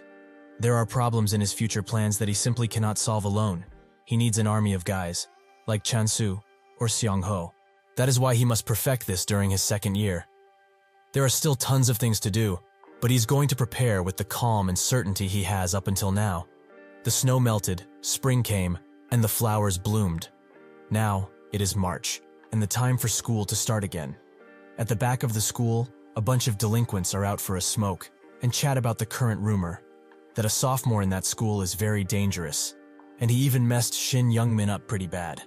One of the delinquents tell them they are dumb, as nobody can defeat Shin Youngmin, since he is the best fighter he has ever seen. This is the fearless new freshman of Cheonil High, Yang Hyukjin. Suddenly, somebody tells him to put out the cig he's smoking now, which he reacts to violently, but his friends hold him off and apologize for him, as this is the rumored person they were talking about, Kim Hyun-sung. Seeing this, Jang puts out the cigarette, as he does not want any trouble. On the school roof, Kim brought together a bunch of guys and explained that he heard an interesting thing, that while deciding on a hierarchy in Daesan in the past, there was an agreement to only protect their individual turfs without getting into fights over pride and such. However, he despises senseless thugs like Shin Youngmin, so he chose to clean up Cheonil High, and he is planning to expand on that. Within the next 6 months, he's going to make sure that every school in Daesan becomes just like Cheonil. Seong-ho is against this, as if they pick a fight first, Cheonil will be everyone's target. High schoolers have slowly come to become conscious of justifications and factions, mainly because kids who knew about the Golden Circle formed a secret system. And with that, they were able to help each other out when they needed it. Kim thinks that he must remove the Golden Circle's shadow over Daesan entirely, no matter what. He promises everyone who will help him 500 for each school, and they can split this among themselves, naturally. He will also give an extra 100 to the key person who is imperative in taking down each school. Isn't it worth it, when so much cash is on the line? A few days later, Jang is extremely angry at a certain person in class and smashes his head on the table, which horrifies the other students, making Jang think that at this rate, the freshman will be in his palm very soon. Suddenly, Kim comes into the room and sees Jang over the injured student, so he kicks him in some chairs. Jang tries to retaliate, but Kim simply ignores his attacks and gives him a backhand that a pimp would be jealous of. Chul comes into the classroom, as this was his class for now, but when he sees Kim, he immediately turns around and leaves as he knows his directive quite well. Kim asks Jang if he knows why he is being beaten up, but he doesn't, so Kim tells him. It's because he started bullying others. Just who is he to do that? He usually ignores simple arguments, but he cannot let bastards like him, who are too violent, slide. So that's why he will make an example out of him, to show the others what it means to bully someone in this school. The other freshmen watch in horror as Kim beats Jang, and eventually rumors spread around about Kim not letting anyone bully anyone, no matter what. Naturally, the blue-headed snake does what he does best and spreads even more rumors. He heard that Kim is going to clean up all of the schools in Daesan, and he will need help with that. But he will give the volunteers cash in return, and if they lead the cleanup, then hundreds will fly in their pockets in a second. On the roof, Seong-ho explains to Kim that once he starts taking over Daesan, he will collide with other schools. It's inevitable, and some are truly just posing as thugs, but he knows that at least half are the real deal. Among them, Jung Hae-min from ICT High School beat Shin Youngmin in an amateur match. So, how does he plan on moving? He's not just going to start a fight, right? That is not the way to go at all. Without proper justification, the other schools will surely gang up on him, and it will be over at that point. With the help of Chang's experts, Kim found out that Jung Hae-min is also a mercenary of the Golden Circle, and centered around him is a strange atmosphere that is slowly but surely changing Daesan into Gangnam. At this rate, it will not take long before the reality of Gangnam takes over Daesan fully. Kim notes that where there are bastards, there are the victims of those bastards. So those victims will become their justification. At Daesan Jail High in the staff room, A kid is getting chewed out by a teacher for stealing other students' money. He apologizes constantly and promises to not do it again. But the teacher is reluctant to forgive him as he stole 500,000 won. But if he returns the money, they will just punish him without telling his parents. That's when the student says that he lost it, which sends the teacher over the edge, and so he demands that he get down, since it's due time for his whipping to begin. After that is over, Dahyun is dragged out in an alley by his bully, who notes that he shouldn't be bad and steal money, but instead beg, since he is such a poor bastard. The others simply watch as this happens, but the bully continues, as he heard he got a whipping, so he wants to see how bad the homeroom teacher spanked him. Dahyun begs him to stop, but the bully doesn't, as he promised him in middle school that he would do everything he said no matter what. Reluctantly, Dahyun shows his cheeks to the bullies, which make them flame him even harder. But it doesn't stop there, as the bully demands even more money from him, and when Dahyun refuses, he kicks him in the gut, and notes that if he likes to refuse, they should all go to his mother's snack bar and give her a stern beating too. Having had enough, Dahyun screams at him to stop, which indeed makes him stop, but for the wrong reason, as now, he will surely give him a beating that will send him to the hospital at least. Suddenly, Kim appears and punches the bully square in the face. The others try to intervene, asking who he is, but while Kim takes them down, he explains that he is simply Dahyun's friend. Dahyun was bullied to the point where he would have multiple bruises on him daily, and this made him have dark thoughts, like stabbing his bully, but that would only lead to even worse things happening, and he wouldn't be able to, in the first place. That's when he received an email from a group that accepted complaints related to school violence. All he needed to do was send an email telling them who he is, how he was bullied, and the culprit. They promised that they would have his revenge. Kim asks if he sent the email and notes that the world is truly a messy place. He has to go through all of this pain only because he's weak. Some people choose to deny their suffering by calling stuff like this mere childish pranks. However, stuff like this cannot be denied like this, since victims are traumatized for their entire lives, and the bullies get away with it without even a hint of guilt between them. It should never be this way, but the bullied have no way out of it. After all, suffering through it brings even more harassment, and fighting back could lead to a brutal assault. One single moment of fighting against unfairness could have that person turned into a felon and ruin their lives forever. It's clear as day that once you are chosen to be the victim, your life is already in shambles. What the victim experiences, their worries and struggles, are one-sided and exhausting. This crappy reality is why the social media page he emailed exists. But while they are on that topic, how about they make a deal of sorts? The next day, at Jail High, a third-year student by the name of Hong Ryul, the bully's brother, comes inside and asks who Dahyun is. His rat brother instantly points at him. Hong Ryul approaches him and asks if it really is him. Dahyun doesn't answer, prompting the bully's brother to smack his face, and tells him to listen, or else. Dahyun asks why he is hitting him, and Ryul notes that he shouldn't speak so informally to him, but he knows the reason well enough. Did he think that he would just do nothing while he beat the absolute snot out of his brother? Dahyun gives him the phone and notes that his friend did it, and this is his number. He told him to call if they showed up again, so he should go ahead and call himself. Ryul picks up the phone, and when the call goes through, he immediately asks if he's the bastard who messed up his brother like this. Kim tells him to get his story straight, as his brother was beating his friend first, so he simply paid him back. Ryul asks what he's talking about, and Kim explains that his precious brother Hong Jin bullied Dahyun for 4 years since middle school. He beat him, stole money from him, and made him run errands everywhere, even stealing his homework at times. Recently, he even made him take his pants off in front of an audience, so he will only give him this single chance. If he is a normal brother, he will make sure that his younger brother apologizes for what he did. Then, he will end all of this peacefully. Ryul doesn't seem to want this ending and asks what's so wrong with his brother having fun with a loser. Kim asks if he's really siding with his brother, despite knowing everything that he has done, and Ryul confirms it. He also requests a name in school. He will come to him and rip his head out if he has to. Kim's smile widens and he agrees. They will set a time and a place. Also, his name is Kim Hyun-sung from Cheonil High. Eventually, they all get to the meeting place, with both of them having backup behind them. Ryul instantly opens the conversation with a proposition. If they fight, things will not end well at all, as it will be a gigantic war between Cheonil and Jail. so they should get through this smoothly. They don't have to go there. How about they both apologize to each other and call it good from now on? Kim thinks that judging by how he's starting to back out, he must know of his reputation. But still, he does not buy it. He asks, "Really? Apologize to each other?" His brother is the only one that did something worthy of apologizing for. He can see through his petty tricks. He's trying to save face, isn't that right? They both look at each other, and reluctantly, Ryul asks his brother to come out and apologize, which he naturally refuses, but Ryul insists, as all of this happened because of his dumb decisions.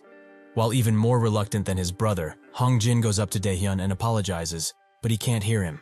So Hongjin is forced to apologize twice. Suddenly, Daehyun's expression changes, and he explains that Kim gave him two choices in this matter. One was to end all of this after getting him to promise that he will never bully him ever again. Considering his life situation, this was the safest choice out of both. Two was to have his revenge on him for what he has done to him, and much, much more. Kim explained that it would make him feel great, but that it will also not break this ill-fated relationship that they have. So, can he guess what he chose? Kim suddenly appears and punches him straight in the face. Daehyun notes that he chose the second option, as he wants to see him suffer just as much as he did. Hongjin slowly falls down, and Ryul tells everyone to charge, as this will become an all-out war from now on. Almost immediately, Seongho charges in, taking down guy after guy after guy, without an ounce of mercy in his fists. All he can think of is that bonus Kim promised for those who did more than enough. That money will be his. One guy tries to charge at him from behind, but Siwoo covers him and kicks the attacker away with a single kick. He thinks that now, he has to prove that he is useful to Kim and his future plans too. Siwoo wants to do this because he wants to stay together with Kim until the very bitter end. The other students there also charge in, as they want to get the bonus too, which surprises the other school, as they come at them without fear, even though they have double the people. Seeing that the situation has taken a turn for the worse, Ryul thinks that there's only one thing he can do: take out Kim. As if he does, his subordinates will falter, and it will be their win. Unfortunately for him, Kim is much stronger, and punches him so hard he is sent back to where he charged from. Kim crouches down to his level, and plays back the conversation they had over the phone, which he has recorded very carefully. Ryul asks what he's going to do with that, and Kim explains that Daehyun's testimony alone would land them some disciplinary action, but with this amount of evidence, his life will be officially over. Ryul asks what he wants out of desperation, and Kim notes that it's quite simple. Today's fight was one that was only between Jail High and its students. If he speaks about today's incident to anyone, there will be the most dire consequences for him and his loved ones. Kim demands an answer, but seeing that he does not want to, he will make him answer, one way or another. Slowly, he starts pulling out one of his front teeth, and the others can only watch, as Ryul is screaming at the top of his lungs, and his eyes become bloodshot from the pain. After the tooth extraction is done, Kim notes that he took too long to answer, so he should only blame himself in this situation. The next day at school, Daehyun bumps into someone, and that someone tries to reprimand him. But the moment he sees his face, he is immediately reminded of Kim, and so they apologize and run away. Daehyun can't believe it. The ones who used to bully him are now running away in fear. School has become peaceful for him once again, after so many years. Now, all he has to do is keep his promise. Eventually, rumors around what happened with Daehyun and his situation started to spread.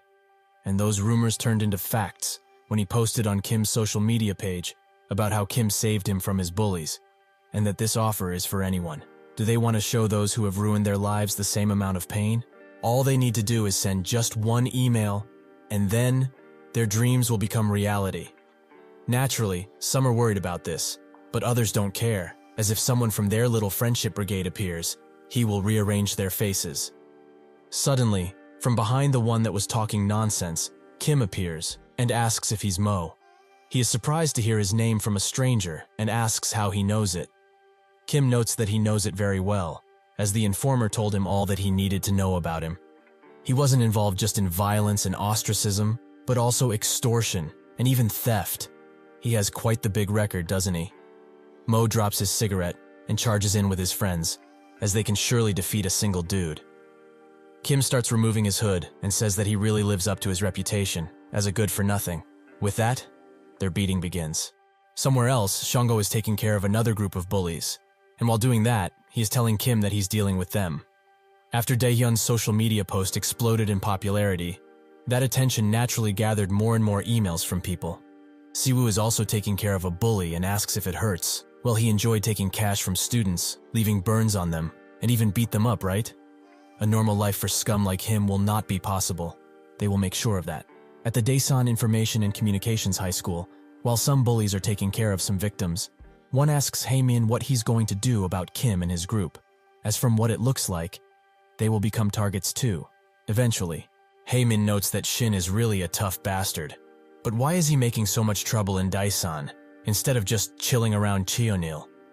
He tells the guy that was talking to him to call Ryul and send him here, as they have a sort of relationship, where he can't refuse anything. Eventually, Ryul arrives, and Haemin explains that Kim is just taking requests from the victims and getting the high ground because of it, but he's also in the wrong. As when he was a small fish like him, he left the weaklings alone. It's kind of his fault for being beaten so much.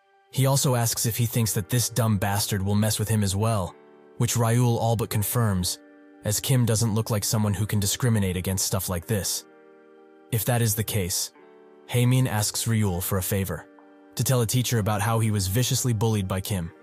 If word gets far that he got beaten up by him, they can even get legal about it, and that bastard will have to pay. Ryul tries to refuse, as that is too difficult of a task, but Haemin grabs his lips and notes that it seems he still hasn't come to his senses after being beaten, so he will have to clear it up for him, since they are such good friends. But he will also take care of Kim, since he is such a weakling. Daehyun is pulled into the meeting room, and the teachers confront him about the post that he made on social media, that he hired someone to commit violence for him. Kim will most definitely be punished for this, as no matter how much Ryul and his brother did to him, it's unacceptable for a student from a whole another school to assault one of their students like this. He asks Daehyun if he has anything to say about it, and he notes that Kim has nothing to do with the incident. And even if he was the whistleblower for this incident, what's the problem here? After being brutally bullied for 4 years, finally someone decided to help him, to take revenge at least once. The teacher asks if he's admitting to it, but Daehyun denies it, as this was just a hypothetical. But anyway, Kim has nothing to do with the incident. That's all he needs to know. Outside of school, Haemin gathers his group and explains that Kim is starting to set up an elaborate system in every school, ensuring that anyone that dares to commit school violence in his territory is dealt with swiftly. He tries probing around for answers, but he could only find this from his deductions. Kim is using school violence and its victims as a pretext to take over Daesan. This is something that Haemin can't stand, no matter what. One of his subordinates asks what needs to be done, and Haemin notes that it's very simple. They will completely shatter Kim's mental state in a very fun way. Somewhere else, a person by the name of Hojun is getting even more bullied by his bully, as because of him, he has become nothing, complete and utter trash. If he's being honest, he wasn't even planning on bullying him, but he hit him first, as he wanted to protect someone, so he has brought this upon himself. He will take responsibility for the stress he has caused him now. Suddenly Kim appears and asks if the trash in front of him is named Jong Hyun. When Hojun sees him, he apologizes, as he couldn't help it. They would have killed his brother if he hadn't followed the plan. Hyun shuts him up with a punch, and suddenly, tons of students appear, including Haemin, who notes that it's very nice to meet him. Unfortunately, he has brought this upon himself for trying to take over Daesan. This entire situation was a trap for him. Isn't he happy that he's getting so much attention? Kim notices that there are about 100 people here, which makes him think that they have too much free time. But while they are here, he will tell them a nice story. Do they know who the owner of the Speaking from Daesan social media page is? It's none other than the blue-haired snake, Jae-jin. As the admin, he could see the authors of the posts and comments, and to get on Kim's good side, he actively cooperated on his plan. He tells Haemin that he's quite close with the admin, and that he knows the people that post stuff, even if they are anonymous. Suddenly, a group of people appear behind Kim, among them, the bullies he beat up, and that want to be free of that title.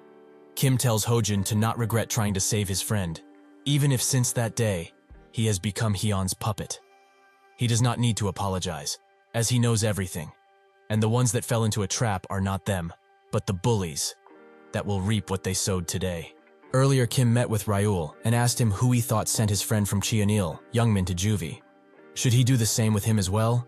He does not look any different than the scumbags he already dealt with. That's when Ryul immediately got on his knees and begged for forgiveness, as he only wants to graduate. He promises to not do anything else. Kim thought that will not be possible, as he still has a price he needs to pay. However, right now, he will use him as he sees fit. He tells Ryul that he should listen carefully. Starting tomorrow, he will gather everyone he can from Jail and have them be on standby at all times, so that he can beckon them whenever he wishes to. Haemin notices that he only has 20 guys with him, much smaller than what he has. Additionally, he also has the guys he beat up in his group. Is he really keen on recruiting weaklings for his operations? He also notices Ryul among them and asks if he's dumb or crazy. Does he even realize the kind of situation he is currently in? Did he even think about what would happen if Daesan were to be fully grasped by Kim? Ryul doesn't really care that much about it, as it has nothing to do with him. But on that note, why does he care in the first place? He's the only crazy one around here only because he thinks of himself as the big dog of this place. But who is he to order them around like this? Haemin asks if he will really be able to handle the consequences of his actions, and Ryul notes that he will not be handling anything. If anyone is able to take over Daesan, it will be the strongest among them, and he doubts that he can defeat Kim in the first place. However, if he's that worried about the future of Daesan, he should fight Kim one-on-one right now, as if he wins he will garner much more respect from the others naturally. This provocation was pre-planned by Kim, who now cracks his knuckles and asks Haemin what he's going to do. If he were to accept this one-on-one fight, Kim would be able to beat Haemin until he almost bled out in front of everyone here. If he did not accept, Kim had another plan for that too. Haemin starts weighing his options. This guy took Shin Youngmin down, so he can definitely throw a punch or two, but they outnumber them by quite a lot. So what's there to think about anyway? Kim says that if he's such a deep thinker, he should ignore what he's about to do and continue thinking. He will be starting the cleanup of this place. Kim defeats Haemin's guys one after another, which surprises him quite a bit. He also notices that his guys are just standing by, meaning that Kim is intending to fight all of them alone.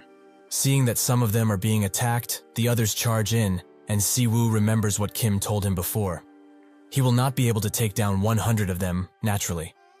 However, for them to see what happens when they do not obey orders, he must make it crystal clear right now. Gangnam will most definitely have people on another level from Daesan, as there are organized groups and plenty of guys stronger than Taejun. So he must be ready to handle the most unexpected situations, so he will not charge in unless he explicitly asks for help. If he cannot do something like this and it manages to bring him to his knees, there is no way that he will be able to exact his perfect revenge. Seongho asks Jiwoo if he's really going to be alright, but he explains that he told them to just stay behind, so they must trust him with this no matter what. One orange-haired dude is extremely angry at how things are going and tells the others to pounce on Kim at once, as he is but a single man. They do just that, and even if he has a guard up, they do manage to score a few hits on him. However, the moment he finds an opportunity, Kim gets back in action, with the same evil grin that he always wears. Haemin looks at him with a shocked expression, as this guy really is that crazy. Kim thinks that they should go all the way with this like he planned. Even if it were to kill him, he will not back down, because there is no way that he is going to go down while he is in his senses. Haemin can only stare, as the maniac he once believed beatable beats his men to a pulp with a sinister smile. He thinks that the best course of action is to get out of here as fast as possible, as he does not want to end up like Shin did. The others notice that he's running away like a coward and they call him out for it, but they should have focused on the fight, as Kim comes from behind and beats them down for their ignorance. The orange-haired dude has had enough and tells everyone to move away as he charges in. He will take this guy on. While this guy tries to hit him, Kim coldly gets into position and dodges the oncoming attack perfectly. With this clear opportunity, he tackles Orange Hair and pins him to the ground. Kim recognizes him as Yu Jong-hyun and begins beating him down, with one punch after another. The others rush to help Jong-hyun out, but the moment they get to Kim, they stop in their tracks, as he's hitting him with so much rage that nobody dares to move, and some even want to vomit as they see this beat down. Eventually, Jong-hyun begs him to stop as he announces they have lost. Kim's backup is glad to hear this, and Seongho tells everyone to move away, while Siwoo follows suit. Kim slowly gets up and tells everyone that from now on, all high schools in Daesan will follow Cheonil High's orders. If he tells them to come, They do so, and if he says go, they leave. Without anyone to object, the matter is settled like this, and 2 weeks later, rumors about Hae-min deserting the battlefield spread out, and he naturally finds out. But he couldn't have done anything. Even if he did manage to beat Kim somehow, he is sure that lunatic would have retaliated with 10 times the force. He suddenly gets out of his chair and tells the others to stop talking if they know what's good for them. But that's when Kim's eye permeates through a door crack and he calls Hae-min's name. He asks what he's doing here, and Kim notes that there is something that he couldn't have said because he ran away with his tail between his legs. Does he know Moon Byung-seon? He sent him a very touching email. Hae-min recognizes that name, as it's the target that the Golden Circle hired him for. Now he has to shut this guy up no matter what, as nothing regarding this can get out. He charges in, while asking why it matters if he knows him or not. But Kim just remains motionless, and literally one-shots him. Hae-min wakes up in the infirmary, and surprisingly the principal is next to him. He immediately starts playing the victim after seeing this. Kim did all of this while he is not even a student of this school. Surely this will not go unpunished, right? The principal thinks otherwise though, as he was the one to throw the first punch, so Kim just defended himself, as is his right to. Besides, everyone that was in the class confessed that he was at fault, and since he is notorious for being a troublemaker at school, it checks out pretty well in his eyes at least. Hae-min gets even angrier and asks if he can see the injury on his face. He can take this to court if he wishes to. Suddenly, the principal's tone changes completely, and he leans closer. Does he know who Moon Byung-seon is? When Hae-min was unconscious, Dae-hwan covered for Kim, which allowed him and the principal, Yeon-seok, to make a deal that was a secret to the entire Golden Circle. The principal tells Hae-min that if he does not want to have his life ruined entirely, he should get shut up and get lost like the scumbag he is.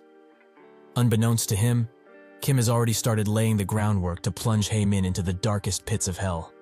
While Hae-min walks the streets, he thinks that this is the worst day of his life, as he got expelled from school because of Kim, and then his father called to blame him for losing his job. Unfortunately for him, Hae-min couldn't even begin to imagine that this was all Kim's handiwork. Suddenly, Hae-min receives a call from Byung-seon, who notes that he heard about what happened to him.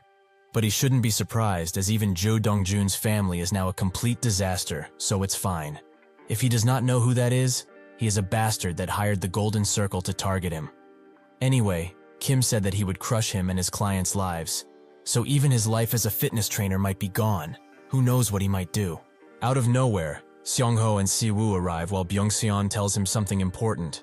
That dream of his might not be achievable after all, because starting from today, he will not be able to use those hands of his no matter how hard he tries. At Daesan Science High School, two people talk about what is happening around the town with the constant fights, but suddenly one of them bumps shoulders with someone completely unrelated and starts screaming at him, demanding an apology. The person he bumped into notes that he already apologized the instant they bumped, which allows the yellow-haired dude to bully him further, as he didn't see that as an apology, and his shoulder hurts because of him. The guy he bumped into is none other than Kim's brother, Hyunjin.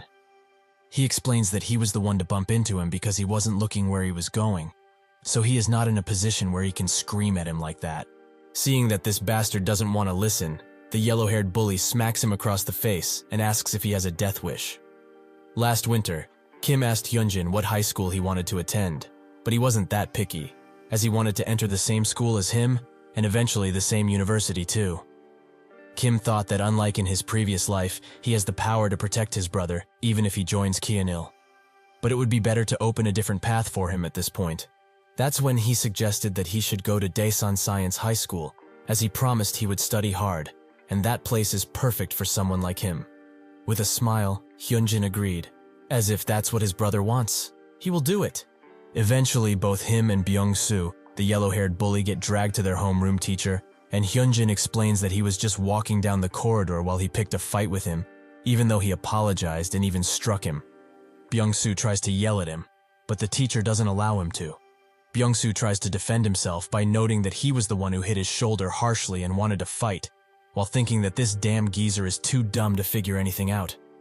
The homeroom teacher Hakbyum knows what happened, but now the hard part is how he fixes it. He decided to call both of their guardians at school tomorrow, which makes Hyunjin quite reluctant, but the Hakbyum tells him to do it nonetheless. While they both walk away, Byung-soo notes that if he doesn't stand down like a dog and accept reality, his precious grandma is going to have a hard time coming here, and it will all be his fault. Hyunjin tells him to stop talking with him, but Byung-soo wants to give him one final warning. His dad owns a construction company, and their homeroom teacher is probably a suck-up too. Additionally, his brother is the top dog at Daesan Future High, so his life is basically over. He should have stood in the corner like the orphan that he is. The next day, Byung-soo's father arrives, Han Chulo, who is quite angry that his son was involved in such an incident. Isn't it obvious that the other child was in the wrong? The other teachers try to push Hakbeom into accepting that this was just Haejin's fault, so they should take disciplinary action against him, and only him, while leaving the other child alone, since they must study hard.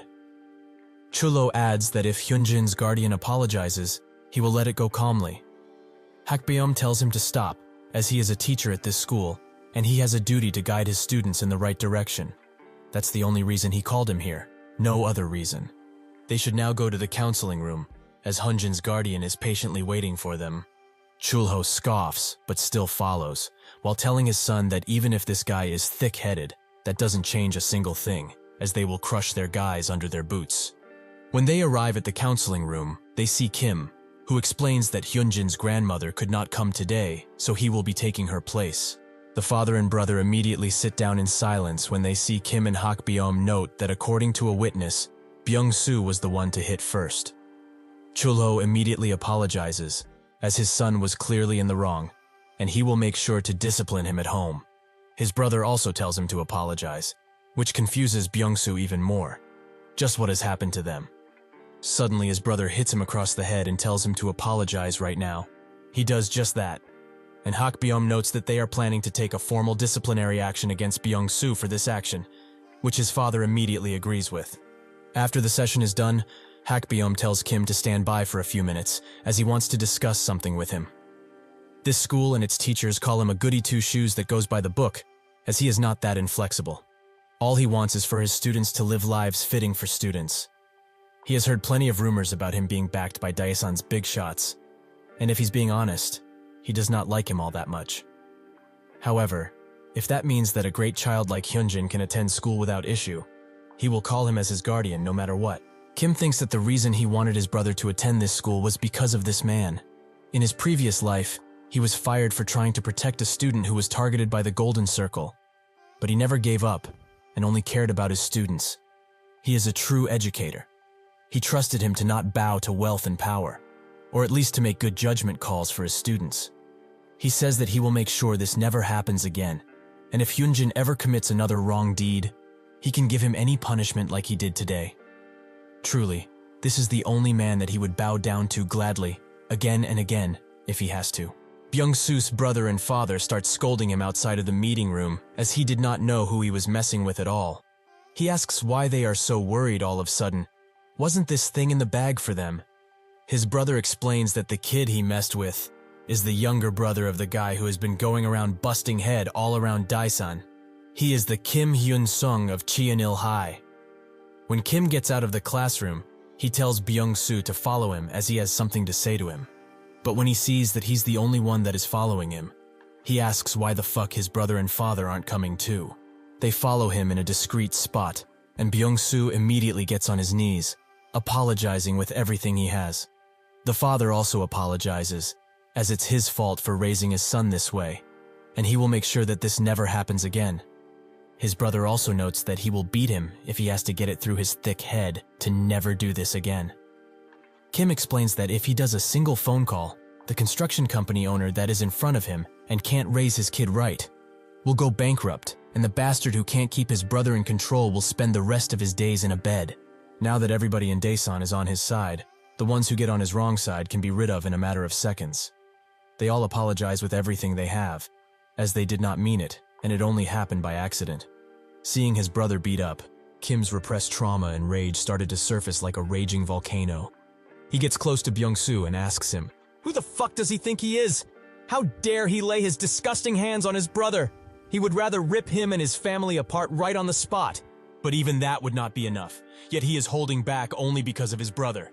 If he wants forgiveness, he should go to his brother right this fucking second and beg him on his hands and knees like the dirty mutt he is. A little while later, Byung-soo does just that and apologizes with everything he's got, as he was thoughtless and did not think things through well enough. Everyone watches as the prideful Byung-soo begs and begs. Hyunjin tells him that it's fine and that he can stand up now. Hyunjin is different from Kim, and he notes that he knows it isn't easy to do this in front of people, so he accepts his apology. From now on, he should never ever do that again, and they are good. Hyunjin has a childlike innocence to him, and Kim wanted to protect that. That's why he sent him to Daesan Science High School. From that day, Hyunjin's world started to change, as others sucked up to him and seniors came by to meet him, promising that if anyone messes with him, they will deal with that person instantly. Hyunjin knew that his brother was popular, but he did not know it was to this scale. Kim became the talk of the town shortly afterwards, as countless wanted to see what he would do with the powers that he has now. But Kim did not do anything, and soon June came, with the days also becoming warmer. At Chang's office, one of his employees notes that they have succeeded. The Sejong City reconstruction case has made the government make an official announcement. He is very glad as finally their hard work paid off. A few months ago, talk about this land buy and expansion reached the Myeongjin construction conference room, with two opposite sides. Chang-suk's side thought this was a horrible idea, while Chang's side thought it was amazing. Buying that land in a nice location for such a bargain price is already profitable, and the luxury villa complex that they are planning will be just more cash. Additionally, if they are not wrong about this, Daesan City's road plan is already in its early stages, so there's quite literally nothing to lose in this situation. Chang-suk thought otherwise, as they are in the middle of a real estate boom, and at times like this, they need to focus on businesses that actually make money, not pipe dreams. People are lining up to buy buildings or apartments as long as they are built by them. Yet he is going to put all of that needed manpower in some luxury villa complex? This is extremely inefficient. How is he, the executive director, taking such changes? Chang tells him that the land is not going to move away. All they need to do is wait for the right time. Everyone here seems to be getting his plan. So why isn't he? He should stop whining and look at the bigger picture if he wants to become executive director like he is. The father shuts both of them up and explains that Chang is the one in charge of this, so it doesn't matter if it's a failure or a success, as it will all be his to bathe in. Chang promised to not let him down with this plan, as he is sure they will succeed. In the present, in another meeting, one of the employees explains the potential profit they could make from the land alone, which would be 30 billion, and when the industrial park is completed, that place will potentially be even higher. Seeing the effort that he put in, and how carefully yet well he handles his side of the business, he now must do this. Even if this plan doesn't succeed, or even if it does, there is no need to worry about it any longer. He will announce on this day that the next chairman of Myeongjin Construction will be the executive director, Go Chang. Naturally, Chang-suk is extremely angry by this, as he can't decide it only because Chang brought in a few results with him. The father explains that it's because of that only, as what did he do when Chang pitched this idea a few months ago? He opposed it harshly because he was more focused on how he could become better than Chang, instead of thinking about the company and its profit. That is why Chang, who cares about the company, is better suited to become chairman. Everyone around him agrees that it is so, and it seems that Chang-suk's whole world falls apart, as everyone tells him to give up and live his life peacefully. He eventually gets outside, and can't believe that they are kicking him out like this. He did not wish to use it, but now he must. He calls up a reporter and notes that they should have lunch. Chang brings Kim back to the cafe where all of this started, and explains that when he first met him, he thought he was a straight loony. But does he know why he trusted him? Because he did not hide his greed, as he had figured that he would make him chairman no matter what because of it. Thanks to him, he has his position, and as promised he will help him with anything he wants until the bitter end. Suddenly he receives a call and someone tells him to look up an article with his name, as it says that he is the illegitimate son in the family, and that he was made through an affair. Chang-suk sips some wine as everything goes down, and thinks that his dear older brother should have stood in his corner and lived peacefully. He got this illegitimate son accusation from his mother, who found out that their father had an affair with someone else. But apparently, the woman he had an affair with had a child decades ago, which made everything fall into place. As Chang gulps down the last of his drink, Kim tells him to do whatever possible to get rid of the articles defaming him, be it bribery or other ways. He puts it down with a loud thud and apologizes to Kim, but he must go to work now, no matter what. That Chang-suk bastard made a mess that cannot just be wiped away. These things one just does not do, no matter what. He will not be forgiven this time. Kim asks what he's going to do in the first place. Find Chang-suk and beat him within an inch of his life. That will not change a single thing. It will actually make him lose everything he has gained with his hard work. Chang doesn't care about that, as right now his mother has been hurt and her heart aches. How can he not do a single thing about it when there's so much at play? That's when Kim comes with a shocking revelation, that the illegitimate child is not him, but in reality, it's Chang-suk. In his past life, Chang blew out Chang-suk's jaw when this happened, and the chairman, awfully disappointed in his two sons, hired a specialist operation manager. That marked the beginning of the illegitimate child scandal. Though now, Kim is less focused on Chang-suk's cunning violence and more on the weird moves of the entire family. At the time, the succession race was already in favor of Chang-suk, yet he made the revelation out of his own volition. Anyone who looked at the case closely could tell that Chang-suk was the one that was chairman material, yet his father supported Chang. As a result, the entire company kept its mouth shut about this matter. On top of this, the mother always solved Chang's problems, no matter what, but Chang-suk was ignored, and when he went to study abroad, he didn't get a visit even once, from the mother who embraced the presumed illegitimate child of her cheating husband. However, after digging deeper, Kim found out that Chang-suk, not Chang, could actually be the illegitimate child. He asks Chang why he didn't use this to his advantage, as that alone would have ensured that Chang-suk is out of the race for good. Chang sits back down and explains that when he was young, their father was not a very good father, or man for that matter. He drank, day in, day out, he cheated too, and even laid his hands on his mother. He was the worst possible human being there could be, so much so that all he did in his entire life seems like a mockery. One day, his parents got into a bigger fight than usual, so because he was a naive child, he tried comforting her. Perhaps she was too touched by what he said at the time, so she told him something that was buried deep within her, that Chang-suk isn't his brother, but she didn't have a choice in raising him. Still, every time she sees him, her heart aches even harder, as she sees only their father in him. Chang suggested that she just divorce the bastard, as she can get a gigantic alimony check from him and they can leave together. His mother wiped her tears and smiled, as when she found this out, her own mother said one thing: even with this, they are still family. That is the only reason he didn't say anything, as he didn't want to tie the family and the competition together. He does not care about the chairman position anymore if it hurts his mother like this. That's when Kim comes up with a brilliant idea, where nobody will get hurt and the situation will be solved peacefully. Would he like to talk about it? The next day, in the press room of Myungjin Construction, Chang walks to the podium and introduces himself as the executive director. Firstly, he apologizes for disappointing a lot of people with his family issues, but today's event is meant to answer any burning questions that they might have. While it is true that his father had an affair in the past and a woman was pregnant with his child, it doesn't mean that he is that child. He pulls out a DNA test that proves he is the son of the chairman and his wife. With this, nobody should have any more doubts. One of the reporters there asks if there is another illegitimate child they need to know about, and Chang says that there was, but that child died through a miscarriage. His father felt extreme guilt when it happened, so that is why he keeps sending money in the form of alimony. Once Chang-suk, who was watching the conference, hears this, his entire world comes crashing down on him. As the reporters try to ask more and more questions, Chang stops them and says that this is the honest truth. So if anyone dares to harass his family further after this, as the next chairman of the company and the eldest son, he will make sure that the response will be as brutal as possible. Chang-suk smashes the screen he was watching on and starts to cry, as that's obviously a lie. That isn't true.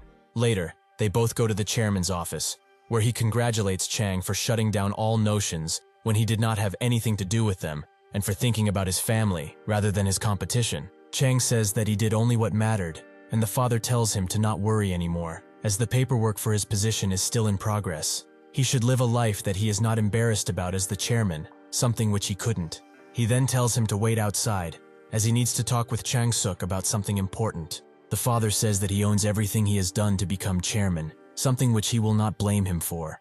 But there was a time when he thought that he would be a better chairman, so the entire family treated him fairly so as to not discriminate against him, because he was illegitimate. However, after all of this, he dares to go and dig his own grave? Chang-suk falls down on his knees and starts to beg, but his father doesn't listen, as he says that blood truly is scary. His mother was just as cruel and vicious as he is, considering the fact that she has been taking money from him all of these years, for a child who she did not help raise at all, but he is his son. He thought that he would be different. Still, he will give him some buildings so that he does not have to worry about money. He should stand back quietly and live a peaceful life. Chang Suk continues to beg and grovel at his father's feet, but having had enough of him, he screams out. The reason Chang kept his secret, the reason he did not use it against him, does he still not know it? Because they are family. He did all of this because they consider him family. If anyone with this information looked closer at this, they could have seen that the father could have just given the successor title to his legitimate son Chang, but he also gave Chang Suk a chance. Not only the father but the mother and Chang himself too.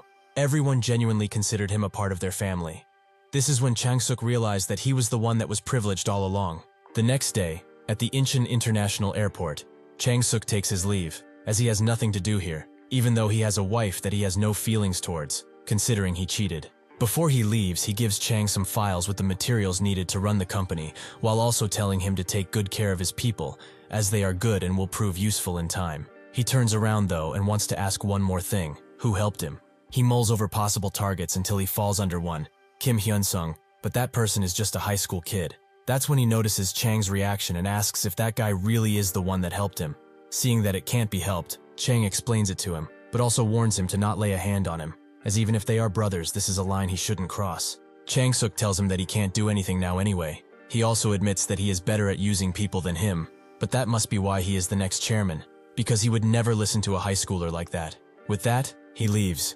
But before getting on the plane, Kim calls him and says that his brother probably revealed his identity to him. Chang Suk asks if he's calling to say goodbye now, but Kim says that he is calling to warn him. Unlike Chang, he will not resolve this matter peacefully. He may be able to live on as a royal family member from this moment forth, but he will not have any power. So if he tries to pull anything, he will destroy his life. Chang Suk laughs and asks if they planned this, as Chang also warned him to not mess with him. Truly, they are loyal to each other. He already acknowledged all that his brother did, so he won't try anything. He will become a great chairman in the future. With this done, one puzzle is solved, and there are only a few months left before Kim pulls the trigger on his plan to take down the Golden Circle. Before that, however, he must do something first, that thing being to clean up the rest of this mess. On the same day, Chang goes to Kim's high school, and the principal warmly invites him inside. Chang tells him straight that Kim will be transferring to Seoul next year, which surprised the principal as Kim is essential to make Cheonil High a prestigious school, but if he refuses this, he will also be in trouble. Fortunately for him, Chang says that Kim was going to graduate anyways, so how about they take a look at their relations in the long term regardless of Kim, as he wants to keep supporting this school, so it can become the most reputable school out there. The principal immediately folds and says that as an educator, he cares about the future of his students most, so naturally, someone of Kim's capabilities will be much better off in Seoul. As Kim waits for someone, he reads the messages he gave him about how he is deeply regretting his past actions, and he wants to apologize properly. He will do anything to make him feel better and not be mad at him anymore. Kim laughs as he reads these, but the one who messaged him finally comes around. It's Jung. After leaving Daesan, he thought that he would have a new beginning in a new city and school, as his parents paid a lot of cash to erase what he did in his past. So from now on, he promised himself that he would live a normal life.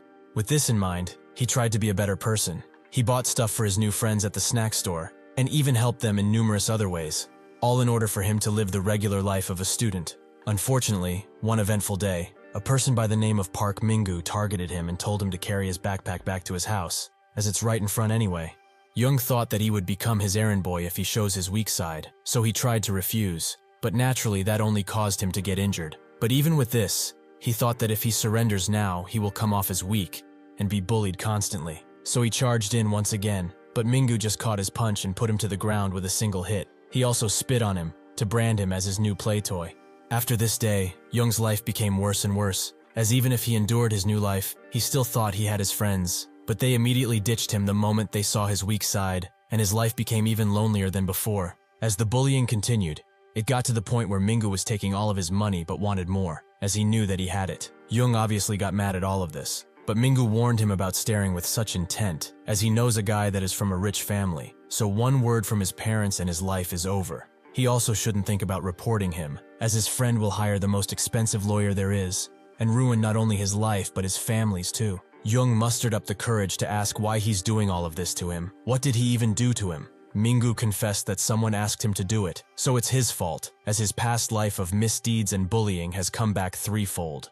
Jung immediately thought that it was Kim, who was waiting for him to have hope of a new better life, because the higher he climbed, the deeper in despair he would fall. Kim hired Minggu through his Golden Circle contact. Kim also gave him a price, 1,000 as a down payment and 5,000 when the job is over, meaning when Jung drops out, as he needs to show him that no matter where he tries to start a new life, there is no hope for scum like him. The contact called him a crazy bastard with no morals, but Kim took that as a compliment. Considering everything he learned, Jung knew that Kim was the one that hired the Golden Circle, as he does not want him to live a peaceful life. He thought of running away, but where can he even run away at this point, as Kim will find him anywhere? He endured and endured, until eventually he thought that enduring is all he needs to do, because eventually things will work out for him, and he will be able to live peacefully. Eventually, such an opportunity came, as Minggu presented him with an offer. If he drinks this whole carton of milk, which has been sun-aged for 3 days, and makes it through the next class, which is 1 hour, without going to the bathroom, he promises to not mess with him at all. Thinking that this is his final chance at a normal life, he gulped it down. The class started, and not even a few moments afterwards, Jung felt a sudden urge, but he tried to endure it as much as he could, as this would be the final thing he has to go through. But even if his mind was willing, his body was not. So without even him noticing, he started to defecate himself. As he ran away to the bathroom, everyone laughed at him, as they heard him when he did it. Jung just stood with his soiled pants in his hands, while on the toilet, and thought that enough is enough. He cannot endure anymore. But that's when he thought that now, he has evidence of the bullying with the pants. So no matter what, the teachers have to help him, right?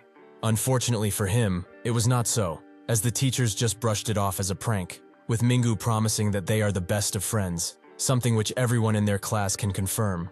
After this, Minggu took his sweet time beating Jung, while explaining that the teachers won't get involved since they just want to live peacefully, and even if there are teachers who will look into it and open up the board, he also has evidence of his violence. He suddenly punches himself and says that with this, and with the testimonies from his friends, it would be all his fault, so what can he do? As Jung was walking to class and damned himself for trusting a teacher, his old friends came and asked if the rumor is true. The rumor that he got expelled from his previous school because he was bullying kids. Jung's whole hope for a better life diminished, so he decided to drop out of school for good. A few days later, at his house, he was suddenly surprised by Minggu, which shocked him. He asked what he needs now, since the job he was paid for is over. But Minggu explained that he's not wrong, but his client requested something more, to beat him once a month, to show him that this hell he is trapped in is not over. This is why now, he is groveling at Kim's feet and apologizing for everything while begging for forgiveness. Kim says that he didn't think that someone could pay for their wrongdoings. He should know now that someone's malice can and will kill, given time. However, he will give him one last chance. All he needs to do is take Minggu down, since he is the person who did all of that to him, right? Jung is stunned by this at first, but then hugs Kim's leg and tells him how to do it, as he will do anything if it doesn't involve money or power. Kim tells him that his body will be plenty, as he needs to create a mess inside of the school that the police will have to take action against. If he truly yearns for his freedom, he needs to prove that he has what it takes to grab it. As Minggu sits in class while thinking of how sweet it is to be in the Golden Circle, as he made 6K without doing much and an extra 1K per month, an investigator comes inside of the class and tells him to follow, as he is part of an ongoing investigation. In the interrogation room, the investigator tells Minggu that Jung has jumped off the 4th floor of his house. Even though he is still alive, he does not show signs of waking up. Minggu asks what this has to do with him, but the investigator shows him that Jung left his name in his will, saying that it's because of him he decided to end his life, and there are also witnesses and CCTV footage of him going to his house, so what explanation can he have for all of these actions? Minggu knows that he's screwed, as the Golden Circle will want him to take the blame for all of these accusations, but he won't do that. He wants to be free. He tells the investigator that he was hired to assault Jung like this by a group known as the Golden Circle. That's when the investigator pulls closer and tells him to shut the fuck up if he knows what's good for him. The investigator closes the mic and turns the camera away, while asking Minggu if he doesn't get why he was paid so much money in the first place. He says that it's to complete the job naturally, but the investigator tells him that's just nonsense. The job doesn't have anything to do with it. That money was for him to take the blame if something like this were to happen. He will not stop him if he wants to talk about the Golden Circle, but he will warn him now. He is not the only one associated with them, as there is someone in the prosecutor's office, and the courts are also not clean. So without proof, who will believe him? If he really wants to test his luck, he should poke this golden bear and see what happens. But if he wants to go through this nicely and live a normal life, he should suck it up and take the blame. At the Gyeonggi-do General Hospital A, news blare about what happened to Young, that he wanted to end himself because of the bullying that he was the target of. But the culprit came and acknowledged that he was the only one who did it. Some people there discussed the situation, with them agreeing that the culprit should be locked up for life. Kim walks among them and thinks that in the end, Mingu took all of the blame. If he was not careful, he could have ended up in the same situation. But to take down the golden circle for good, he needs to take and double down any opportunity he has, an endless gamble. Naturally, he will keep enjoying his toys while he does that. He enters Young's hospital room, where his mother immediately curses at him and tells him to get out of here as he isn't welcomed. But Kim tells her that he's here to just talk to him. Even if he isn't crazy enough to do anything in a hospital, who would be? The mother still thinks that he's trying to trick her, but he says that he promised Young to not do anything to him. But if she chases him out like this, the deal is off. The mother thinks that it would be better to let him in, but tells him that there will be hell to pay if he touches a hair on her son. He better remember that. When she leaves, Kim crouches down and picks up his hand. Noting that on his way here, he prayed and prayed for him to be conscious. He begged God for this, so that what he is feeling right now, the words he says to him in this moment, will be etched into his brain while he is trapped in that flesh prison. He should have given up and accepted his life, but he can't deny. Seeing him struggle like a worm to survive was so fun it made him have goosebumps. He should also know that he is not going to keep their promise, so he better stay like this if he wants to go unharmed.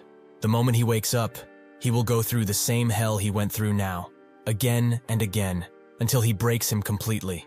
With that, he goes to buy groceries, while thinking that even if he took this path for revenge, he can't keep himself buried in it.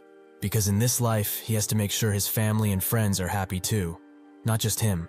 As he goes to pay for his things, the person in front of him that was just going to buy something notices him and starts running away, that person being Hyeji, which shouldn't be possible. As a result, he tells Chang to look into it, who comes back to him with the information that the doctor who treated her lied about cutting her Achilles heel. She is perfectly fine thanks to her father's deep pockets, but what does he want to do now? Take care of them. Kim tells him to just leave them be, as her father won't abandon her daughter like this. He even hired the golden circle for her after all. Chang notes that he didn't see him as the merciful type, but Kim confirms it isn't mercy, as what she bought at the supermarket were some snacks that she could have gotten anywhere. She acted like a patient for months, so she must have felt trapped by the end of it. She even tried to hide her identity by wearing a hoodie, which tells him that this isn't the first time she did this. Still, it doesn't matter if she comes out like this every once in a while, as she can walk, just not in front of others. She can open the door, but she cannot go out. She is living in a hell of her own making, something which they all deserve for what they did to him. Time passed, and his sophomore year came to an end. The days were relaxing for the students, but not for Kim, who was training even more with Siwoo, with both of them showing clear improvement. But Kim is clearly miles better than Siwoo, who is only saved by the bell. He asks if he isn't tired at all since they went for 5 rounds, but Kim says that he can do it, even if he is also tired. The coach comes around and congratulates them for training diligently, but he has some good news, as he can now keep the promise of putting them on stage where nobody can rival them. With their training also about to end, they should clear their schedules because they are going to check the results of their training in a real fight that will take place in Seoul. A few days ago, at Lee Do-hak's gym, Do-cheol appeared and went to talk with the coach, Lee Do-hak, who was a junior in his previous gym previously. He treated Do-cheol like a demigod up until the drug incident. But after his fall, the situation changed a ton. After Do-cheol's scandal, Do-hak appeared in the UFL, and Do-cheol's popularity was passed to him. But nobody was aware of the fact that he also used drugs, even more so than Do-cheol. He thinks that if only he was caught back then, he wouldn't be living such a luxurious life, but scratches those thoughts, as he can't be like this. He proposed that they should make their students spar a bit, as he wants to see the difference between Seoul and Daesan, which is a countryside city. Unsurprisingly, Do-hak refused, as there is no way for him to recover his image in the scene as everyone knows about his past. But why would he do this in the first place? He should stick to his lot, as aiming too high will only burn his shriveled wings again. Do-cheol seemed hurt by this, but he was actually glad that this guy was still a piece of shit. He told him that he's not thinking of debuting, he just wants to see how much his students have improved and see the difference in their teachings. Do-hak thought that this would be the perfect opportunity to humiliate this bastard and promote his gym, so he naturally accepted. Now Do-cheol and his students are going to prove themselves. When Duhak came with the proposition to fight Duxiol's student, his students Daemyeong, with a track record of 5 wins with 3 defeats, and Dongyop, with a track record of 4 wins and 1 defeat, refused as this would certainly damage their reputation. Duhak understands why they are hesitant, but those guys are trained by Duxiol himself, so if they mess them up real good, they will get a lot of attention on them. And with today's times, being popular means that opportunities will throw themselves their way. He will set it up. All they have to do is fight. They both agreed, as they don't really have anything to lose. Most people remember Duhak as a proud and successful UFL player, but Duhak does not have any pleasant memories of that time, because even with his high dosage of drugs, he was not able to get close to Duxiol, all the way until his retirement from the scene. Meeting him now, after such a long time past, gave him a cathartic pleasure, and the feeling of hope in Duxiol's eyes for his students bothered him. However, with this meeting, Duhak also has a chance to show him this time that he's better, overwhelmingly so in fact, when it comes to teaching. When Duxiol arrives, he notices that a lot of new famous faces from the martial arts side are gathered here. It seems like that Duhak bastard is planning to screw him over. He looks at his students and notices how there's not an ounce of nervousness on their faces. Truly amazing. While fitting their gloves, he asks them if they know why all of these people and pros from the martial arts scene are here, over a sparring session between students. They think that it's because it will be a hard fight, but Duxiol denies this. This means that if they take them down, at least, no high schooler could ever fight them again on even ground. In this moment, Duxiol felt something which he has never felt in many years. Pride in his students, that turned into his pride, as he was the one who trained them. Dongyop is the first to fight Siwoo, who thinks that he feels bad for beating a high schooler like this, but it's not really his fault for having such a dumb teacher. However, he admits now that his face does annoy him, as he seems very focused on something, or someone. When the gong rings, Dongyop is the first to try an attack, but Siwoo kicks him in the leg, which he didn't expect. Dongyop notices, however, that his next attack is a fake, so he tries to grab his real attack, which is another leg kick. But Siwoo aims even lower and hits his calf. This is a technique that is the lowest attacks out of the low kicks. It's used so that the opponent becomes restricted in their movements, because the calves are an important part of a fighter's arsenal. Dongyop gets increasingly annoyed by Siwoo's kicking, as he probably thinks that he can just take him down with this since he is a boxer, but he will show him now that he is not to be underestimated.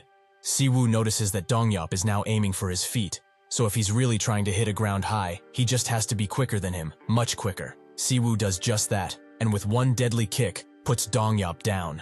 As the referee stops the match, Siwoo thinks that Kim is most certainly planning to leave with Seoul, and he will certainly not pick him up because he will say that he's of no help to him, so he must show him now that his role in his grand plan does not end just in Daesan. Siwoo tells Duxiol that he doesn't know what to say about Seoul, as this pro who is supposed to be experienced didn't even last one round. If they are at this level, he can take on the next guy too, so Kim can save his strength. Naturally, Duhak gets extremely mad, calling him an insolent bastard who was not taught manners in his bumpkin city. He also gets on Duchiol's back, as his little prodigy is running his mouth for no reason. He won because of a fluke, yet he dares to yap like this? Will he not teach him a lesson, or will he have to do it for him? Duxiol says that even if it's rude, it's not really wrong. Whether or not he won because of a fluke or not, the fact that his student only lasted a single round is still true. He should be prepared to handle things like this if he calls people over to a friendly spar. That's just how their world works, right? Duhak thinks that if he backs down now, Duchiol will get some reputation from this. Not to mention that rumors will spread all around because of how many people are here, and his career might fall apart because of it. He agrees to Duchiol's terms, but if his student comes back crippled for life, he shouldn't come crying to him afterwards. Dongyop apologizes as he gets out of the ring, but Duhak tells him to shut up and go train already. He then asks Daemyeong if he can do this. With him saying that he's an expert at that style of fighting, he has nothing to worry about.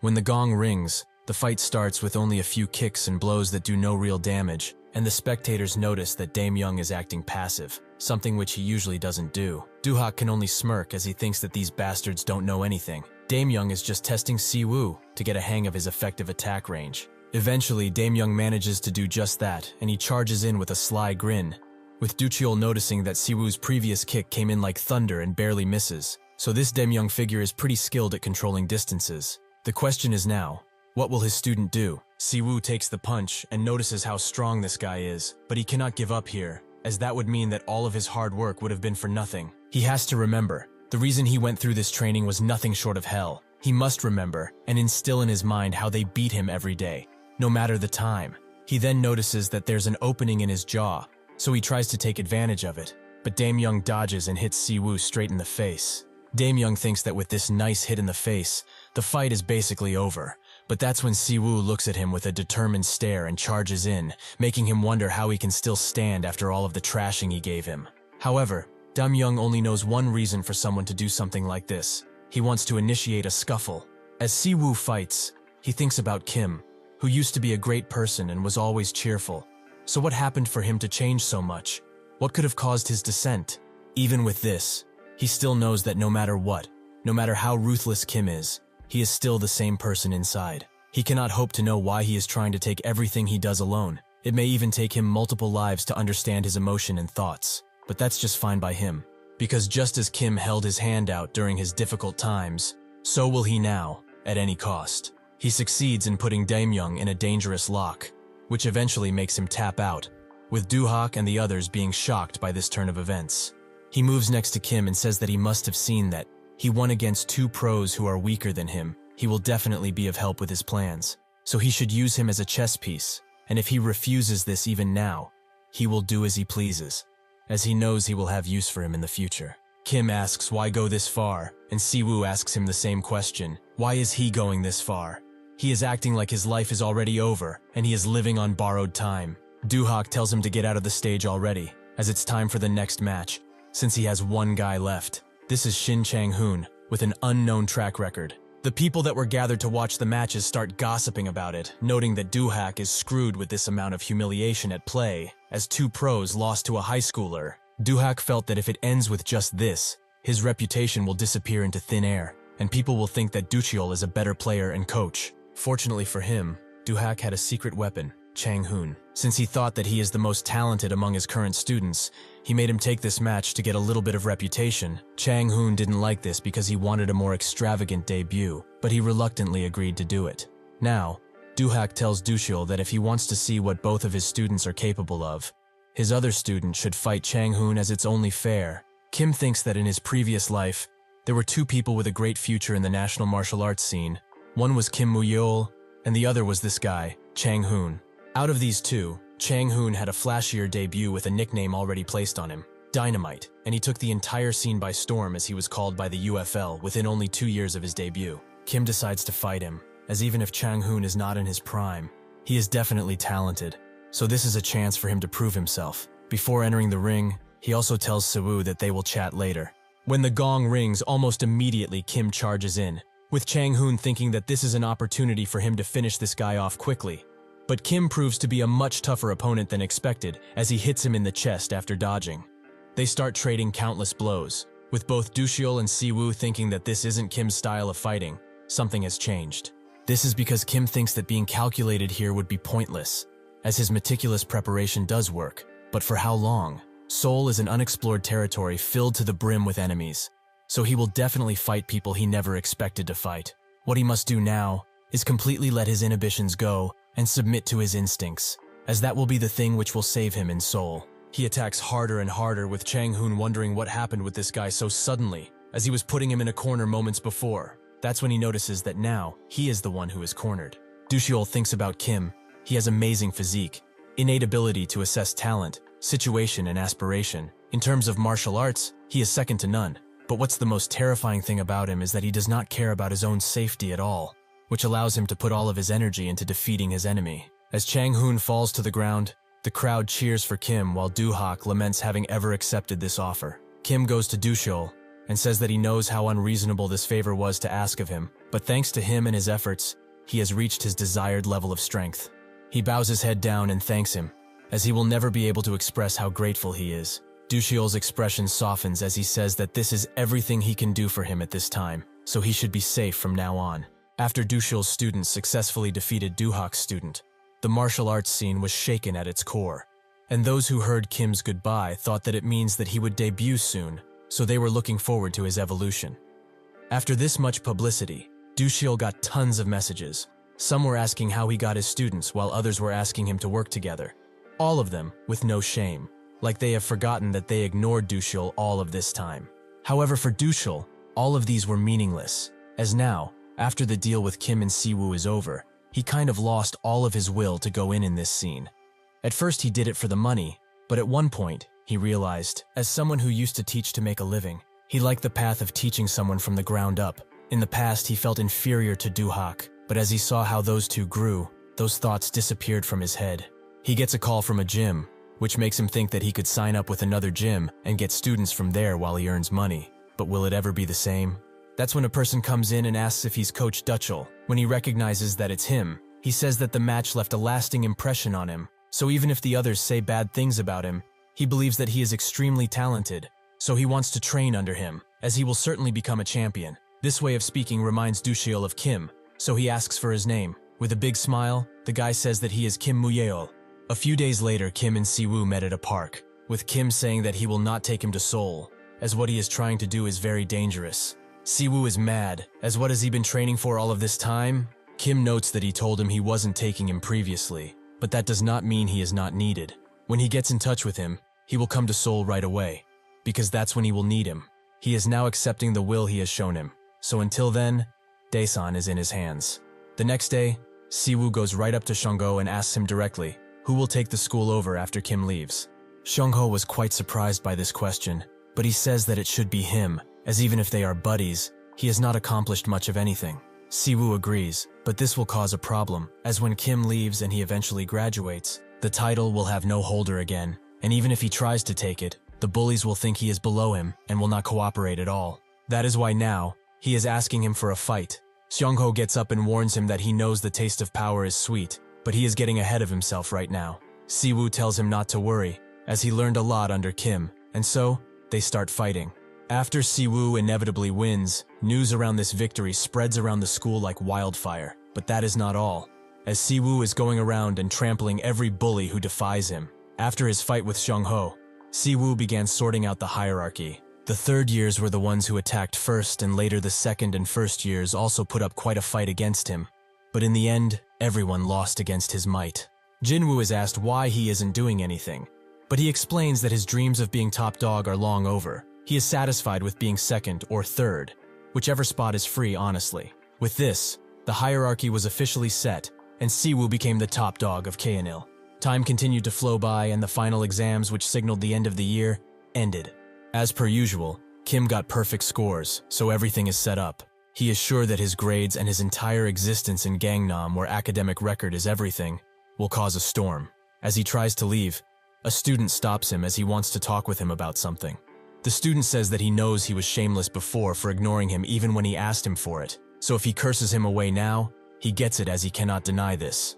After that though, everyone treated him as selfish guy and cut him off. It was like he was invisible, so he just studied. But even with all of that, he didn't find it hard. In fact, he was actually very happy during this time, as Park and his minions couldn't mess with him anymore. Because of him, he felt how a normal high school life and being left without any friends was a fine price for him.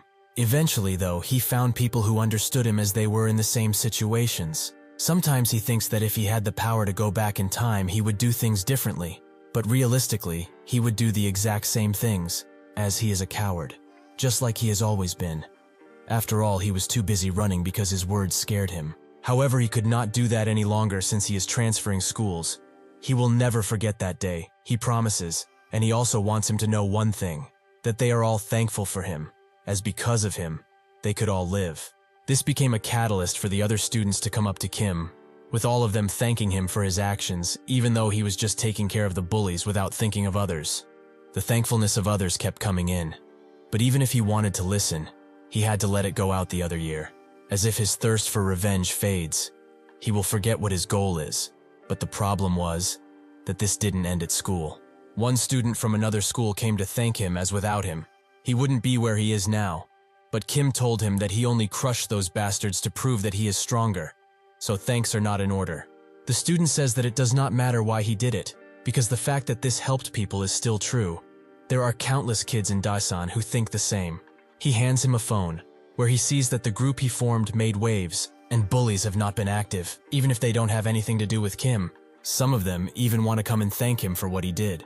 The student explains that most kids lament having to go to school, but now they are all living in a changed world, where they can live peaceful high school lives, all because of him. As Kim walks home, He notices that more students are smiling at him right now. But these make him think of the gazes of his prey, the fear in their eyes that he cannot ever forget. He thought that hatred breeds hatred, but to him it didn't matter, as his twisted justice was still justice. He thought that people would shun him for his actions, but the more he got rid of the trash, the more people became happy. Were his actions really evil? He figured that it's not, as this is judgment by blood, something which nobody wants to do, but someone must. So he will gladly fulfill that role because that just might be the reason he returned to his school days.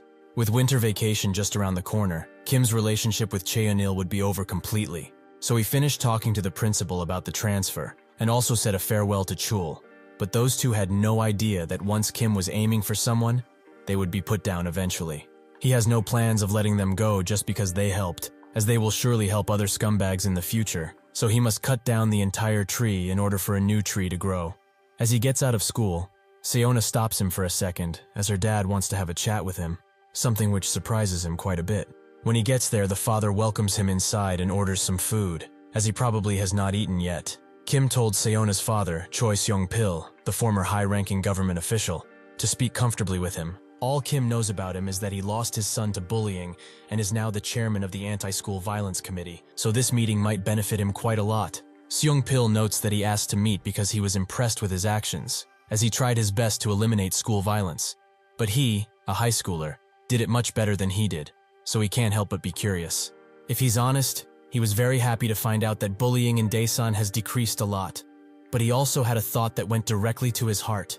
If his son had a friend like him, if only someone had raised their voice earlier about all of this, his son might be alive today. He knows this is all meaningless talk, as he should have done his fatherly duties better. He admits he is incompetent in that regard. He couldn't even notice the hints his son was giving him after all. People say that kids in double-income houses find it hard to speak what they feel. Well, his son was living proof of that. As the day his grades fell, he kept pestering him about it. But when he suggested that he transferred school, he didn't even listen to him, as he thought he was trying to evade the difficulties he was facing with his grades. What happened on that day will be with him until the day he dies. He only wanted for his family to be happy. But all of this time, he was prioritizing his happiness. So that is why he came to Daesan, to take better care of Seona and to eliminate school violence. But his methods were much better, as he was the club that punished evil without prejudice. He is the only one that can hold that club, and him going to Seoul must mean that he is going to expand his justice. So he will say the thing he wanted to say to him now.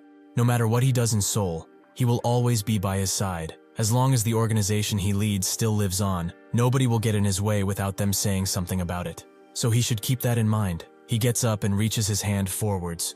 So Kim does the same and thanks him. He will not forget this day, no matter what. After this, Kim goes to talk with Seona, who says that even when she claimed that she wanted to kill the bastards who did her brother in, she didn't do anything. Kim tells her that she's not at fault here, but Seona knows that the scums are the only ones at fault here. But now she has a new dream, thanks to him. After he gained power, he did not face any problems. No matter what he went through it, he kept pushing forward, while she also saw the filthiness of power. This is exactly why she must also have it. That is why she is going to become a prosecutor. She will grab onto life and live the life she truly wants. But he must also not lose from now on, because if he is still there to do what he does best, she will find the courage to not give up. Kim says that he will do his best, and he will cheer for her. When winter vacation started, Kim focused on spending time with his important family. He ate delicious meals with them, enjoyed scenery together, and even went to an amusement park with them for the very first time. He will never forget how his grandmother smiled like she was a young girl all over again.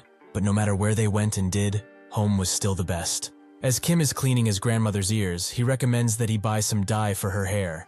But she refuses, as it's a blessing to age so naturally. He should use that cash to get something for himself and his brother. These moments were filled with happiness, and Kim cherished them all. In actuality, what he liked most about returning to the past was not that he was able to take revenge. It was that the pain he caused to the family disappeared, that made him happier than ever. He wished that these moments would never end. But everything must come to an end, and he must walk down the path that he set out for himself. But that story is not ready to unfold just yet. Thanks for watching. Thank you for watching. See you next time.